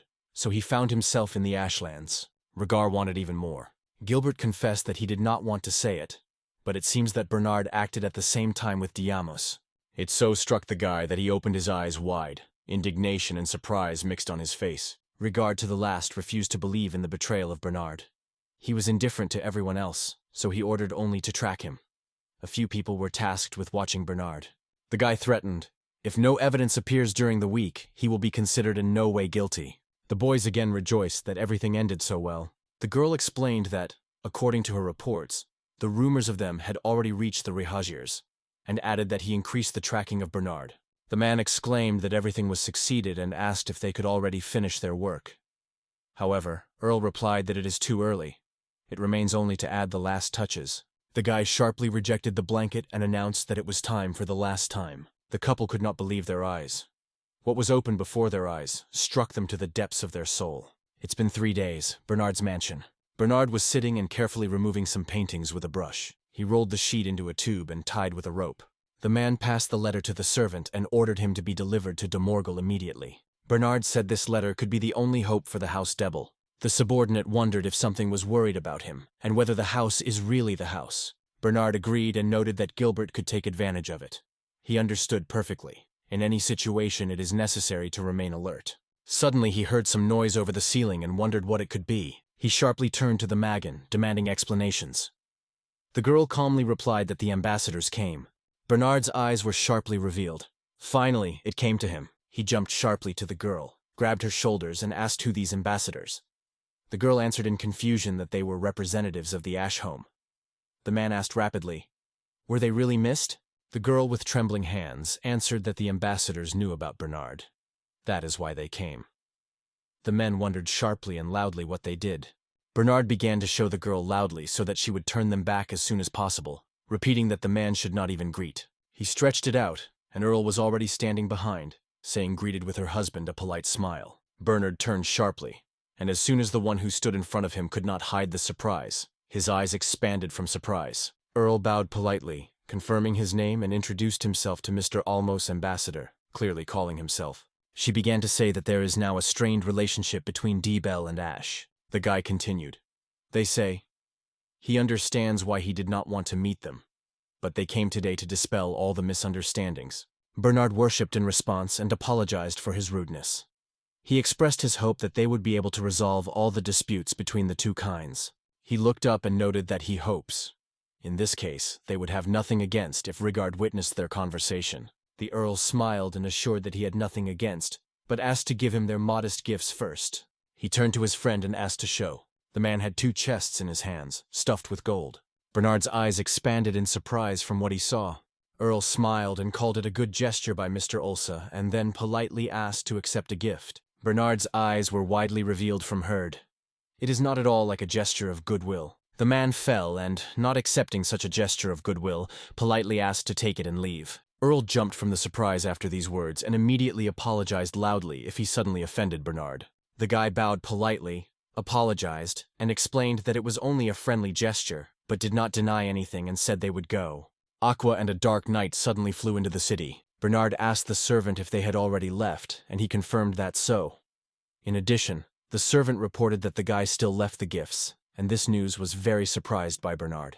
Trembling with fear, he justified that it was only a game. The man strictly ordered to turn it back immediately, and the servant was revealed by him respectfully, promising to fulfill everything as soon as possible. Hearing the suspicious rustle behind his back, Bernard immediately nickened. He turned his head and thought that it was probably too late to change something. On the streets, shouting was heard on the streets. Someone shouted at all his throat, not believing in what he heard. "Is this true?" Gilbert raised his hands and confessed that he still could not believe what he learned.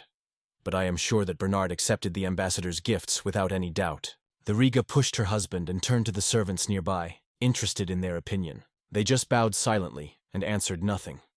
Gilbert suggested that everyone here is just waiting for Bernard finally. The man rejoiced that now none of his vassals would be able to betray him, and said goodbye to Bernard. Bernard politely turned to attract his attention. The man says that if Gilbert has already decided something, it is impossible to convince him. He understands that in such circumstances, he does not survive. The girl asked, but Bernard assured that it is not necessary to worry about such little things. He added that Errol resorted to various dirty tricks. Bernard understood perfectly. If they refused, Errol would still invent some new treachery. The man understands that it is time to act. After a while, he reached Rigar and reported that they needed to talk seriously. The man looked at Bernard strictly and asked if something unusual happened. The man replied that it was already old enough. He bowed and added that he would probably be resting soon. Riger was surprised by such a statement, and Bernard added that he intended to transfer all his duties to Hilbert. The guy did not like it at all. He struck the table loudly on the table and asked formally whether he really thought he would be allowed to leave.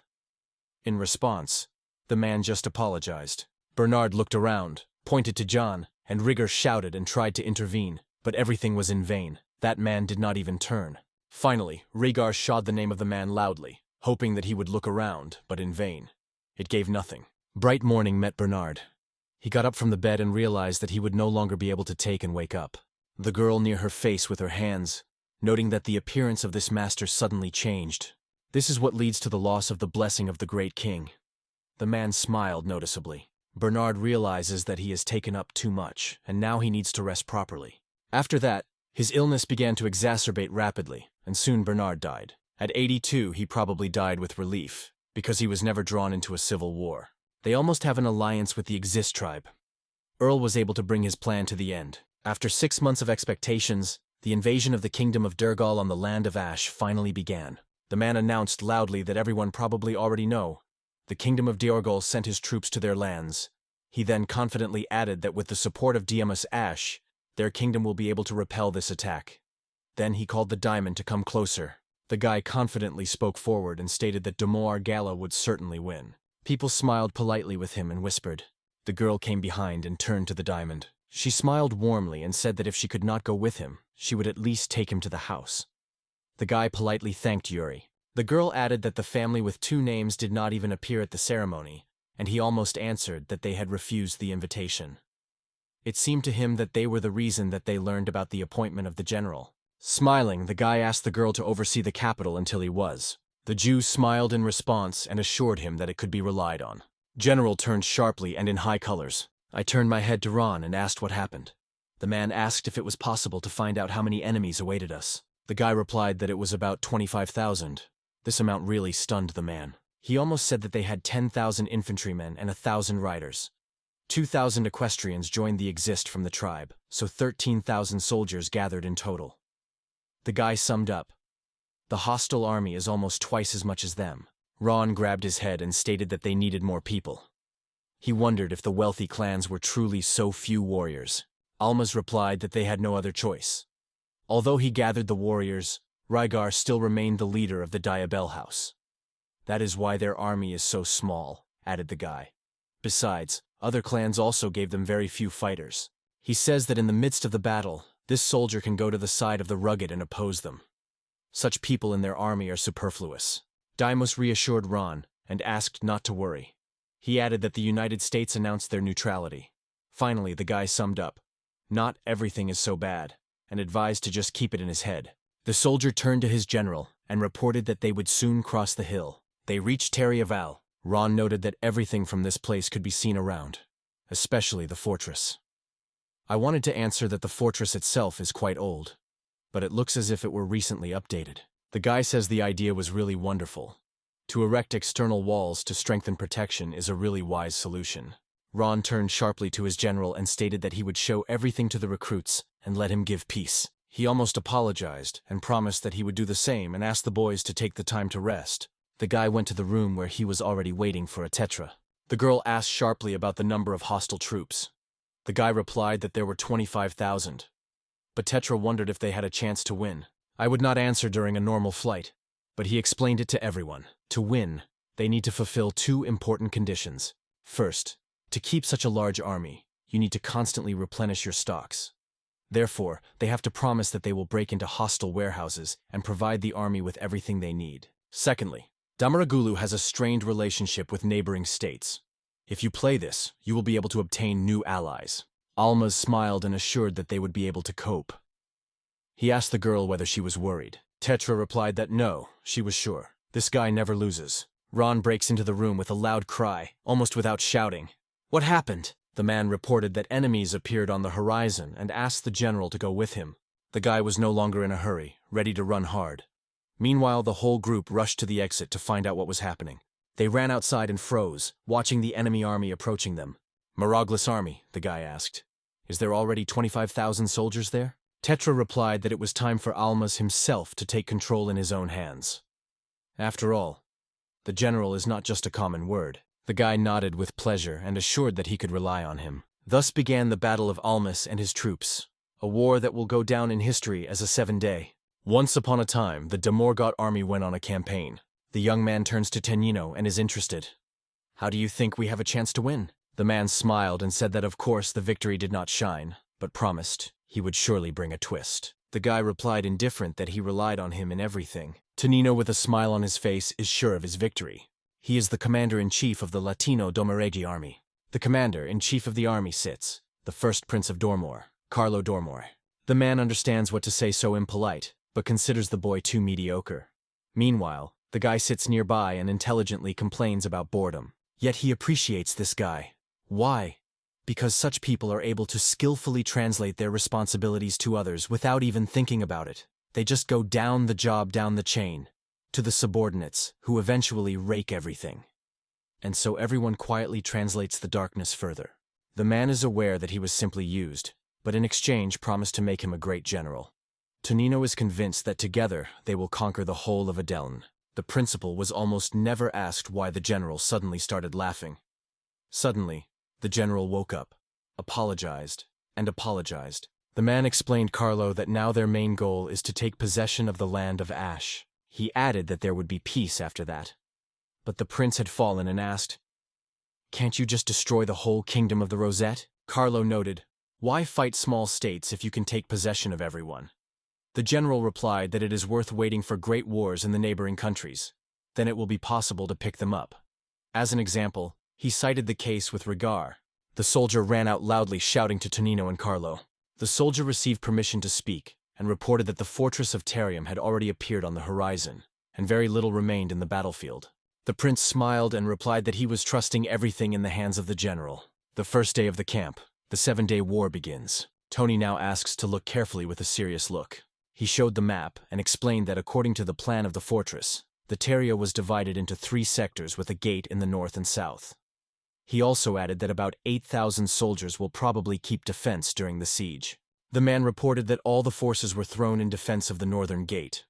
He added that he needed to form a squad for the siege and asked if someone had a question. The prince thought, the general worried that something was wrong with Carlo, and the guy asked the man to tell him something. The guy warned that his question may seem strange and asked, why didn't he miss this fortress? All the men around surprised at such a bold statement, and Tonanino only watched their reaction with a smile. The man informed Carlo that their stocks would only be enough for 3 days, and if they do not create a reliable supply system, their army will be doomed to death. He explained that not all hostile troops are concentrated in the fortress, so the best decision is to gradually deplete their strength. He seeks to prevent this, but in the event of a defeat, the path to retreat will be crucial. Carlos scratched his chin and assured that he understood everything. All the warriors finally exhaled with relief. The principal smiled and suggested Tonino to continue, asking what their next step should be. The man explained that they were first awaited by fighting. He added that they would send combat slaves. The west tower of the fortress of the Terium. Vault reports that a new wave of enemies is already on the approach. The wound immediately noticed that they were all dressed in collapses and completely unarmed. As you could not pay attention to it, there were ordinary slaves in front of him. He turned to Grem and wondered that they were holding in their hands. The guy replied that they carry logs from different species of trees, and, in his opinion, planned to fill the moat with these wooden bars. He raised his hand sharply and decisively ordered the people to stop immediately until the disaster had happened, and the archer ordered to go and be ready. Give the order to act carefully to avoid unnecessary strokes, and direct the effort to facilitate the burden that lies on their shoulders. The order came to shoot, and the archers immediately released their arrows as if at a moment, and the sky was covered with clouds of arrows. A crowd of disadvantaged slaves rushed to execute the order that they had just been given. A huge downpour arrow ominously flew into the air and went straight to the crowd that tried to escape. Some arrows were stirring on their shoulders. Others hit people, and a few flew by, even not touching anything. Grama was incredibly surprised. He realized that they had almost no effect on them, and in a panic exclaimed that they did not stop and still went forward. Ron Crivo smiled and noted that his team seems lacking training. Graham, in response, denied it. This is not the case, though he acknowledged their cargo looks defenseless. In fact, he was surprisingly strong. He realized that their burden was not just a way to overcome the moat, but also a reliable shield. He also noted that due to the lack of heavy cargo, they were moving much faster than otherwise. Ron thought and asked, they were really sent without armor? Only with shields alert? Graham suddenly changed the plan and sharply ordered to shoot directly at people as soon as they approached the moat. Poor slaves rushed to the fortress every time. The archers did not stop the shelling and tried to aim as accurately. Arrows flew directly in people. Ron realized that if you do not run, they would be a light target. People jumped one by one into the ditch. Ron was incredibly surprised. He returned to his friend and asked if they did not only dismiss the cargo into the ditch but also jump. He asked if they fell in love with life. Graham replied that no. He explained that they boast of their shields, because they can swim in the water, and also added something else. People took down the logs together. The young man could not believe that they were really going to build a bridge. People built a ladder and quickly rushed to their comrades. Rona was extremely surprised that people managed to put a ladder just on their shaky bridge. Graham stopped those who tried to climb through the wall, a shot from the bow. People began to fall from the steps one by one. The young man realized that more people were not capable of more. They have no weapons, so they do not have anything else than just do nothing. The people looked scared and rushed back. Ron widened his eyes in surprise without realizing why they suddenly began to retreat. The archer was already going to shoot without giving them a chance to answer, but Graham stopped him, saying that there was no point in shooting now. The guy was dissatisfied with the order, stated that if they escaped now, they would be able to return with help, and asked if it was not. He wanted to bring everyone before, but Graham replied that for the second time enemies would definitely not attack. He realized that their fate had already been resolved. The headquarters of the army de Murgle. The soldier told Tunyel that a group of slaves had already escaped, to which he calmly replied that he had been aware of it for a long time. He said he thought, though some of them would be able to climb the wall, but it was too difficult for them. He shot the soldier with a gesture, inviting to come closer. The man ordered to kill all the slaves who returned to find out their names and destroy their families. The soldier assured that she would execute the order. He called the archers closer, shared with them his plan, and those, without hesitation, began to deal with the servants one by one. Tonino spoke, saying that those slaves whose names have not yet been found out have already managed to prove themselves as brave warriors. As promised, he ordered the falcon with the letter to be released on the release of their families. The soldier heard and fulfilled this order. He then said that thanks to the efforts of people through the moat, a bridge appeared and ordered the siege to start. Suddenly, a powerful explosion came directly in front of them. It was a lot of stunning Tonino and other soldiers. The soldier quickly reported that the bridge was destroyed through the ditch, to which the man replied that he sees it perfectly. The man noticed that they were using the same firearm. Carlo appeared near a sly smile and asked if it was the end of their strategy. The prince spread his hands and declared that they were again where it all started, and then asked what the man would now do. Tadino bowed and assured that it was only ordinary intelligence. The man continued to tell what they managed to find out. The enemy has a fiery elixir. He added that during this time they were able to prepare for the next step. The prince immediately asked, "What happens next?" Tonino was upset only when he learned that the siege had begun. In the central tower of the fortress, the Ron notes that the enemy slaves have already retreated. He almost returns to the Tetra to find out if there is any news about the tower damage. The girl replied that she had no comments and believes that they are doing well with her work. The guy said it was not bad to start, but warned, real difficulties only ahead. The main forces of the enemy have not even appeared. Tetra agreed with him and asked sharply what she saw there. Both looked forward, trying to understand what appeared before them. The guy realized that these were siege towers, and immediately noticed how quickly the enemies built them. Everyone missed, but he frowned and quickly guessed. They were going to capture the fortress. The crowd of the soldier rapidly retreated, grabbing everything that could be useful during the siege of the tower. They were already approaching the moat. They wanted to bloom it to get closer to the tower. They put wooden fences in front of them. It surprised Almos, so he looked closely at the enemies. They snatched their weapons and opened fire on those who were on the top of the tower. In Ash's house, people began to injure one by one. The wounded screamed to the diamond that the enemy fired at their light infantry. Tetra explained that they only distract the enemy to bring the siege towers to the fortress. The guy in response noted that they underestimate the power of their fiery layer. He understands perfectly. All this happens at the right moment. He shouted loudly, ordering everyone not to panic, not to pay attention to the siege towers and to focus the fire on the enemy light infantry. The soldiers pulled heavy siege towers to the fortress, preparing to start the assault. Armed archers did not stop their offensive. The arrow flew into the crowd, and people fell one by one. Almost sharply returned to look at another wounded soldier. The girls shouted that the tower had arranged archers, and the guy immediately ordered everyone to lie down to the ground. The enemy archers began to step down even more. They showered the defenders with arrows, seeking to knock people out and capture the fortress. The girl hid, covering her head with her hands, and exclaimed that the shelling was very dense, so she asked what to do now. The guy tried to switch her attention to something else. Alma's reported that the siege towers have already entered the catapult reach. The girl wondered with this weapon, and the king installed her version and asked if she fired stones. Alma's refused and added that their armor would become even stronger. He explained that their catapults were firing at all, so it was important to let the enemy get closer, and he suddenly ordered the fire to be opened. His warriors immediately picked up the team and, shouting as a sign of consent, supported their leader. The catapult released a projectile. He approached one of the towers. The projectile hit the tower, causing her serious damage. Tetra saw the projectile hit the target, exploded loudly, and asked if it had already used the entire fiery elixir. Diamos confidently replied that the towers were made of wood, so one explosion is enough, and they would fall. The girl noticed that the tower withstood the blow and remained intact. The guy was surprised at the tower, which did not even get a single scratch. It seemed very strange to him, and he wondered, was her clothes soaked in water? Diamond rejected this idea, because he realized, in this case, the enemies would still be able to destroy the tower. He became aware that the opponents had done differently. Our Gauls were unexpectedly not resourceful. The prince viewed something in his hand and asked himself whether these magicians were able to strengthen their towers. The man confirmed that everything is that way. He said that the outer part of the tower was covered with raw skin of animals, under which iron plates hid. Thanks to the magical power of the sorcerers, their towers were unacceptable to the fiery elixir. He added that their enemy is too relied on a fiery elixir, so he will allow the siege towers to approach the appropriate distance. He came to the conclusion that their failure was undermined by the enemy's morale. The soldier bowed and informed Tonino. The towers were already at the right distance. He nodded. They say, "All right." He turned to the prince and said it was time to move to the next stage. Fortress of Teria, West Tower.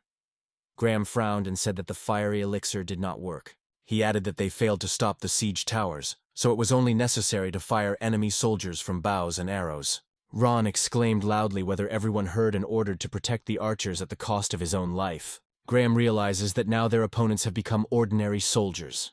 He understands. It is not slaves at all, but well, protected warriors in the iron armor. He understands that more than 70% of their archers use bronze arrows.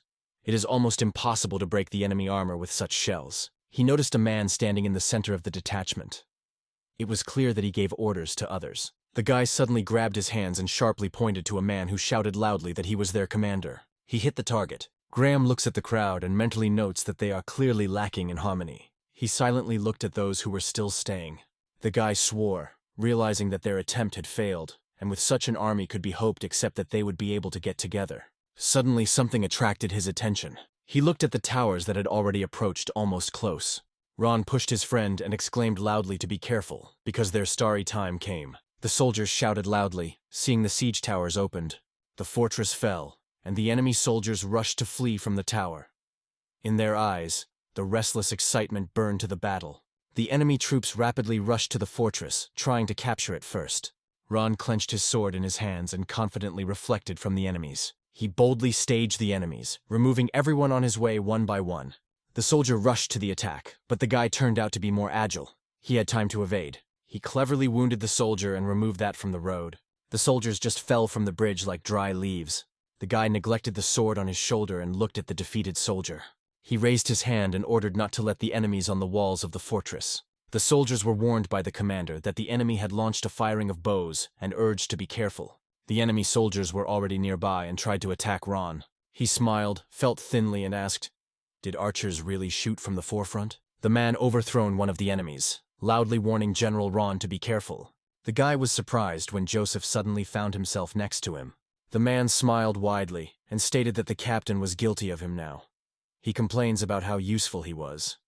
Ron looks at him with surprise and notes that he confuses the duty with his own wishes. Soldiers appeared between the boys, and it surprised them well. Ron sharply asked what this man was waiting and ordered Joseph to act immediately. The man instantly realized the order and without delay moved on the offensive, rushing to the enemies. Graham, with intense silence, watched all this side. He looked at this photo with disappointment, knowing that it was worth expecting such a hostile soldiers. The guy mentioned that Ron and Joseph were one of the best swordsmen of Ashiv House. Together, they immediately cut their hair to look like, and always fought nearby as real brothers. Ram hopes that the tower will be calmer. The fortress of the Teria, Eastern Tower. The fierce battle is raging. Two warring states came together in a deadly confrontation. One of the soldiers shouted, "What do you say? Are they really going to give our enemy fortress?" He evaded the strike of a soldier, instantly bouncing sideways. He counterattacked and injured his enemy. The guy turned to his comrades and asked loudly why they were spending time. Then he sharply ordered to prepare the shields, and the soldiers with passion was supported.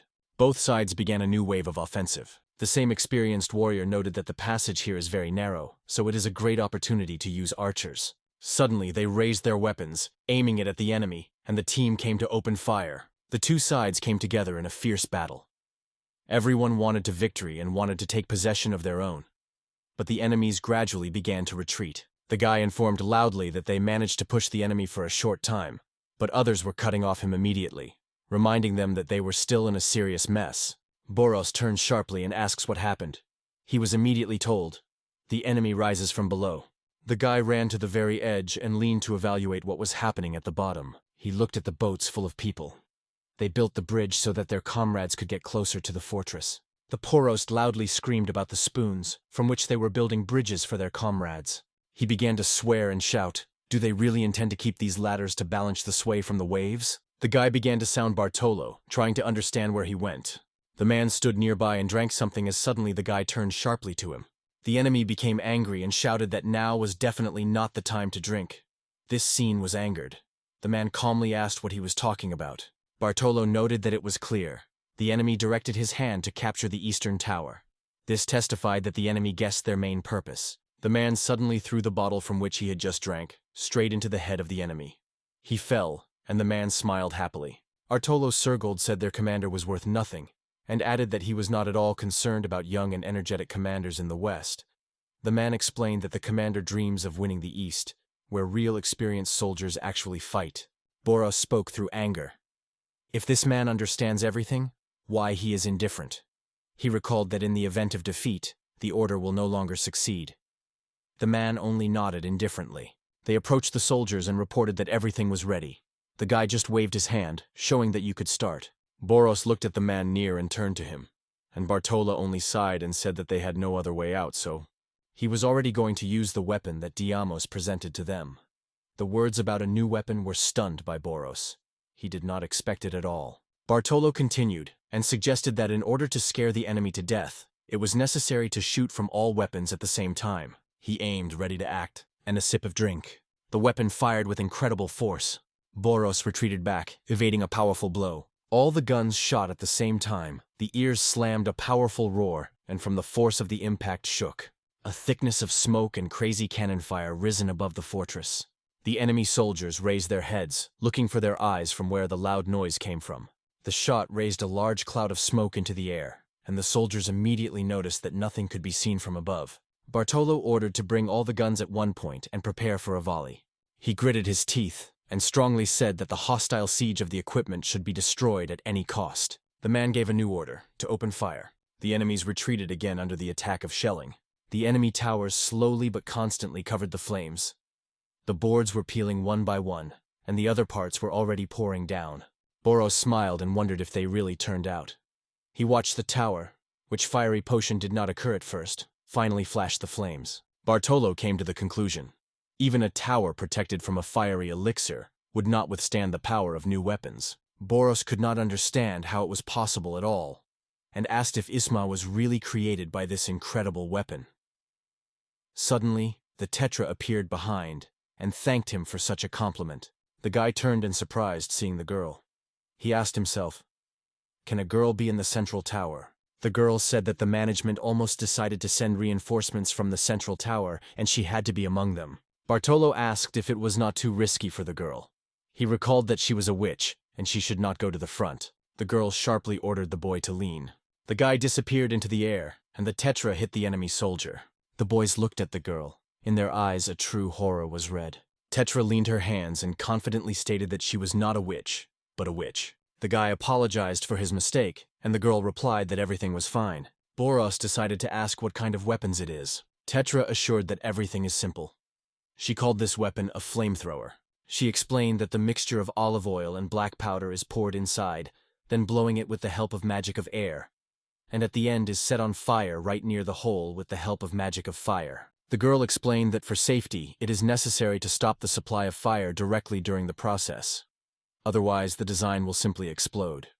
We were surprised by the danger of these weapons. Tetra continued, explaining that the fuel is spent instantly, so this weapon will not be able to use for the second time. Bartolo noted that such weapons are inferior to the versatility of the fiery elixir, and will be ineffective if not used in large battles.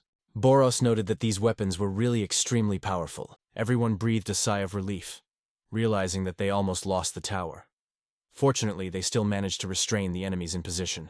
Boros squeezed his fist, smiled, and noted that their troops were almost not injured, and the morale remained strong. He believed that they would complete the first day of siege without unnecessary loss. Bartolo supported this opinion. The man called on everyone to listen carefully. He warned that there was very little time left before the sunset, and asked to stay a little. This is how the first day of the siege ended. No serious clashes happened. Camp of Dumorgu Bessiers. Evening of the first day of the 7-day war. Tonino strictly asked what losses they suffered. The soldier bowed behind him silently and said nothing.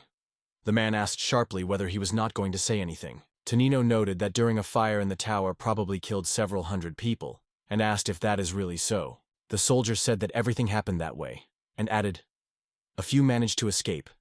They jumped straight into the ditch, but there were serious injuries, so they would not return to the battle.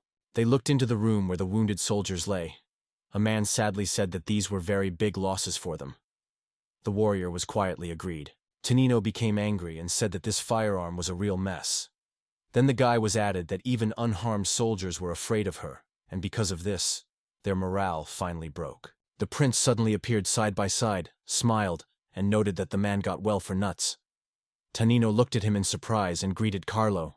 The guy wondered that the general was going to do further, and he answered that he would not deviate from his original design. Tonino noted that it might seem that they have resigned themselves to a unilateral situation, but he categorically denies it. The man said that the fortress was surrounded on all sides. He noted that although some reinforcements or ammunition may still be received, but the enemy will receive nothing more. So, he summarizes, now the enemy has little and strength. Tonino noted that there are no restrictions on them if the opponent is too strong. The man smiled and said that they could just quench him to complete despair. Fortress of Teria, Central Tower. The soldier brought Almas a list of wounded and dead. The guy smiled and thanked Boro and Bartolo. Looking at the list, he realized that despite such a fierce battle, their losses were not so significant. Alma smiles and confesses that everything goes exactly as he predicted. In such a battle, they gradually receive an advantage. In addition, the enemy, most likely, has already suffered more losses than their army. The guy shares his thoughts to encourage the warriors and treat them with drinks. Oral firmly stated that he supported this idea, because it was extremely important for him to preserve the morale. Bartolo scratched his back and agreed, adding that she could not live without drinking in day. Tetra came and wondered why the man wanted to drink. Bartolo replied that today the lady coped with the business, and added that her abilities had impressed him. Almost pride, he noted that his fighters also coped perfectly, after which he asked Graham and Ron whether it is not time for them to take a short break. Ron said it is quite possible, but you need to be alert and especially careful at night. Graham nodded and agreed with his friend. If the enemy thinks of attacking at night, and they will be inadvertent, then they will simply not be able to give a decent repel. Almonds suggested that let those who drink and lose their stallion remain in custody and all others can rest and drink. The guy wished everyone a good night and a good rest. Next to them, the Tetra was barely restraining not to fall asleep. The girl was completely tired and was about to sleep. Suddenly, a soldier runs into the room and in full voice reports that they have been attacked again. Tetris rose, wiping tired eyes, almost paid her eyebrows with a surprise night attack, but she was already availability. The guy realized that he did not listen to the advice of men and put the guards. He wondered how many enemies are moving in their direction. The knight replied that he saw people in their direction, but there were very little. Almas tries to see at least someone, but darkness is so thick that it is almost impossible. Tetra promised to illuminate the way so everyone could see those who are waiting in front. She created several shining spheres that illuminated the bright light of the darkness of the night. The guy realizes that the warriors went without torches, taking advantage of the darkness of the night to go unnoticed. Alma notes that for the night attack is still lacking people, and asks Bartolo what he is going to do next. The man shared his considerations. He believes that the enemies are hiding under the cover of the night to hide the number of strength, because their true goal is to catch us by surprise. Bartolo added that either it was all a sought performance before a real attack, or they just found out the situation. However, he understood. To move forward at night, especially for them, the task is not easy. The man notes that in any case it will not be the most difficult test, and the guy agrees with him. He is right. Suddenly, they were attacked. There was only a moment that the team almost sounded. All knights in an instant fell to the ground, escaping from flying enemy arrows. Bartolo was amazed and began to guess where those shots flew, almost shouting sharply that the whole event happened just below them, among the debris. Bartolo did not realize at first what the matter was, and began to look anxiously, looking for an enemy. The enemy soldiers began to run out of their shelter with mocking laughter. Seeing this, Tetris immediately reported everyone about the escape. In response, Berthogo began to call loudly, trying to see if everyone remained intact. Almonds answered the affirmative and asked the man what had happened. He asked what the last attack actually meant and what was their true goal. But the man did not believe in the answer. Behind the noise heard, they turned and saw a new wave of enemy soldiers. They screamed loudly and grumbled into the drums, shouting their desire to destroy everything. The Tetra covered her ears with her hands. She did not like that the enemies were screaming so loudly. He almost looked at it and immediately understood something. The guy suggested that they were trying to exhaust them and asked Bartolo if it was true. The man agreed, noting that the enemy most likely would try to intimidate them while they would stand on guard. If they show weakness, the enemy will attack, and if they go on the offensive, the enemy will retreat. In his opinion, such a confrontation will last until the morning. Elmas quickly realized, enemies deliberately deprive them of sleep. He acknowledged that continuous pressure tactics are the best way to take a fortress. The man said something to do, because if you leave everything as it is, the enemies can start climbing on the walls. Thomas reported that he would send some of the warriors to deal with them, while others will be able to rest. The guy realized that this task was not easy, and the night would seem not easy for them. The enemies again rushed to the fortress, a blotial camp of Dimer Hall. The knight, as if shouted, that the sun had already risen, and ordered everyone to pick up from the places. Tonino smiled and noted that their warriors had a good rest and are now ready for offensive. It was the perfect morning for him. He proudly raised his head and stated that the enemies would not be able to sleep peacefully this night. Carlo appeared nearby and noted that the man was really horrified, and Teneano congratulated him. The prince smiled and asked the man how much, in his opinion, it would take time to get this fortress. The man bowed and assured that if they continue to try, they would cope in a week, well, in a maximum of 2. Tonino smiled and noted that the little neighboring kingdom would soon fall.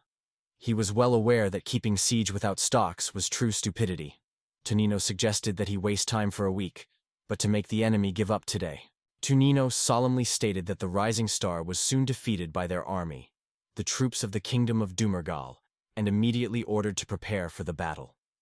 This is how the second day of the 7-day war began. The second day of the siege. Fortress of Teria, West Tower. Ron John complains loudly that he is strongly showered to sleep. Graham sharply orders the guy to take his hands, but he replies that nothing will change from the words. Ron added that because of the terrible noise, the soldiers could not sleep at all, even though they perfectly reflected attacks on the fortress. Suddenly, an unknown guy attacked the boy, trying to hurt him. The guy was not confused and immediately repelled the enemy soldier. He swore loudly, complaining that these soldiers were very tired of him until one of them was gapped from the tower. The shooters were preparing to release arrows, but fatigue and drowsiness were severely pressed on them. Graham notes that archers began to shoot much worse. He understands, if he goes on, then Ron's detachments will lose strength. He immediately ordered the use of weapons. He also ordered the preparation immediately. The soldiers straightened, ready for action. The frame asked the boy to wait a little. It was too late. The weapon shot sharply, and everything around the thick wall of flames and smoke. Ron lifted his fist, glad that they managed to destroy the siege tower. But Graham grunted that he was too early and ordered to look down.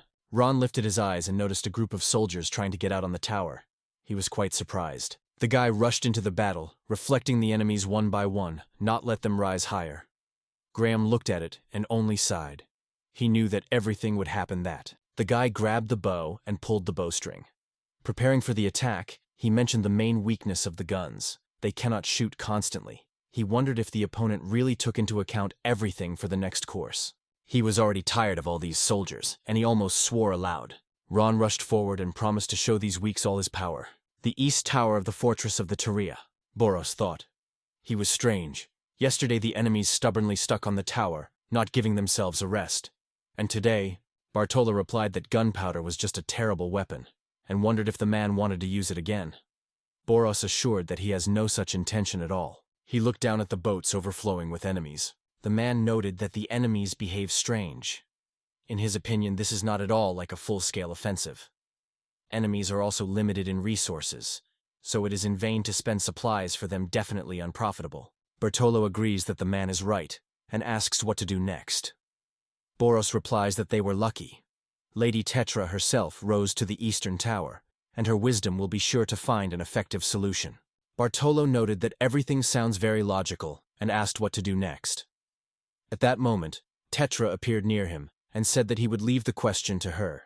The girl said that at first it was necessary to remove the barrier from the siege tower, and politely asked to cover it. The man assured that they would ensure her, and wondered if she was sure that he would handle. Tetra replied that she would handle. She noted that there are few magicians in their army, so releasing them on the battlefield was risky. But a person with such magic cards is able to replace with a dozen ordinary soldiers. Boros says that thanks to these charming parchment with seals, anyone can use them at any moment. If you use them wisely, it will make it easy to bow the scales of the scales in its favor. Tetra continued, explaining that the same situation with the tower. They simply have not enough people to remove such a powerful barrier. The girl added that this is possible only if special stamps are used. She began to spell and ordered the barter to disappear. The girl said that without a magic barrier, it is just a regular clock tower. She brought a gun on him and stated that it would now be much easier to handle the tower. The powerful flow of magic rapidly rushed forward, carrying a danger. He came to the tower, causing heavy blows. The whole tower collapsed in a moment, leaving behind only a bunch of unnecessary chips. All warriors with wide-open eyes watched this spectacle. Boss from Bartolo was thinking how she so skillfully coped with the tower, and wondered why they had to worry with her yesterday. Tetra explained, "If we think, none of the enemies even realized that they would be able to remove the barrier, so no one was in a hurry to strengthen the tower. Bartolol smiled and noted that they did not expect anything from Tetra. Then he wondered if the girl could handle all other towers. The girl sighed heavily and replied that this method is far from the best solution. Tetra began to say that writing these documents takes very little time. She also noted that if you are distracted exclusively on the paper, you can lose combat magicians ready to fight. She wanted to add something else, but the enemy soldiers suddenly sniffed at the back and shouted in the whole voice. The warriors recognized the witch. It was the same, and now they were preparing to attack and hurt her. The girl squeezed the weapon in her hands and stepped forward. Bartolos's eyes expanded in surprise. She grabbed the sword and moved forward, and Boros, seeing it, only wide open her mouth with surprise. The soldiers began to laugh and asked if she was really going to pretend to be a warrior. Tetra confirmed that it was so, and wondered if it seems cool. Bartolo with Boros sharply pulled the girl back and shouted so she didn't even think of doing so. Oro ordered to protect the girl and in no case to let her enemies. Tetra noted that she expected such behavior from enemies. They immediately rushed to attack, seeking to get rid of the magician. The girl added that if you apply magic simply on the front, then the soldiers who stand next to him will suffer with the magic. Bartolo emphasized her amazing insight and wondered if the girl really knows how to exercise with his sword. Tetra confidently replied that she was able and added that she was taught by Diamond. The guy lifted his eyebrows in surprise and said that this girl would be able to stand for himself. Boros advises her friend to keep Tetra as far away from the front line. Bartolos agrees, says he is right, because they must protect it even at the cost of their own lives. The west tower of the fortress of the Terium. Graham pulls the bow and shoots, desperately defending himself from enemies. The guy notes that they may have been able to stop the enemy's offensive. He returned to Ron and asked how he was doing. He assured that all the enemies had already figured out. The man suddenly turned and asked Graham that this flat thing was going there. Graham was surprised by such a strange issue. They noticed that enemy soldiers were pulling something heavy on themselves, as if carrying a whole house. The frame leaned, looked closely and admitted that he did not know what it was. However, he immediately noted that this thing was much smaller than the siege towers. He saw the deck ahead and decided it was a ram. The guy noted that it was strange, because recently they have already used these towers to climb up and get around. Ron laughed and asked if it was true. He was convinced that the turtles would not even reach the walls of the tower. Ram agreed with his friend, although he could not understand why they made that choice. Suddenly, they began to put boards one by one to close the ditch. Suddenly the guy understood something and immediately revived. The enemy soldiers collected logs and dragged them to the river. The ditch was filled with logs, boards, and all that only came under the soldiers. Ron realized that they would throw all the remains directly into the ditch. Graham was surprised and realized that the remnants from the tower would really be enough to completely fill the ditch. He gathered with his thoughts and shouted loudly that they immediately needed to deal with this ram. Ron assured that he understood everything and went for gunpowder. The guy grabbed a small knot, tightly threw him and shouted loudly, "After those siege towers!" To break these wooden turtles for him is a trifle. He threw a roll, and he crumbled with the explosion, instantly engulfed all the flames. He strictly examines the fruits of his actions. Nothing happened. It was greatly surprised by the guy, because all the enemy soldiers remained intact. Graham pulled the bow and noted that the enemies were protected by metal plates. In addition, it seemed to him that a magic barrier was also installed on the ram. Ron exclaimed, "That is, the same as the towers, only smaller?" The latter suddenly revived, noticing that the bridge was being built from the same boards, and suggested that he shoot him.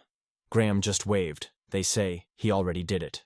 Below, the soldiers were already collecting boards and began to erect a bridge. Graham noted that this is not good. He concluded that they could not do without the help of sorcerers. Picture of war. The enemy troops build a bridge and fall asleep, preparing for the assault. The defenders of the fortress desperately reflect the attacks, trying to restrain the pressure. The soldiers were loudly announced that they had brought Miss Lulu. Graham begs the girl. He realizes that she was busy, but asks her for help, explaining that now they just cannot do without it. Lulu smiled and assured that everything was taking on. She is already tired all the time to do these barriers. The girl lowered and was amazed when she saw how big the problem was. Lulu returned to the boy and asked if he wanted her to crush them. Graham asked if she could handle it. The girl confidently answered that without problems. She grabbed the weapon and firmly stated that she would now remove all the obstacles, and Ron ordered her signal to wait. The guy looked at the weapon carefully and wondered if it was sometimes an exploding spear. The girl, smiling, replied that they had overdo it with gunpowder and added he was careful.